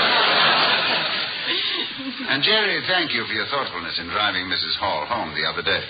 After what happened, Dr. Hall, I not only ran out of gas, I didn't even have the price of a gallon. I felt like crawling under the hood. Oh, it wasn't that dire a situation, was it? I thought I'd never live it down, but instead of that, I've suddenly become top man in my fraternity. When I went out to get my car the next day, there was a sign on the front seat reading, Mrs. Hall sat here. Well, me and George Washington. Well, I'm very flattered, you know. Confidentially, Jerry, I've often thought of placing similar placards all around the house and garden. Oh, yeah, we could charge 25 cents admission and then show people where I fell down the cellar stairs. And the closet I locked myself into trying to hide your Christmas present. Excuse me, Mrs. Hall. I've got Charlie on the phone. Did you say apricots? Well, no, Louisa, I said closet. I'm sorry, Louisa. Make it apple. Yeah, we'll try the apricot some other time. Well, it seems we've gotten rather away from the subject, whatever the subject was. At the moment, all I can think of is an apricot locked in a closet. Is that all, Dr. Hall? Yes, I think that's quite enough, Louisa. By all means, make it apple. Vicky, I'm afraid my discourse at luncheon on the subject of apples started off a chain reaction. Yes, you'll have to excuse us, Jerry. It's much too involved to try and explain to you. Well, unless you happen to know who Charlie is, in which case you could be of great help. No, Mrs. Hall, I'm still back in the closet with the apricot. You see, our housekeeper is a verbal economist, suffering from a slight case of ellipsis. Yes. Fortunately, she drops words instead of dishes. Well, I'm glad you finally decided to pay us a visit, Jerry. Tell me, how's your father? Fine. And he wanted me to give you both his best regards, which is one of the reasons I came to see you. But, Dr. Hall, I've been wondering, could you tell me, as long as I'm here, would it cause a lot of trouble if I change my English 1 from 10:30 to 9:30 and my Economics 1 from 9:30 to 10:30? Well, I hardly think it would upset the university's schedule, but that would mean you'd have to change instructors. I know. And I'd be sorry to lose Professor Huntley in English. Yeah, but I gather you wouldn't miss Professor Hamlin in economics, huh? Frankly, Mrs. Hall, I wouldn't. And I'm sure he wouldn't miss me either. I don't think I'm getting very much out of the course. Oh? Well, I've always considered Hamlin a first-rate instructor. Well, it's not very interesting stuff to begin with, and sometimes I don't think Professor Hamlin is any more interested in it than I am. Well, I have known professors who have apparently been bored by the sound of their own voices. In fact, there is a famous legend of the undergraduate who, when his professor yawned during his own lecture, said, "The professor confirms our judgment, but usurps our prerogative." I don't...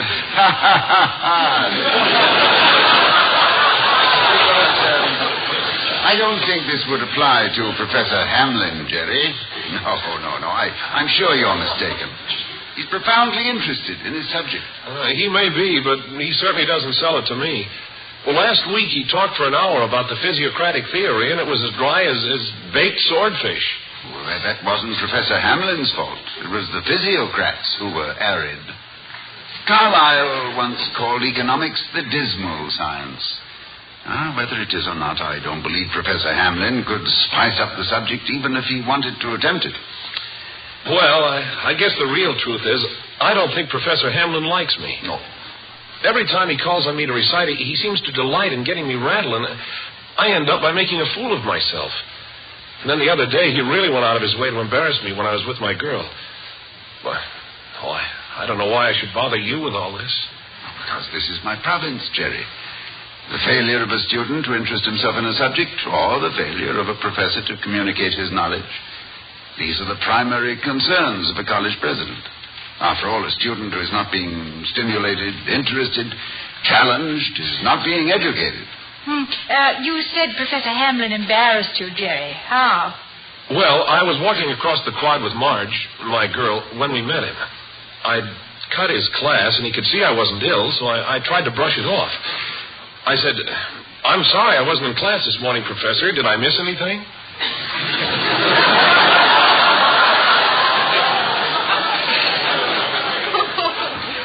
That's hardly the language of diplomacy. What did he say? He said, "You didn't miss anything you would have understood." Certainly walked into that one, yes. I thought it was kind of a nasty crack, but Marge thought it was funny. So do I.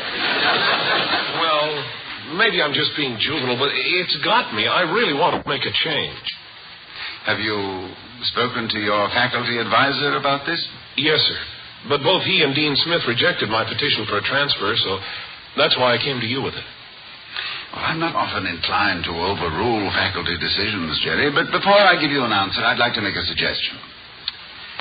Go to the college library and ask for a copy of the 1932 annual. Read the dedication and tell me what you think about it. I will, sir. I'll be busy for the rest of the afternoon, but perhaps you can come by this evening. All right, Dr. Hall. Thanks for listening to me. I hate to ask favors. Well, goodbye, sir. Goodbye, Jerry. Goodbye, Mrs. Hall. Goodbye. And thanks again for the 30 cents. Oh, that's all right. Now, Toddy, you're almost as cryptic as Louisa. What's in the 1932 annual? The entire edition was dedicated to Professor Hamlin. And the dedication was written by Jerry's father. Nelson Carter gave his economic professor credit for his economic success and said that he was the one man who had taught him to think. Oh, you are cunning and crafty. Do you think that'll make Jerry feel differently? I mean about Professor Hamlin, not about his father. Oh, I'm not sure. I'm not sure we can change Jerry's mind for him that easily. He regards Professor Hamlin as an obstacle, and he's looking for an easy detour. We've got to find a way of changing the obstacle into a challenge. As my father used to say, a man is on his way to an education when he can tell the difference between a stumbling block and a stepping stone.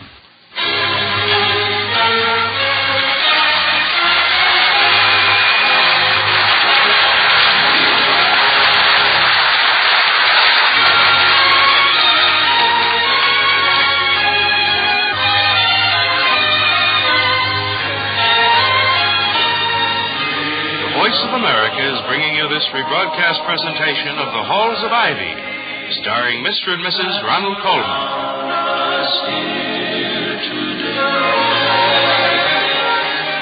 And now to return to Ivy. It's early evening, and Dr. Hall has placed a long-distance telephone call to Nelson Carter, Jerry's father, and while waiting for the operator to call him back, is improvising at the piano.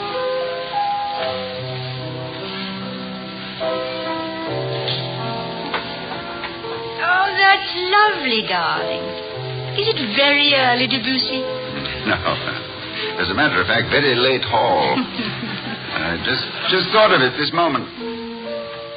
What are you going to call it? Variations. Variations on the theme of Victoria while waiting for the phone to ring. Oh. I told Louisa to answer the phone. And thank you, darling. That's lovely. Now do a variation. The variations are infinite. Even when I listen to Bach, Beethoven, and Mozart, it's either the Passacaglia and Fugue in C Vicky Major, or the Victorian Symphony, or the William Todd Hunter Tell Overture, or the Bill Eulenspiegel, or the Sinfonia Victoria Concertante. Oh, the Liebestoddy. Well, anyhow, I don't care whether I'm a Sinatra or an etude, just as long as I'm in your musical library, darling. The loveliest album don't worry, darling. Louisa will get it. The loveliest album I ever acquired. You know, I have a theory that music started with the first man who ever said to the woman he loved, "There are no words to tell you how much I love you." And so he hollowed out a reed, or fashioned a lute, or perhaps simply pounded on a drum to tell how he felt. Come in, Echo. Excuse me, Dr. Hall, but the long-distance operator still can't raise Mr. Nelson Carter. I see. Well, thank you, Louisa. And Charlie wanted me to tell you how much he appreciated it. Charlie? Oh, Charlie, yes. That's fine. Fine. But what did I do? He used you for a reference because you liked it, and he signed up 2 fraternities already. Vicky. Well, apple pies? No, they want apricot. I think I've now assembled the necessary elements. At the risk of being tautological, I always thought you were taught at Ivy. Oh, no, Vicky. No, but Louisa, I gather that Charlie, your sister's husband, has contracted for the delivery of apricot pies to 2 fraternity houses on the strength of my enthusiasm at the lunch table. That's what I said.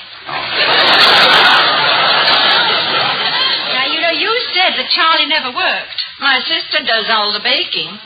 Now, if you'll excuse me, operator says she'll keep on trying that number. Charlie just makes the contact. I think we finally made contact with Louisa. Well, at the moment, I prefer to have made contact with Nelson Carter. I don't usually like to shift responsibility, Vicky, but in the case of his son, I think it advisable. Jerry has expressed the common complaint of the student who would like to change instructors when the going gets hard. I can't make an exception of him. But, darling, do you think that it is just an ordinary complaint?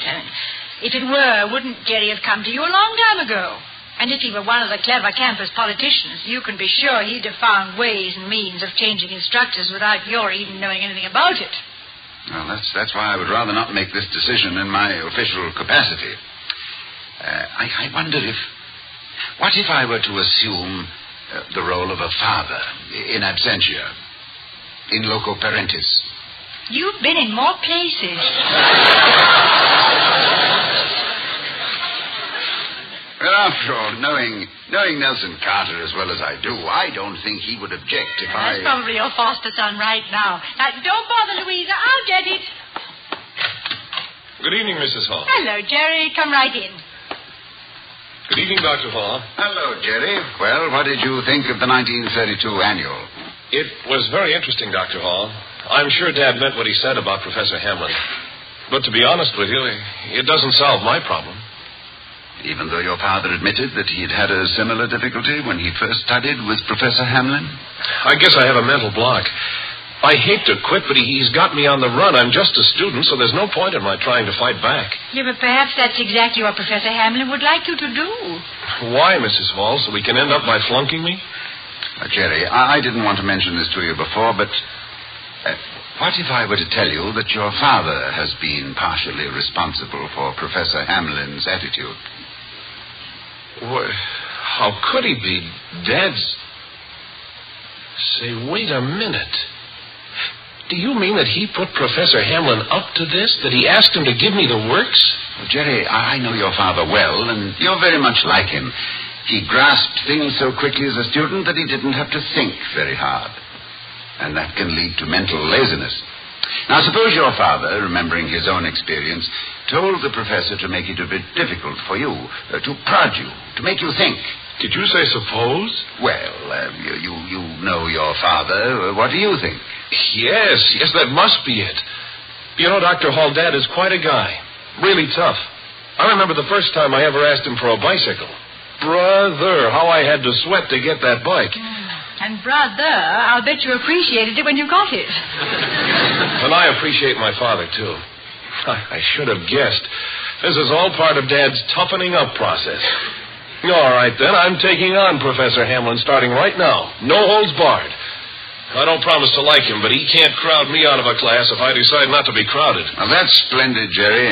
And I'm sure your father expected you to do just that. Yeah, but don't be too hard on the professor now. We wouldn't want to see you up for assault and battery. No. Professor Hamlin may never win any student popularity polls, but he's a fine teacher. And you'll never forget him. I promise you this, Dr. Hall. I'll keep an open mind.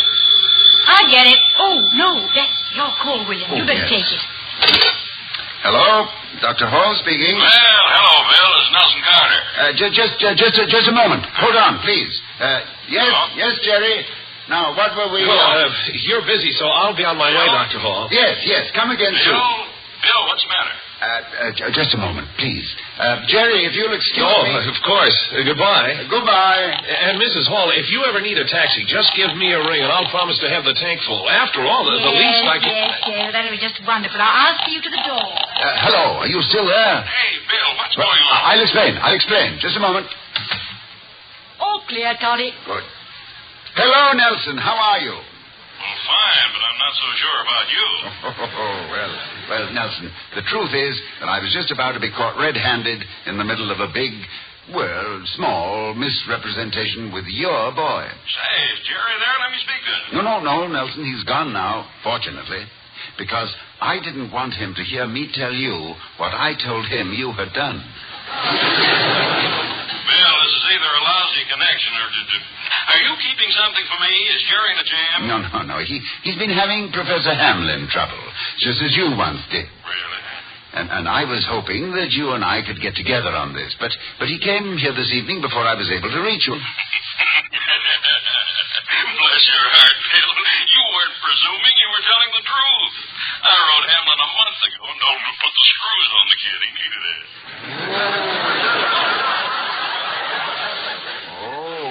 Did? Thank you. You've just made me an honest man again. Tell me something. Did it work? Well, I'd rather put it this way. It's working.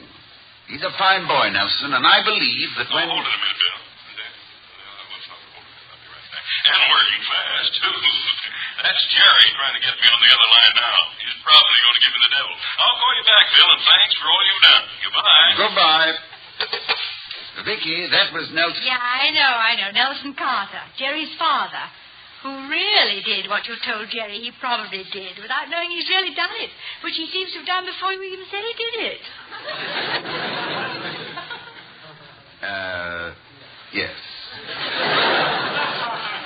And when you get time, darling, you might extract the subject and predicate from that sentence and mail them to me in a plain envelope. However, I am definitely relieved. Even a well-intentioned prevarication is a risk I would not often recommend.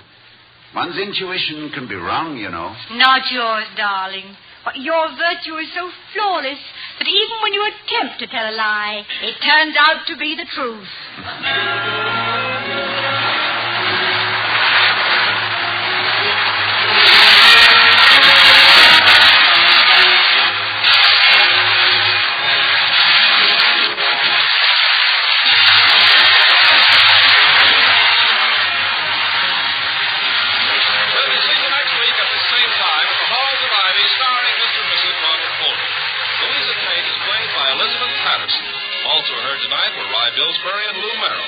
Tonight's script was written by Milton and Barbara Merlin and Don Quinn, based on a story idea by Clyde W. Park, Professor of English Emeritus, University of Cincinnati.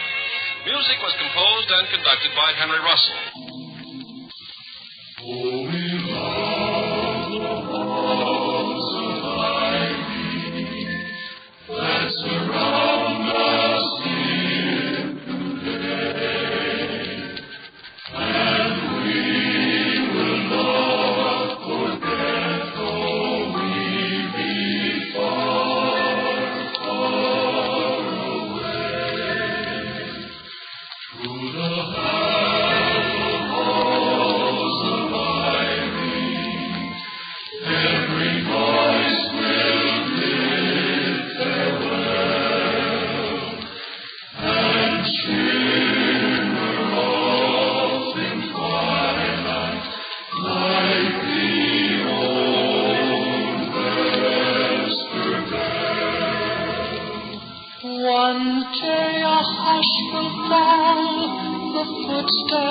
Of us all will echo down the hall and disappear.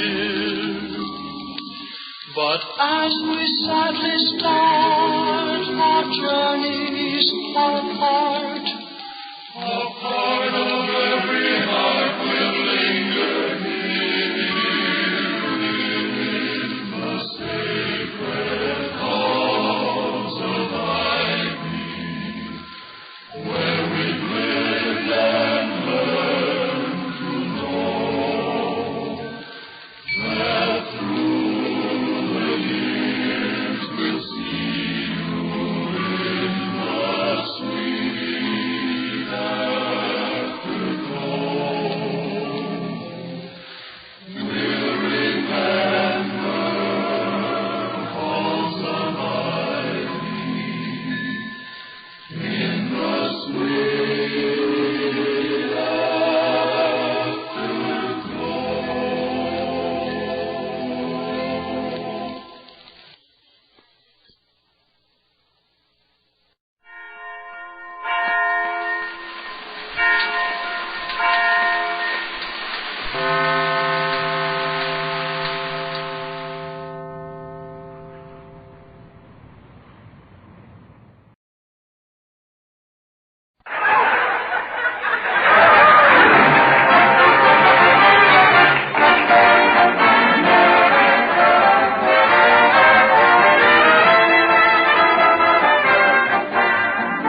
From Hollywood, Colgate Tooth Powder presents the Mel Blanc Show, written by Mac Benoff with Mary Jane Croft, Joe Kearns, Hans Conried, Jill Walker, Victor Miller and his orchestra, and starring the creator of the voice of Bugs Bunny. What's up, Doc? Yes, Colgate Tooth Powder for a breath that's sweet and teeth that sparkle brings you the Mel Blanc Show with Mel playing his new character, Zookie. Hello, everybody. Hello, everybody. Hi. And starring himself in person, Mel Blanc. Hi, folks. Ugga, ugga, boo, ugga, boo, boo, ugga.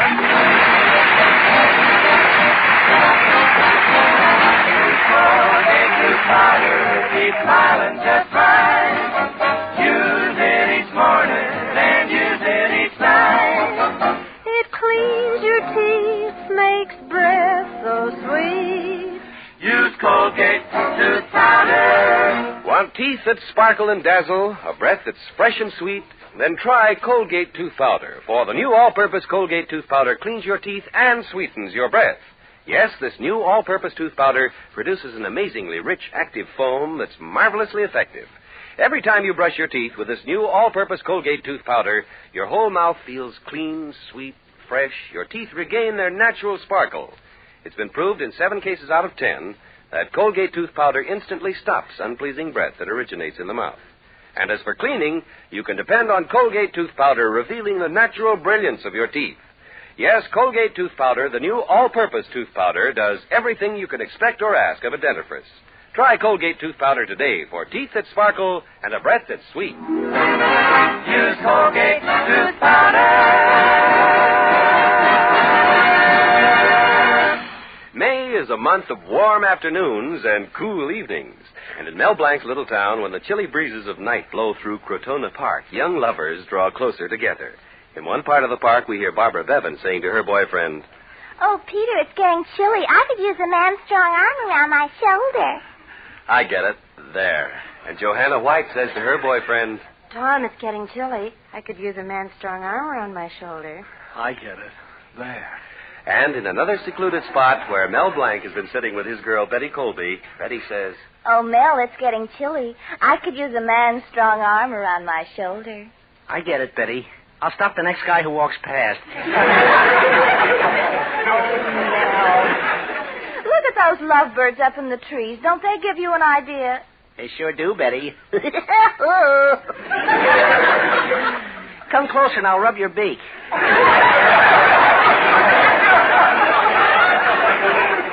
Mel Blanc, we have been sitting here for 3 hours and you haven't even tried to kiss me.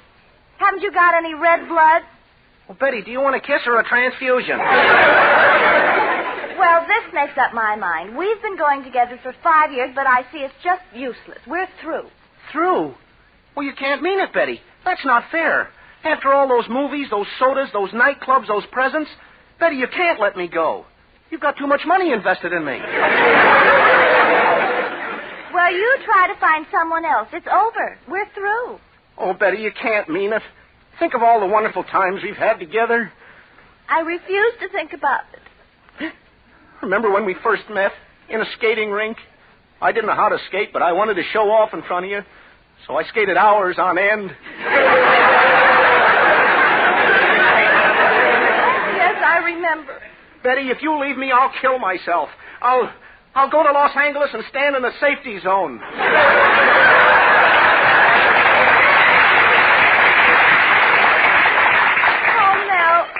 Let's be modern about this whole thing. We'll have a trial separation. A trial separation? Yes, we'll go out with other people for a whole week. And if we still love each other at the end of the week, we'll get together again. But, Betty... It's no use, Mel. I've made up my mind. Goodbye. Well, goodbye, Betty. Gosh, this changes my entire life. 7 days without Betty.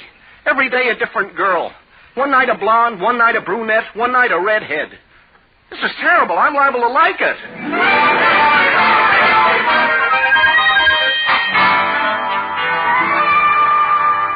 A trial separation. Betty probably thinks I can't get another girl. I'll show her. I'll call the first name in my address book. Annabelle. Oh, that's a real high-class girl. Call her. Hello? Joe's Fish Market? Let me have the mackerel department, please. Yeah, I want to speak to Annabelle. Oh, she's cleaning a flounder? Well, I'll wait. Ah, that Annabelle. Oh, hello, Annabelle. This is Mel Blanc. Say, you want to go out with me tonight? No? Well, why not? Oh, you see enough fish during the day. Huh. Well, I'll try someone else. Oh, here comes Betty's father. I wonder how he's going to take this. Hello, Mr. Colby. Oh, hello, Mel. I just heard from Betty about your separation. It's too bad. Oh, my, that's terrible news. You may never see her again. Please, Mr. Colby, don't take it so hard. Don't take it so hard, he says. Well, I always say it may take him a few years, but a woman always knows when she's chosen an idiot. Well, you have to give your wife a lot of credit, Mr. Colby. She stuck to you anyway. Well, I'm glad Betty left you. You haven't got a nickel to your name. Well, it's a good thing I haven't. How would it sound? Mel Blanc nickel. Blank your nickel. Please, Mr. Colby, won't you help me out with Betty? Why should I? You're always embarrassing me. The last time I took the mayor to a restaurant, you wanted to be sophisticated, and what did you do? Well, I ordered the entire meal in French. Boy, was that waiter surprised. Sure was. It was a Chinese restaurant. Now that it's all over between you and Betty, Mel, I must admit I've never really disliked you, no matter how many times I kicked you down the steps. Well, Mr. Colby, no matter how many times you kicked me, I always had a soft spot for you. Hey, Mr. Colby. Gosh, this is a terrible thing, being without Betty. I don't even feel like calling another girl. I can't stand this trial separation anymore. I know what I'll do. I'll send my assistant Zuki over to see Betty. Maybe he'll be able to bring us together. Oh, Zuki! Zuki!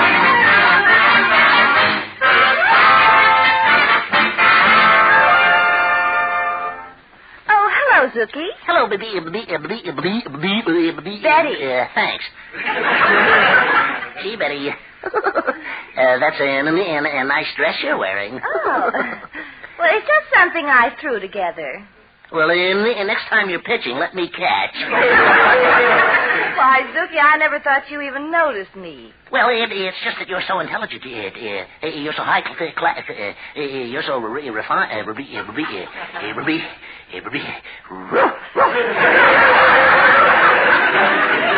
Golly, Betty. How come I'm acting this way toward you? Well, it's spring, and you're a man, and I'm a woman. Is that approved by good housekeeping? Zuki, where did you learn all about love? Well, I read it in the... I went to Spears. I read the encyclopedia. I made a scientific series. I sit in the balcony at the Paramount. But Betty, I'm forgetting what I came here for. Zuki, if you came here to talk for Mel, it's no use.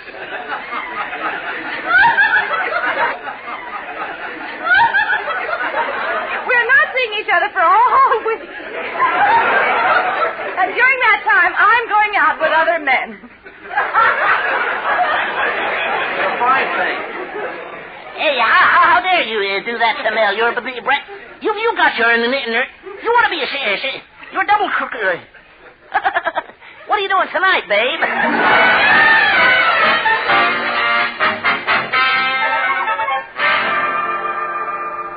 How do you like that? Even Zuki double-crosses me. I'll never get Betty back.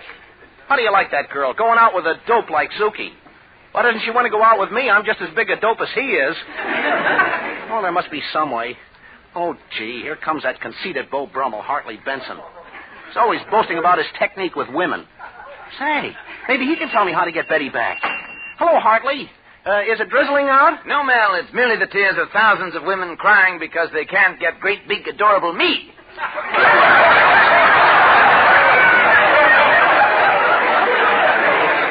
fact, Mel, old boy, I'm such a darling elf, I could put out the lights and hug myself.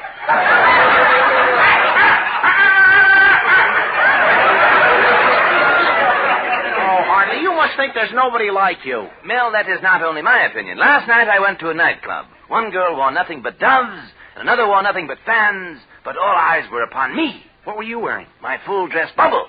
But I had to leave immediately. Why? The girls kept throwing lighted cigarettes. Hartley, you must think you're terrific with the women. Mel, old boy, do you know what the 14-day Palm Olive plan does for women? Yeah? Well, I do it in 12 days.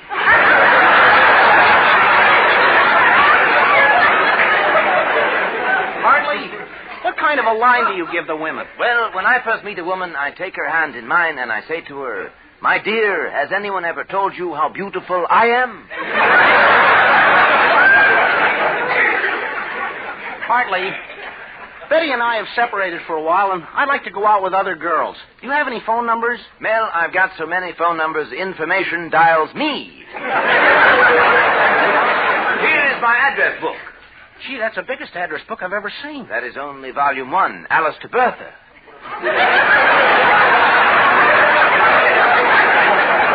Let us see. Betsy, outdoor type, lots of trouble getting her indoors, but it's worth it. babe won't kiss strangers, but she knows everybody. Say, Hartley, can I have a few of those numbers? Wait a minute, Mel. Here's the number of the most beautiful and glamorous creature in the whole world. Gee, I'll call that number right away. Won't do you any good, Mel. I'm not home.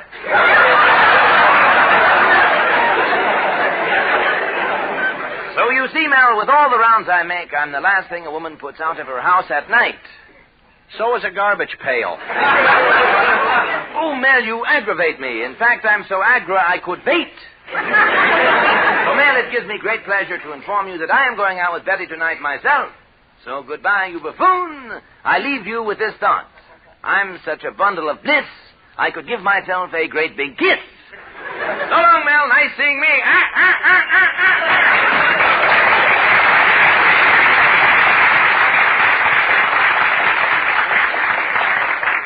What a character. Sounds like a duck caught in a concrete mixer. So Hartley's going out with Betty. For Betty, that's like having filet mignon and champagne. But I'll get her yet. Sooner or later, she's got to come back to Ham Hocks and 7-Up.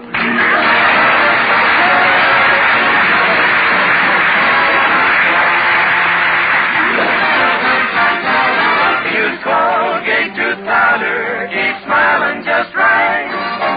Use it each morning and use it each night. It cleans your teeth, makes breath so sweet. Use Colgate tooth powder. After you brush your teeth, do they feel like polished pearl? And is your breath sweet and fresh? If you want these thrilling results, try Colgate tooth powder, the all-purpose tooth powder. Its lively, pleasant-tasting foam dances through your mouth, bustles about while it cleans and sweetens. In 7 cases out of 10, it's been proved that Colgate tooth powder instantly stops unpleasing breath that originates in the mouth. And no other dentifrice cleans your teeth better than Colgate tooth powder. It reveals natural brilliance, true luster. So for teeth that sparkle and a breath that's sweet, use Colgate tooth powder, the all-purpose tooth powder. Use Colgate tooth powder. Now, Victor Miller and his orchestra and that popular new tune, I Believe.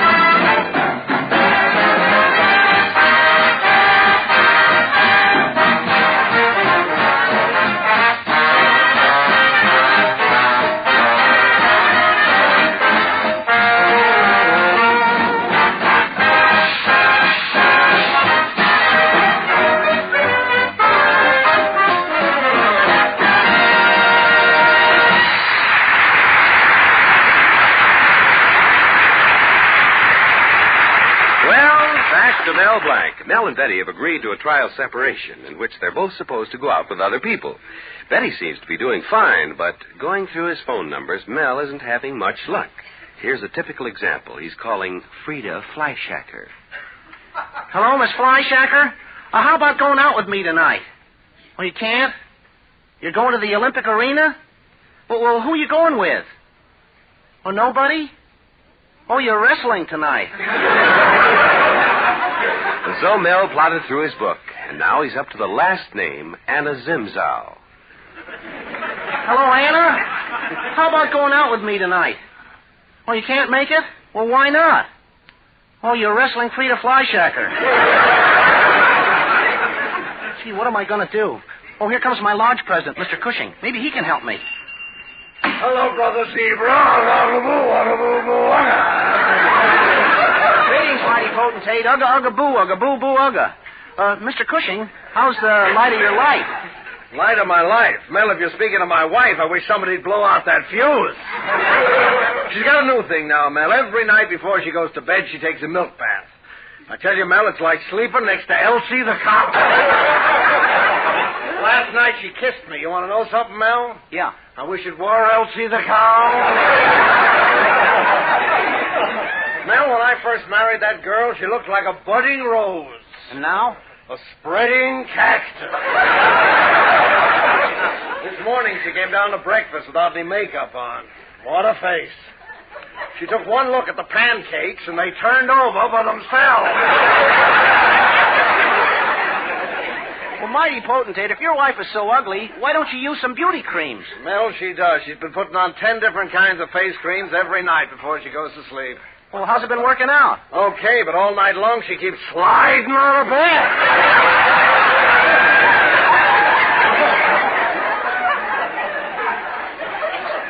I took her fishing yesterday, Mel. We were out in the boat, and she kept giving me orders. She said, John, row a little more. John, get ready to cast. John, put that fat old worm on the hook. Yeah, what a temptation.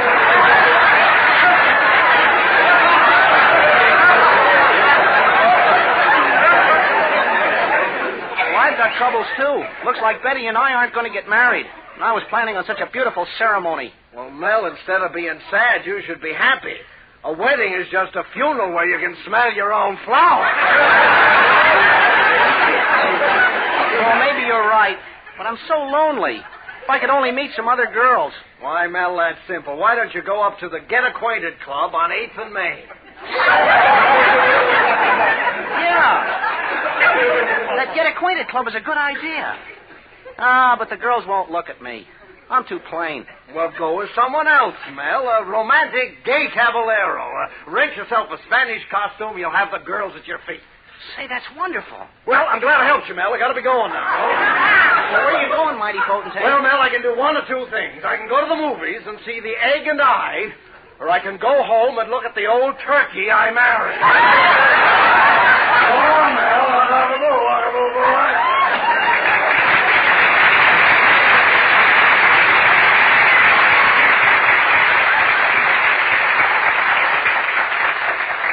That mighty potentate always helps me out.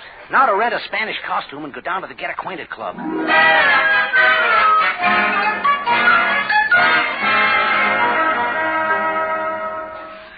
Father, I think it was very silly of you to drag me to this Get Acquainted Club. This trial separation is beginning to teach me one thing. I'll never find anyone to replace Mel Blanc.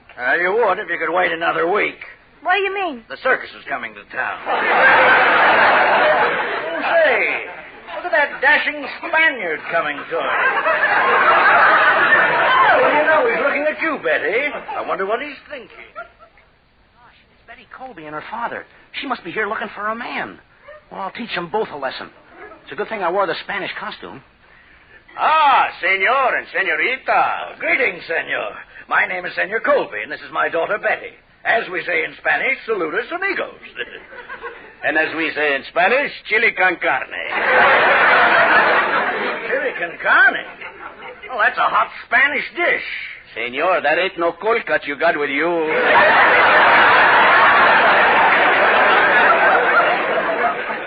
To the fair senorita, I say buenas noches. And to the good senor, I say obnoxious. Who are you? I come from a famous Spanish family. Perhaps you have heard of my 17 brothers, Don Roberto, Don Jose, Don Lopez, Don... Just a moment. What's your name? Sam. See, when I was born, my mother didn't give it Don. Jerry, what do you do in South America? I am a taxi driver, sort of a yellow caballero. My beautiful senorita, I am a Latin lover. I kiss you right now. Just a moment, I'm here. You wait your turn. First I kiss her. Young man, my daughter is running around with an idiot named Mel Blanc, and while I don't want to seem presumptuous, would you be interested in marriage? Si. First I asked my wife. Why? See, I used to have two. One of them is dead. She was doing the rumba and she bumped herself off. And you have another wife? Si, and 20 muchachos. There's the little one, Cucaracha. He crawls all over the place. There's the stupid one, Adobe. And the twins, Hasi and Enda. How come they're all named after houses? Every time I look around, there's a new project. Now I am a little worried. You are? Why? Last night when I came home, my wife was reading another blueprint. Oh, Father, I can't stand this any longer. Even if you're staying, I'm going. I've learned my lesson. Goodbye. Oh, Mr. Colby, I am so sorry. Oh, cut the phony accent, Mel. What? Yes, I knew it was you all the time. Well, Mr. Colby, why didn't you say something? Well, frankly, Mel, after seeing some of these modern Romeos that are here tonight, I'll take an old-fashioned jerk like you anytime. Thank you, Mr. Colby. I'm sure your wife felt the same way about you. Why,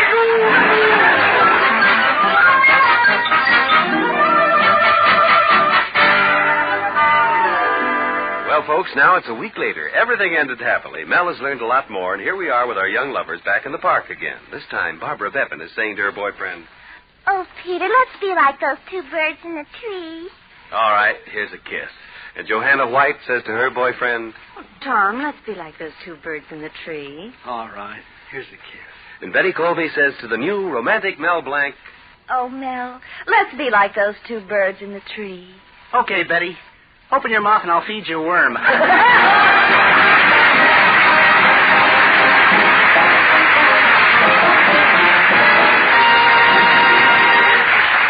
This is Bud Easton reminding you that Colgate tooth powder for a breath that's sweet and teeth that sparkle brings you the Mel Blanc Show every Tuesday at this time. Be sure to join us again next Tuesday night for more fun with Mel and the people you meet and Mel Blanc's Fix-It Shop. Say hello to Halo Shampoo for naturally bright and beautiful hair. Remember, even finest soaps and soap shampoos hide the natural luster of your hair with dulling soap film. But Halo Shampoo contains no soap, therefore leaves no dulling soap film. Even in hardest water, Halo makes oceans of rich, fragrant lather, quickly banishes loose dandruff and dirt. Halo needs no lemon or vinegar rinse. Say hello to Halo and goodbye to dulling soap film. Get Halo Shampoo at any cosmetic counter.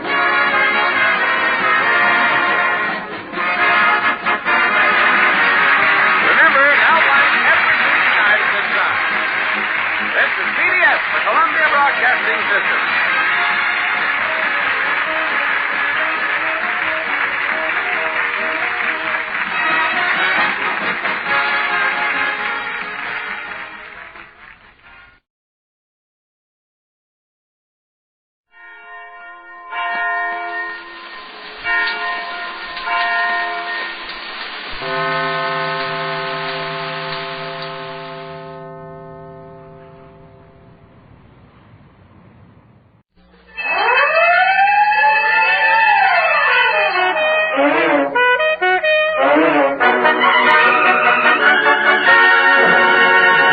The Texaco Star Theater.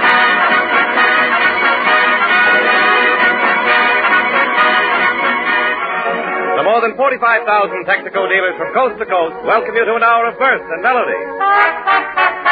With our star comedians, Fred Allen, Kenny Baker and Portland Hopper, the Texaco Round Table, the Martins and Al Goodman's Orchestra.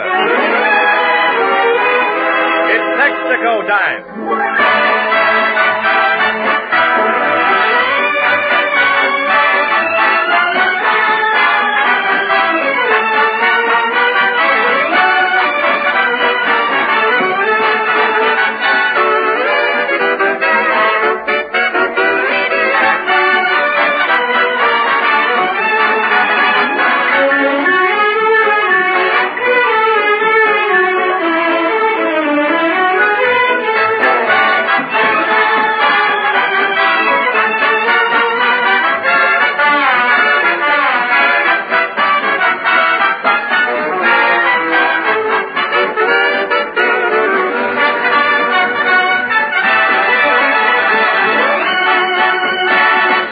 Ladies and gentlemen, now that the weather is warmer, you folks will soon be getting outdoors to exercise and build yourselves up. Mm-hmm. We now bring you a man whose only build-up is the one I'm paid to give him every Wednesday. Yeah. And here he is, Fred Allen, in person.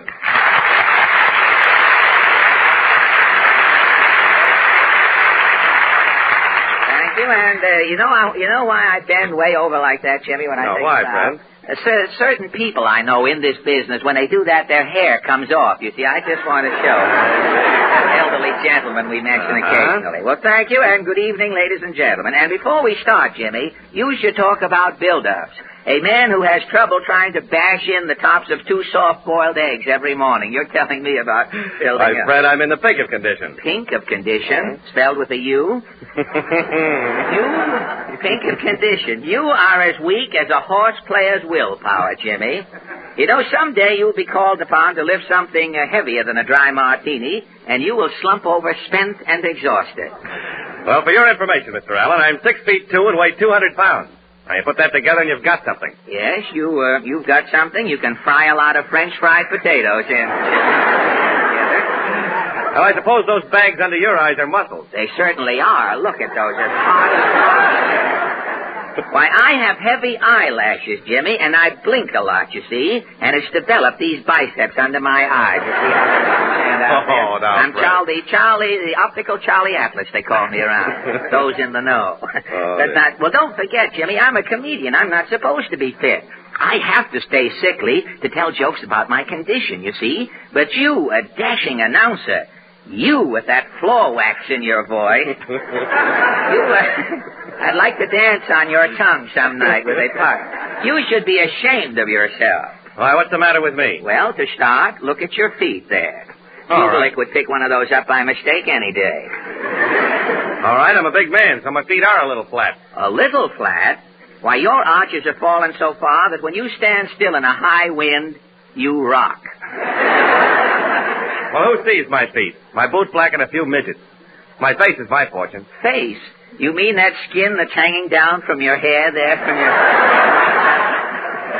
Now, Fred, you know, this is getting unfair. You keep throwing cracks at me, and I don't get a chance to say anything about you. Let me get in an insult. All right. I'm broad-minded. Go ahead, Jimmy. I can take it. Fred, you are so weak. And weak reminds me, it's time we turn to the latest news of the week.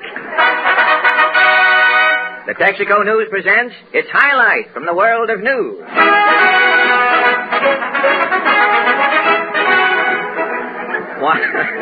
Washington, D.C. Government Weather Bureau reports that formal arrival of spring resulted in higher temperatures throughout the country. Newspapers report hundreds of calls from subscribers claiming to have seen first signs of spring in many places. At Sackbutt, Minnesota, a man called up the editor of the weekly paper and said, "Mercury went up to 0 today. Spring is here." At Hermit's Knob, Tennessee, a hillbilly told a friend, "This morning I see the Major Bowes unit coming out from under a rock. Spring is here." At Haymo, Maine, a motorist wired his wife, "I saw a man in Maine taking off his Wilkie button today. Spring is here." At Sand Dune, Maryland, a truckman told a filling station attendant, "I drive a laundry wagon. I ain't picked up no heavy underwear all week. Winter is going. Spring draws on."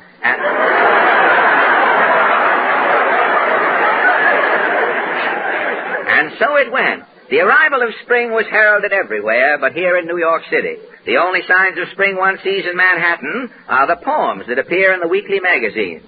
Tonight, Texaco News invites several obscure poets whose works weren't quite good enough for the magazines to discuss their tributes to the newborn season. Our first unsung poet is Belvedere Sponge. You are a poet, Belvedere? They call me Belvedere, the Bard of the Boulevard. The Bard of the Boulevard? Yeah, I work in a sanitation department. I'm a highway statistician. Oh, you're a street cleaner. Yeah, but it's only a pose. Beneath this dirty white coat beats the heart of a poet. Well, you mean you combine street cleaning and poetry writing? Yeah. Whilst all around me is decomposing, there I stand composing. Have you written many poems on the job? A goodly few. There was one, Thoughts While Passing Minsky's. That's one of your poems. Yes. And Orchid on My Shovel Lay. An orchid on my O. Delightful. Very good. A do to a do-bill covered with goo. That was also one of your lesser-known works. Well, tell me, Belvedere, have you written a poem about spring? Yeah, I'm calling it Signs Up. Signs Up? Yeah, Signs Up. Well, how does it go? Signs Up. Yoicks away and tally-ho, with me broom and shovel, away I go. Pushing me can down old Broadway. Picking up this and letting that lay. In winter and summer, in sleet and snow, me and me can, away we go. Around Broadway, as I'm scooping up scum, I see the first sign that spring has come. And what is that sign the street cleaner knows that tells him spring's in a breeze that blows? Is it the sign of the equinox? No, it's just an empty good humor box. When good humor cartoons in the gutters lay, the street cleaner knows spring's here to stay. Well, thank you. I ain't finished yet. No, there's an afterlog. Oh, an afterlog is there? Excuse me. Do, Miss Dames and Gents, I'm stepping out to lunch. I hope I leave you smiling. Yours sincerely, Belvedere Sponge. Well rendered, and thank you, Mr. Belvedere Sponge. And now, too late. He won't come back. These poets are very temperamental. And now a young debutante who has written something, I believe. And your name, Miss? Consuelo Warburton. Oh, you are a debutante, Consuelo? Not quite. Oh, you haven't come out? Not quite. Why not? Well, to be brutally frank, I left finishing school unfinished. Unfinished, were you? Yes. It was a black mark against me. I couldn't come out. Well, weren't your parents upset? Mater was furious. Really? Pater was furious. Well, there was a scene, and I left home. You went to the YW? No, I'm at the plaza temporarily, roughing it. You're roughing it at the plaza? Yes. Well, are you looking for work, Consuelo? No, I'm writing poetry. Odds and ends, mostly. Oh, odds and ends. Have you brought some poems with you tonight? Yes, I have several tablecloths with me. Oh, you compose on tablecloth? Yes, I do all of my writing at the Stork Club. Oh. When I finish a sonnet, Sherman removes the tablecloth and it's rushed to my publisher. I see. Well, have you written a poem about spring? Spring is obvious. Oh. My inspiration is eternally the obscure. Oh, the obscure. And what poem are you going to recite tonight? I'd like to be an olive in the middle of the bottle. I'd like to be an olive.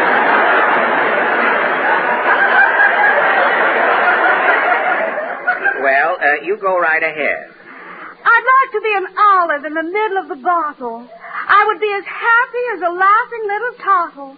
I wouldn't ask for money. My ambitions I would throttle if I could be an olive in the middle of the bottle. Oh, what joy to be an olive. What if I ferment? Oh, while men outside all fume and fret, I'd twiddle my pimento. Free from worry, strife, and woe, I care not whip nor jostle if I could be an olive in the middle of the bottle. Well, thank you very much, Consuelo. And I hope least, the gentleman who refuses to give his name. I insist on appearing incognito. Don't worry, we're not mentioning your name, sir. I'm a big man downtown. Well, something shrunk you on the way up. The income tax did it. I settled last week. Oh, you settled. That brought you down a foot or two. Yes. Well, you are in business? I think so. I haven't seen the evening papers. Well, tell me, how did you start writing, sir? Well, I'm in business, and there is no business. I have to have a hobby. Oh, naturally. I started writing poems on memos and sending them to employees around the office. What happened? Employees sent them back. Well, that I can understand. But I'm not discouraged. I'm reciting here tonight. I was afraid of that. Well, what is your poem? I call it Spring in Reverse. Spring in Reverse. Yes. How does it go? Spring is the season when flowers and roots peek through the earth as tiny shoots. Spring is the time when plants grow and thrive and burst through the ground, awake, alive, tulip, daisy, and buttercup, growing up and up and up. But spring is the season in my affairs when the bulls hibernate and so do the bears. Spring is the time when my world turns red, when plants and branches all are dead. Nothing is up in my part of town. Everything's going down and down and down. What business are you in, brother? I'm a stockbroker. That explains everything. Thank you, Mr. Hoover. Now we turn from spring and poetry to Kenny Baker. Kenny improves our Latin relations without resorting to diplomatic gestures. Kenny merely sings Rendezvous in Rio.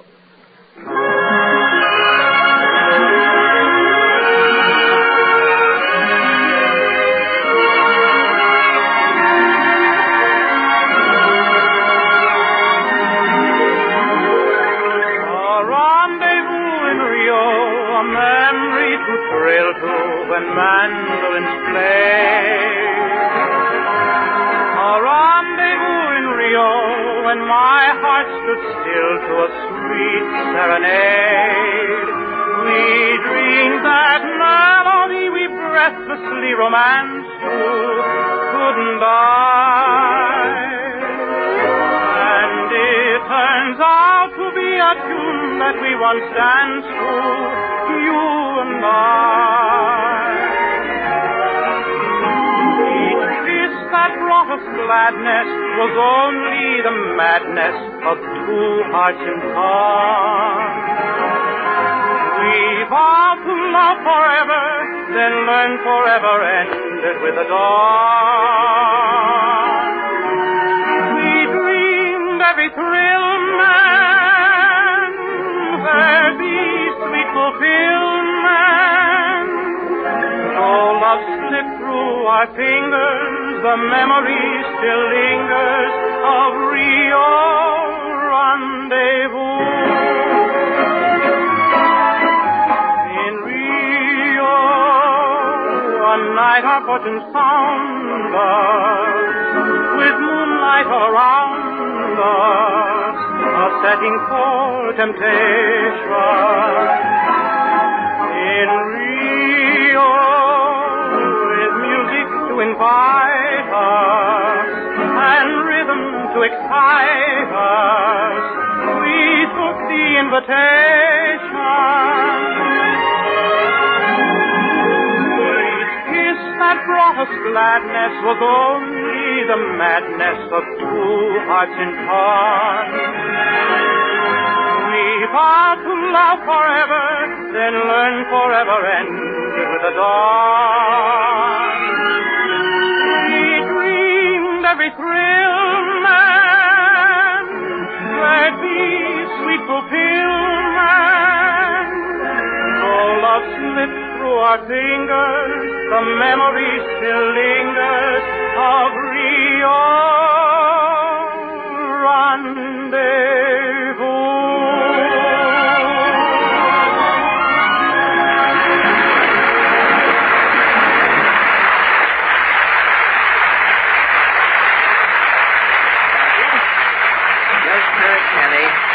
Back from Rio. And now it's about time for a word from Larry Elliott. Say, Larry, get on the job. This is no time to be reading a newspaper. Oh, I'm sorry, Fred. I just happened to see something very important in this paper here. Oh, don't tell me they finally answered your letter in the advice to the Love Lawn column. No, Fred. This is important news about America's aerial training program. We're now building the greatest air force in the world. Today, almost 30,000 young Americans are learning how to fly. Say, that is important news. Yes, Fred, not only important to the country at large, there's also a thought there for all of us who never expect to fly a plane, but daily drive a car. What is that, Larry? Well, one of the first things those student pilots learn about flying is to relax. Their instructor always tells them not to grip the controls with tense hands. Relax, they tell their students, then you can really fly your plane. It's the same with driving an automobile. The smooth driver is always at ease, confident. And that confidence comes, in large measure, from the feeling of constant yet flexible power under his control. And there is where the alert, instant response of Texaco Sky Chief helps make smoother, better drivers. With Texaco Sky Chief, you've got eager, lively power underfoot, flexible power that puts you at ease, gives you a feeling of mastery over your car. It's fun to fly the highways with Sky Chief, Texaco's premium gasoline.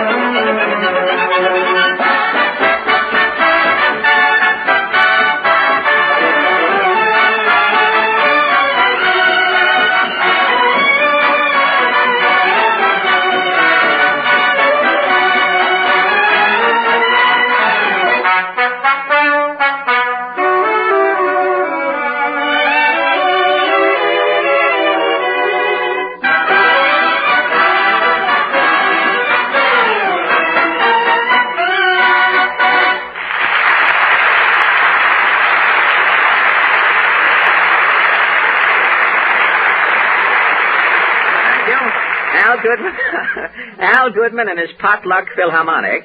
It's Publichker off the hit parade. Oh, hello, Portland. I didn't see you there. Hello, Mr. Allen. What are you looking for? Have you lost something? Oh, I'm looking for a broom. I have to sweep up in front of the microphone. Well, not now, after the program. Now, if you read your contract, Clause 7 tells you when you have but to... Canini Bakerino won't appear again unless the floor is spotless. Canini Bakerino? Uh-huh. That's Kenny Baker's new name. Well, if Kenny thinks changing his name is going to keep him out of the draft, you know, they see through that. That's not it, Mr. Allen. Well, what is it? Kenny sang with the Chicago Women's Symphony last Sunday. Oh, he sang with the symphony and he's gone high-hat, huh? Canini Bakerino. How do you like that? Look, he could call himself John Charles Fink. And he would still be Kenny Baker the Dope. But Canini says he's going across the water to study. Oh, Canini's going to Europe? No, Staten Island. Staten Island, the Cultural Center. The last time the opera played Staten Island, they took out the last 2 acts of Faust and put in Bingo, I hear.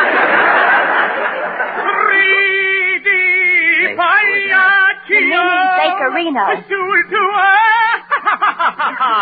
Hi, folks. All right, come out from behind that aria. We know you, Kenny. Canini to you. Canini Bakerino. Canini Bakerino. That sounds like an Italian hors d'oeuvre. That's the name I used when I sang with the Chicago Women's Symphony. Oh, really? Did you go over well under that nom de plume? I was a musical triumph. One critic said I was a fiasco. Say, you know that's no small praise in Chicago. When Singing Sam sang Rigoletto in Chicago, the critics to a man were conservatively non-committal. Kenny got a wonderful ovation, Mr. Allen. Really? Yeah, but those rowdy sailors in the audience spoiled it. Sailors at a symphony concert? Yes. When I finished my number, they yelled, "Anchor! Anchor!" Oh, that's encore, encore. Once, when I, Goodman, was a singing waiter in a Hungarian restaurant, at me they are yelling "Bis." In Hungarian, bis means encore? In Hungarian, bis means shut up, slob, and serve the salmon. Well, bis, and let's get on with the program. I refuse to go on until this stage is cleaned up. Well, what's wrong with the stage, Canini? If it's clean enough for me to lay an egg on, it's certainly clean enough for you to sing on. But my tails will drag in the dust. What tails? I'm having a full dress suit delivered to me tonight in time for my next number. Kenny, you are not going to make this program look like a mortician's anteroom. Walking around here with soup and fish on. But I rented one for the Chicago Women's Symphony, and look at all the applause I got. Well, people were applauding your voice, not your suit. How could it be my voice? I was the same old corny tenor. Kenny, please. Gosh, Kenny, I can't wait to see you in a full dress suit. Oh, it ought to be here any minute, Forty. I bought it at the Schleep Clothing Company. The Schleep Clothing Company? Yeah, I got to buy it. For $4.98, a full dress suit with 2 pairs of pants and a belt in the back. A full dress suit with a belt in the back. And 2 pounds of mothballs. 2 pounds of mothballs thrown in. Did they fall out of the suit or did they come on the side? Well, look, Kenny, this Schleep Clothing Company sounds to me like some pushcart outfit. Oh, it's a big clothing chain, F.A. Haven't you heard the radio program? No. They broadcast opposite us. They're on the air now. They must have lots of listeners. Never mind that, Portland. Never mind. Don't go into statistics. I got to tune in right now. They're playing one of my records. I made a deal with them. Oh, I'll turn on the radio. And now, ladies and gentlemen, the Schleep Clothing Company presents Transcription Time, featuring Kenny Baker. Some plug, huh, Faye? Kenny sings as his first number, You Walked By. Oh, you are men. Don't be suckers. Don't miss this great closing out sale at the Schleep Clothing Company. Suits formerly priced at $140 are yours for $12.98. Woolens, flannels, herringbones, checkers, tweeds, and worsters. Take advantage of this great closing out sale. Be a wolf in Schleep's clothing.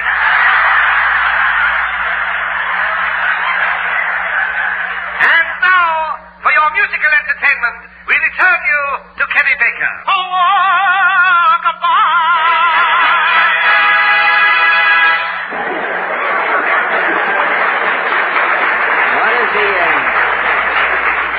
What does Kenny do now? Sing a quarter note for an encore? And now, men, while Kenny Baker prepares his encore, remember you have only until midnight tonight to act.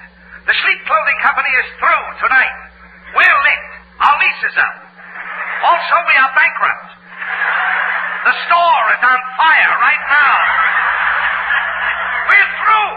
This is positively our last night in business. It's goodbye, Broadway. Sleep is through. Finished. Done. Tune in again tomorrow night and every night for news of more bargains at Sleep. And now, the Bostic Cafeterias bring you that stirring drama of everyday life, Heartburn House. Turn that thing off. And, Kenny, you forget about that full dress suit. Oh, what's this? This must be my suit now. Who's Kenny Baker? I am. My name is Sleep. Oh, yes, sir. This is Mr. Krieger, our tailor, Mr. Baker. Okay, Krieger. Neck 13. Neck 16. Waist 34. Waist 43. Sleep. Wait a minute. What do you guys think you're doing? We ain't debating the land-lease bill, brother. Neck 19. That's 7. What is this? You say waist 43, Krieger says 34. You say vest 19, Krieger says 7. Can I help it? Krieger don't take no orders from nobody. Hips 56. Hips 23. Sleeve 33. Now, wait a minute. Do you mean to tell me that you can afford to make a dress suit to order for Kenny for $4.98? Oh, well, our advertised price is $12.98. We allow Baker $8 on that old suit he's got on. Oh. Sure. Chest 32. Chest 14 and a half. Okay, Baker. Your suit will be ready in the morning. I still don't get it. $12.98 for a tailor-made full-dress suit. Oh, look, buddy. $12.98 is the list price. We're allowing Baker $8 for the suit he's got on. Balance $4.98. Isn't that the deal, Baker? That's the deal. I still don't get it. Well, we got to get back to the plant now. Okay, Baker. Take off our suit. Now I get it. Hey, this is my suit. You just traded it into us for $8, right? That's right. But I can't take this suit off till I get the full dress suit. That's our suit, buddy. I'm sorry. But I have to have that suit on when I sing my next number. Look, I think we can settle the whole thing. Even if it does cost us money, we want you to be happy. Fine. Tell me, Baker, how do you like that suit you got on? I like it fine. I've had it on for 4 years. What does the young lady think of it? Oh, I think it looks swell on Penny. Okay. Now, as you know, Baker, we allowed you $8 on that suit. Now, you give us $8 for it, and it's yours. So we don't make a penny, but we make a friend. Oh, now, I'm not going to stand... Don't worry, F.A. I can take care of myself. You can take care Well, of Baker, $7 and not a penny more. You're a hard man, Baker. Okay, we'll take the $7. Kenny. It's a deal, mister. Here's your money. Okay. Let's go, Krieger. That's say 32. say 44. Kenny, of all the... Oh, boy, did I pull one on them. You pulled one on them? Yeah, didn't you get it? Get what? They forgot the sales tax. Oh, that's done it. Music, maestro.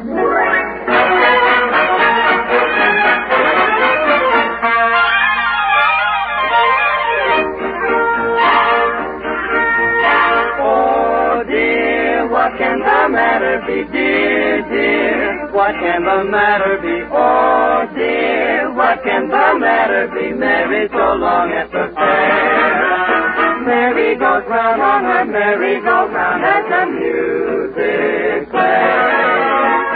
She gaily shouts as she goes round about on her holiday.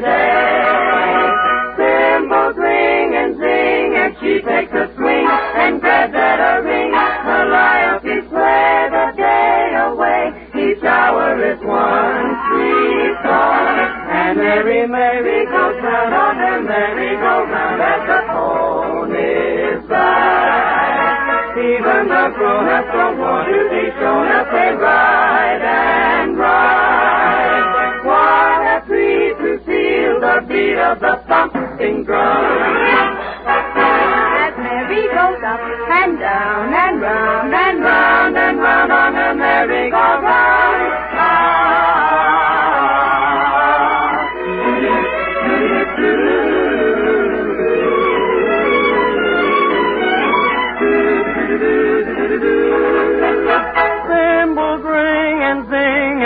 take the swing and grab that ring. They'd play the day away. Each hour is one sweet song. Merry-go-round on the merry-go-round as the ponies ride. Even the grown-ups don't want to be shown up daylight and ride.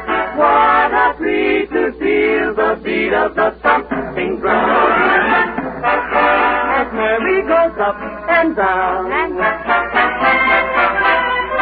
on a merry-go-round.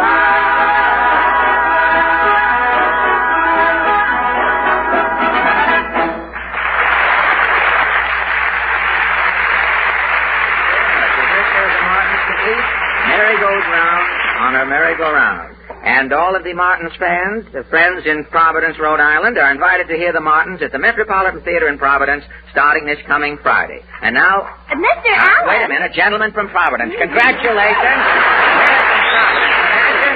He couldn't wait until the Martins got there. He's meeting them halfway. Now, you can't do better than that. Mr. Allen, can I borrow a pencil? A pencil? What for? Does one of our fans want you to autograph his straitjacket?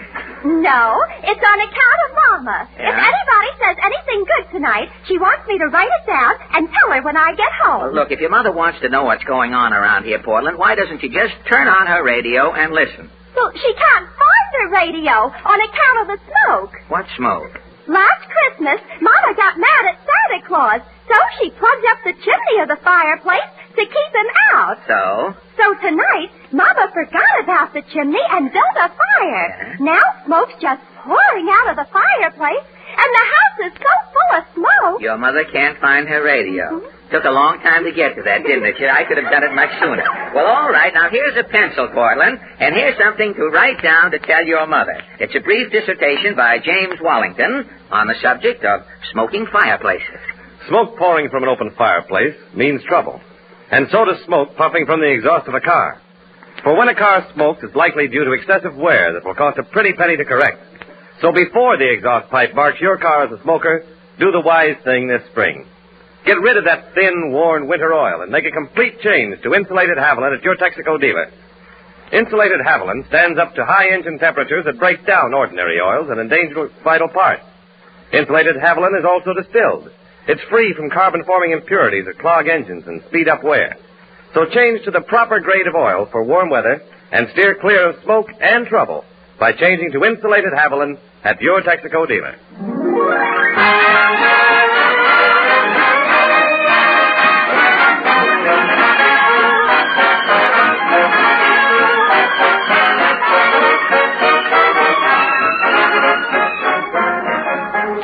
Texaco Star Theater continues immediately after a short pause for your station identification. This is the Columbia Broadcasting System. WABC, New York.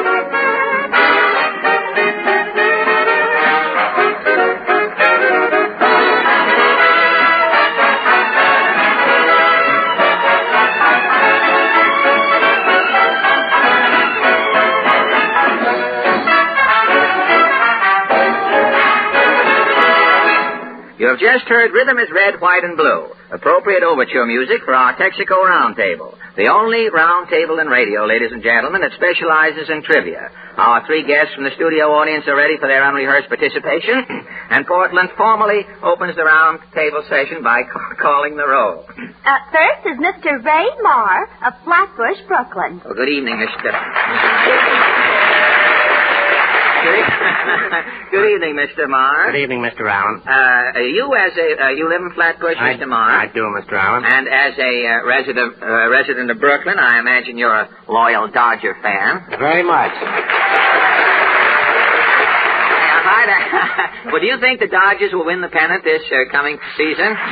Very, very definitely, Mr. Allen. We can't miss this year. You can't miss this year. Well, I think that Brooklyn has a good chance, too, Mr. Marr. I tell you, with all of the ball players being drafted, I think Brooklyn is very lucky. Because with the number of old men they have playing this season, I think at the end of the year, Brooklyn will be the only club left in the league that still has 9 men left on it. Well, tell you, Mr. Allen, I'd like to have my son Robert write you about that and hear what he says. He's one of the younger generation, and I think you'll probably have a letter of complaint from him and a lot of youngsters in Brooklyn. Well, I probably will, but I don't get over there very often, and when I do, I go in an armored truck. Tell me, what, do you work in Brooklyn? What is your business? No, sir, I work in New York. That is out of New York. I'm with the Beechnut Packing Company, and I have a special assignment at the moment. I'm going to ask you what it is, but if you'd rather go on, you can just... I'll wait. What is it you do, Mr. Ma? I'm stopped at the moment. I'm concerned particularly, Mr. Allen, at the moment with the distribution of Beechnut's newest product, soup. Soup? Yes. The people who were making gum are now making in the soup business? That's right, sir. Well, what do? You just don't go around with loose soup. I mean, no. What do you do? No, I'm concerned over in the borough of Queens, particularly, as part of Greater New York, in the distribution to the various dealers. Oh, soup. You don't have a little man go around with you, a vice president in charge of croutons, do you? Not yet, no. Well, thank you a lot, Mr. Marr. I was going to ask you, in a factory, a big soup factory like that, suppose you get thousands of cans of soup all packed up there, and when you get ready to label it, how do you know which soup is in what can? I mean, isn't that... Well, you have to know the man that put the soup in the can, I guess. That's about the only way. The district attorney has been putting a lot of things in the can like that. Probably could help you out. Well, thanks a lot, Mr. Marr. And now, Portland? Mrs. Pauline Kelly of Jackson Heights, New York. Well, good evening, Mrs. Good Kelly. evening, Mr. Allen. I've always wanted to see what someone who lived in Jackson Heights looked like, and I'm very grateful to you for coming over tonight. Thank you. Tell me, what do you do for excitement over there? Jackson Heights is the Monte Carlo of Long Island, isn't it? Yes, rather. I couldn't locate it. My eyes are poor. But, forget it on account of the World's Fair. Pardon? We had the World's Fair over there. You I couldn't know. forget it so easily. Well, I know, but now that it's gone, how do you know when you're in Jackson Heights? Conceivably go through it in a moment of weakness there. But tell me, what do you do over there for excitement? Come to New York? Yes. Oh, that's the principal. Yes, and since the bus strike, we haven't been to New York so much. Oh, you haven't? No. Well, you've gotten to... Oh, I'm sorry to hear that. You've gotten to know Jackson Heights better then, haven't you? Yes. Well, would you prefer to live in Jackson Heights, say, would you rather live there than in Hollywood? Well, I've never been to Hollywood. Well, then you'll settle for Jackson Heights. Well, I think you're doing the wise thing. You know, with all the rain they've had out in Hollywood recently, they tell me that people don't have mice in their cellars anymore. They have salmon now. Well, thank you a lot for coming up, Mrs. Kelly. And now, Portland? Master Larry Robinson of New York City. Well, good evening, Larry. Good evening, Mr. Allen. How old are you, Larry? I'm 11 years old. 11 years old. You're holding your age well, I must say. Not a gray hair up to now that I can see. But tell me, what is your profession? What business are you in, Larry? Well, I'm on the radio on stage. Oh, radio on stage simultaneously? Yes, sir. Oh, you do? You do the both all at once, huh? No, Huh? Well, Do one at a time? Yes. What? You're on the stage? What show have you been in? Life with Father. Well, it's on tonight. Why aren't you down there? Because I grew out of my clothes and You my grew part. out of the suit and you grew out of the part, huh? I didn't want to buy another pair of pants, so they got another boy.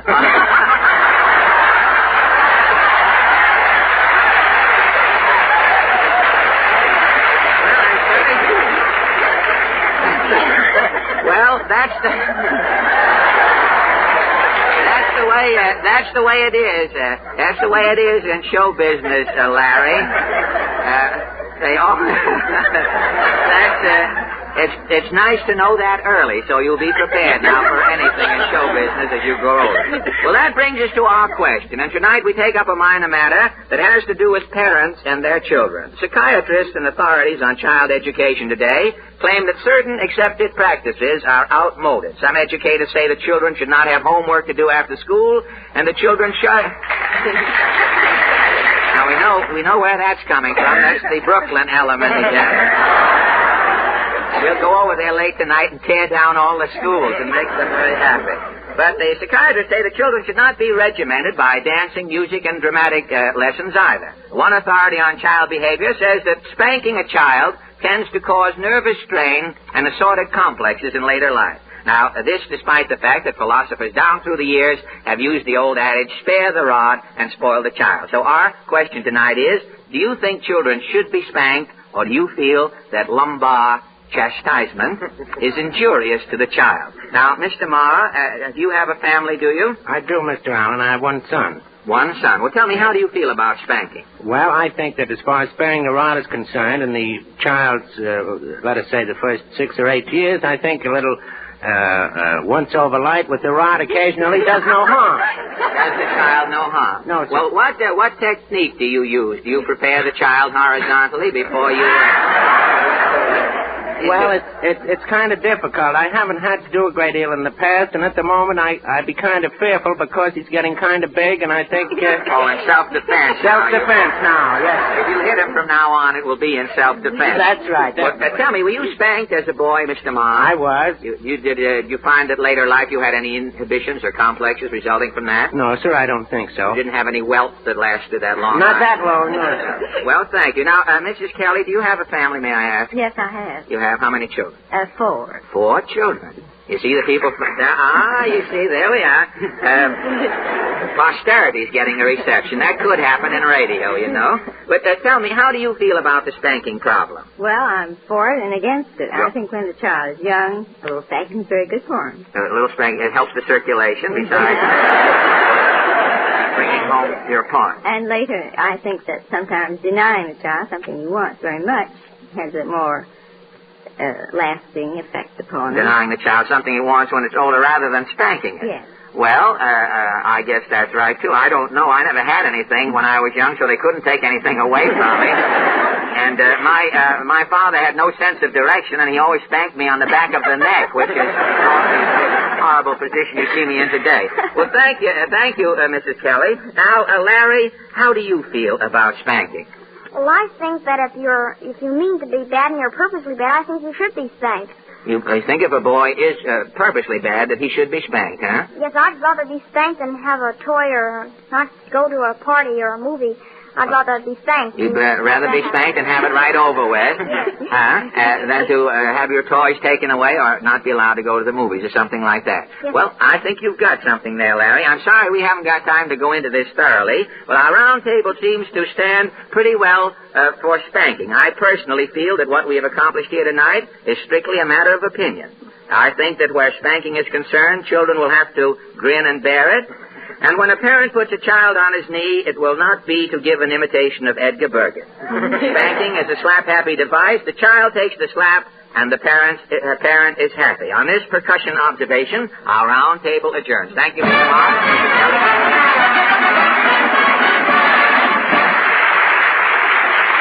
Thank you. And now Kenny, minus dress suit, $7, and frivolous demeanor, and no opinion on spanking, returns to sing Delia from The Merry Widow.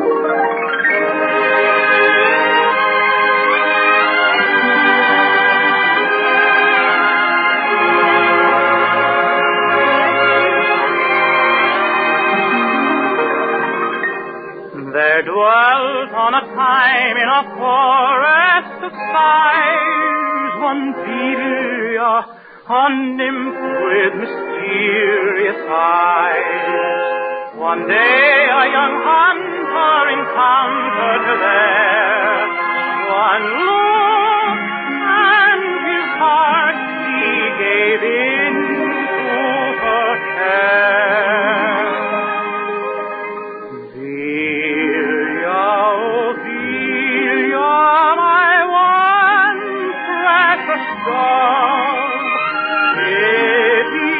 Heart that is dying of love, Delia, oh Delia, I pray thee to rest here with thy head on my breast. Delia, oh Delia,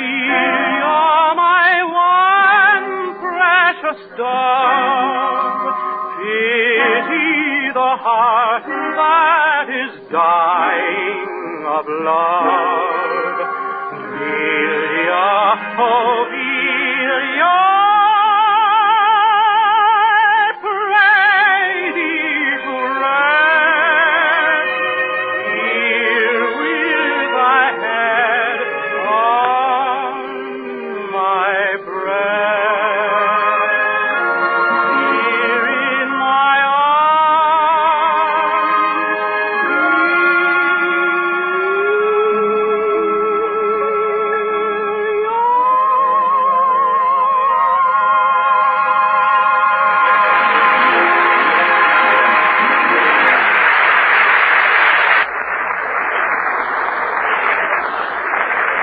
Bill. You didn't know I was doing the whole thing, ventriloquism. I was behind there singing the whole thing. You never even knew it. Well, thank you. Pardon me, brother. Oh, just a minute, brother. Who are you? The name is Nero Zero, creator of cold weather comedy. I'm holding my annual spring clearance of cold weather gags. I can let you have some wild cheese. No, Let me give you a sample. Get this one. It was so cold last winter, 3 snowmen walked out of my yard and tried to get into the house. No. Here's another one. No. It was so cold last winter, I saw an icicle wearing earmuffs. And here's another one. No, it was wait, so cold just last a minute. winter. Just a minute. Bad enough you're telling. You're enjoying them, too. You're wasting your time, Nero Zero, not to mention those prop laughs there. Now, I'm not in the market for cold weather jokes at the moment. Why, this is spring. Winter is a dead issue. Oh, I wouldn't say that, Fred. You wouldn't, Jimmy? No. Winter may be passé for comedy, but it's still a vivid memory to many motorists. For any driver will admit that cold weather put the gasoline to the severest test of any season. And again, during this recent winter, more and more motorists switched to Texaco Fire Chief. They put Fire Chief to the cold weather test, and it came through consistently with brilliant, flashing performance. They're going to stay with Fire Chief the year round, and there's a mighty good reason why. Fire Chief is a famous all-action gasoline. The slow-action duds, those sluggish, worthless elements, are out of Fire Chief. That's what gives Fire Chief its surefire start, lively acceleration, stamina in the long run. So next time, try famous Texaco Fire Chief gasoline. There's not a dud in a tank full. And now the Texaco Workshop Players. Tonight they present a burlesque of one of radio's most popular programs, Haven Macquarie's Marriage Club. Our version is called The Wedlock Society, or Troth and Consequences. Music.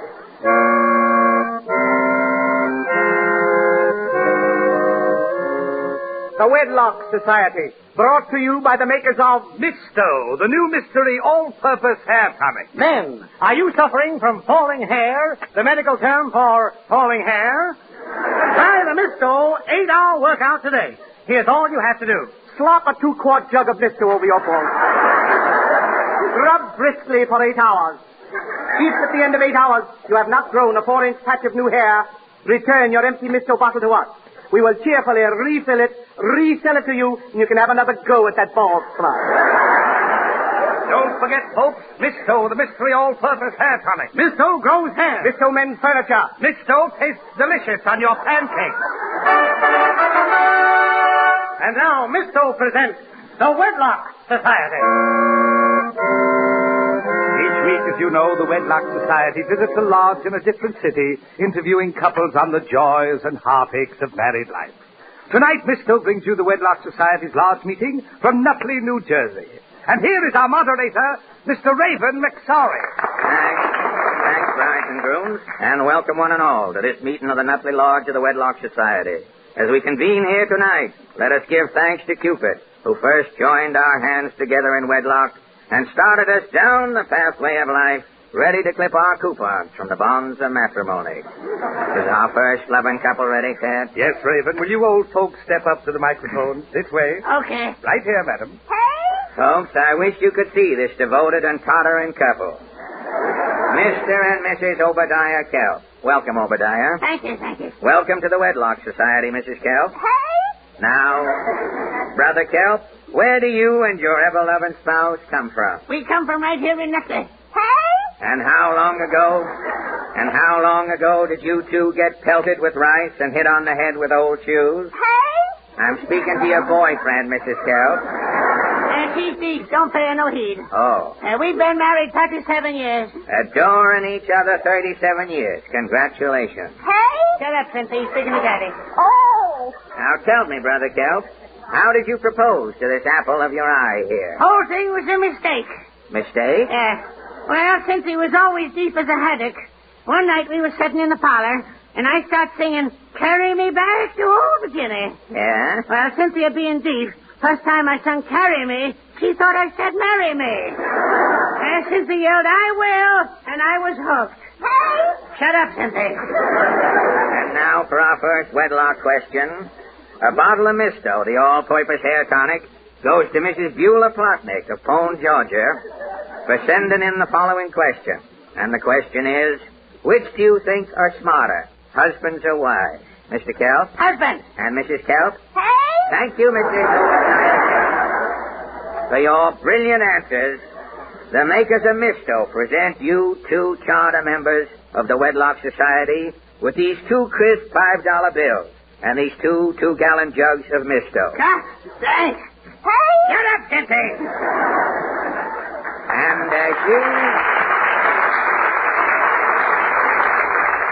And as you old sweethearts creep down Lover's Lane with your jugs of Misto huddled to your breast, remember the words of Tony Wan. Our first love and last love is the same love. That's love. And now our next turtle doves, Mr. and Mrs. Homer Swan. Good evening, lovers eternal. Hello. Hello. I'm feeling faint, Homer. Now, don't get nervous, little lady. Mine is always fainting. How long since you 2 were welded by Cupid's blowtorch? 10 years. Seems like 50. And how many bundles of bliss has the progeny pelican dumped down your chimney? Well, huh? I feel faint, Homer. Not now, Miner. What was that question again, mister? How many little feet patter around your floor as night falls? Oh, hundreds. We got mice.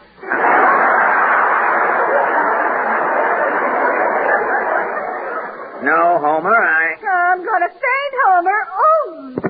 Your wife is fainted, Homer. She's always fainting. My water bill last month was $42. We gotta bring her, too. Get some water, organist. There ain't any water, Raven. Well, throw some Misto on her. Okay. Where am I? Mr. Brotto, too, all right. Hey, look what your Misto's done. Mine has got a full beard. She looks like General Grant. She's fainted again. I'll get her out of here. Which way is the barber shop? Before you pick up this woman you cherish, the love light of your life, Homer Swan, the makers of Misto present you with these 2 crisp new $5 bills and these 2 2-gallon jugs of Misto. Misto? Gee, thanks. And now, I'll get these jugs of Misto right home. I'll be back for mine later. as you walk down Lover's Lane in the twilight of life, brother and sister Swan, remember that Misto also comes in the handy full pint size for loving couples too weak to lift the big 2-gallon jug of Misto. Our next dearly beloved, and you perennial hand-holders are, you sister. I'm Mrs. Eustace Prawn. I'm Eustace Prawn. I see you, Brother Prawn, are holding your wife's hand. Something tells me you've been holding her hand since your wedding day. I have to. If I ever let go, she'll beat my brains out. Well, before we get to your question, Mr. Prawn, let me initiate you into the Wedlock Society by presenting you with this big free 2-gallon jug of Misto. No, thanks. You will find that... What? No, thanks. I don't want no Misto. You're on a radio program and you're refusing a free sample? You heard me. I don't want it. But you can't refuse a free sample over the air. Why can't I? Why, you might start a trend. Free samples are the lifeblood of radio. If people start refusing free samples, goodwill will be destroyed. Radio is through. Take this Misto. No. But I tell you, you can't refuse. Do you want people mailing thousands of encyclopedias back to information, please? Do you want people to rebel and not send in their box tops? Well, Do you want studio audiences to leave MCs with thousands of cakes of soap on their hands? Well, This Misto here is a token of goodwill. Take it. no. Take this. Hey, quit joking me. Will you? Take it easy, Raven. You'll goodwill him to death. Okay. Now, please, Mr. Prawn, will you take this Misto? Well, why should I? Read him a commercial, Ted. Show him why he should. All right, Raven. Now, Mr. Prawn, why not try a jug of Misto? Misto is the new mystery all-purpose hair tonic. Misto contains corrodium hypothecate. Misto revitalizes the scalp. If your scalp is dull and logy, if your cowlick hangs down a lifeless bang, if you have whisk broom hair, use Misto. Well, Mr. Prawn, I still don't want it. this is terrible. Why? Well, look, I got more hair now than I know what to do with.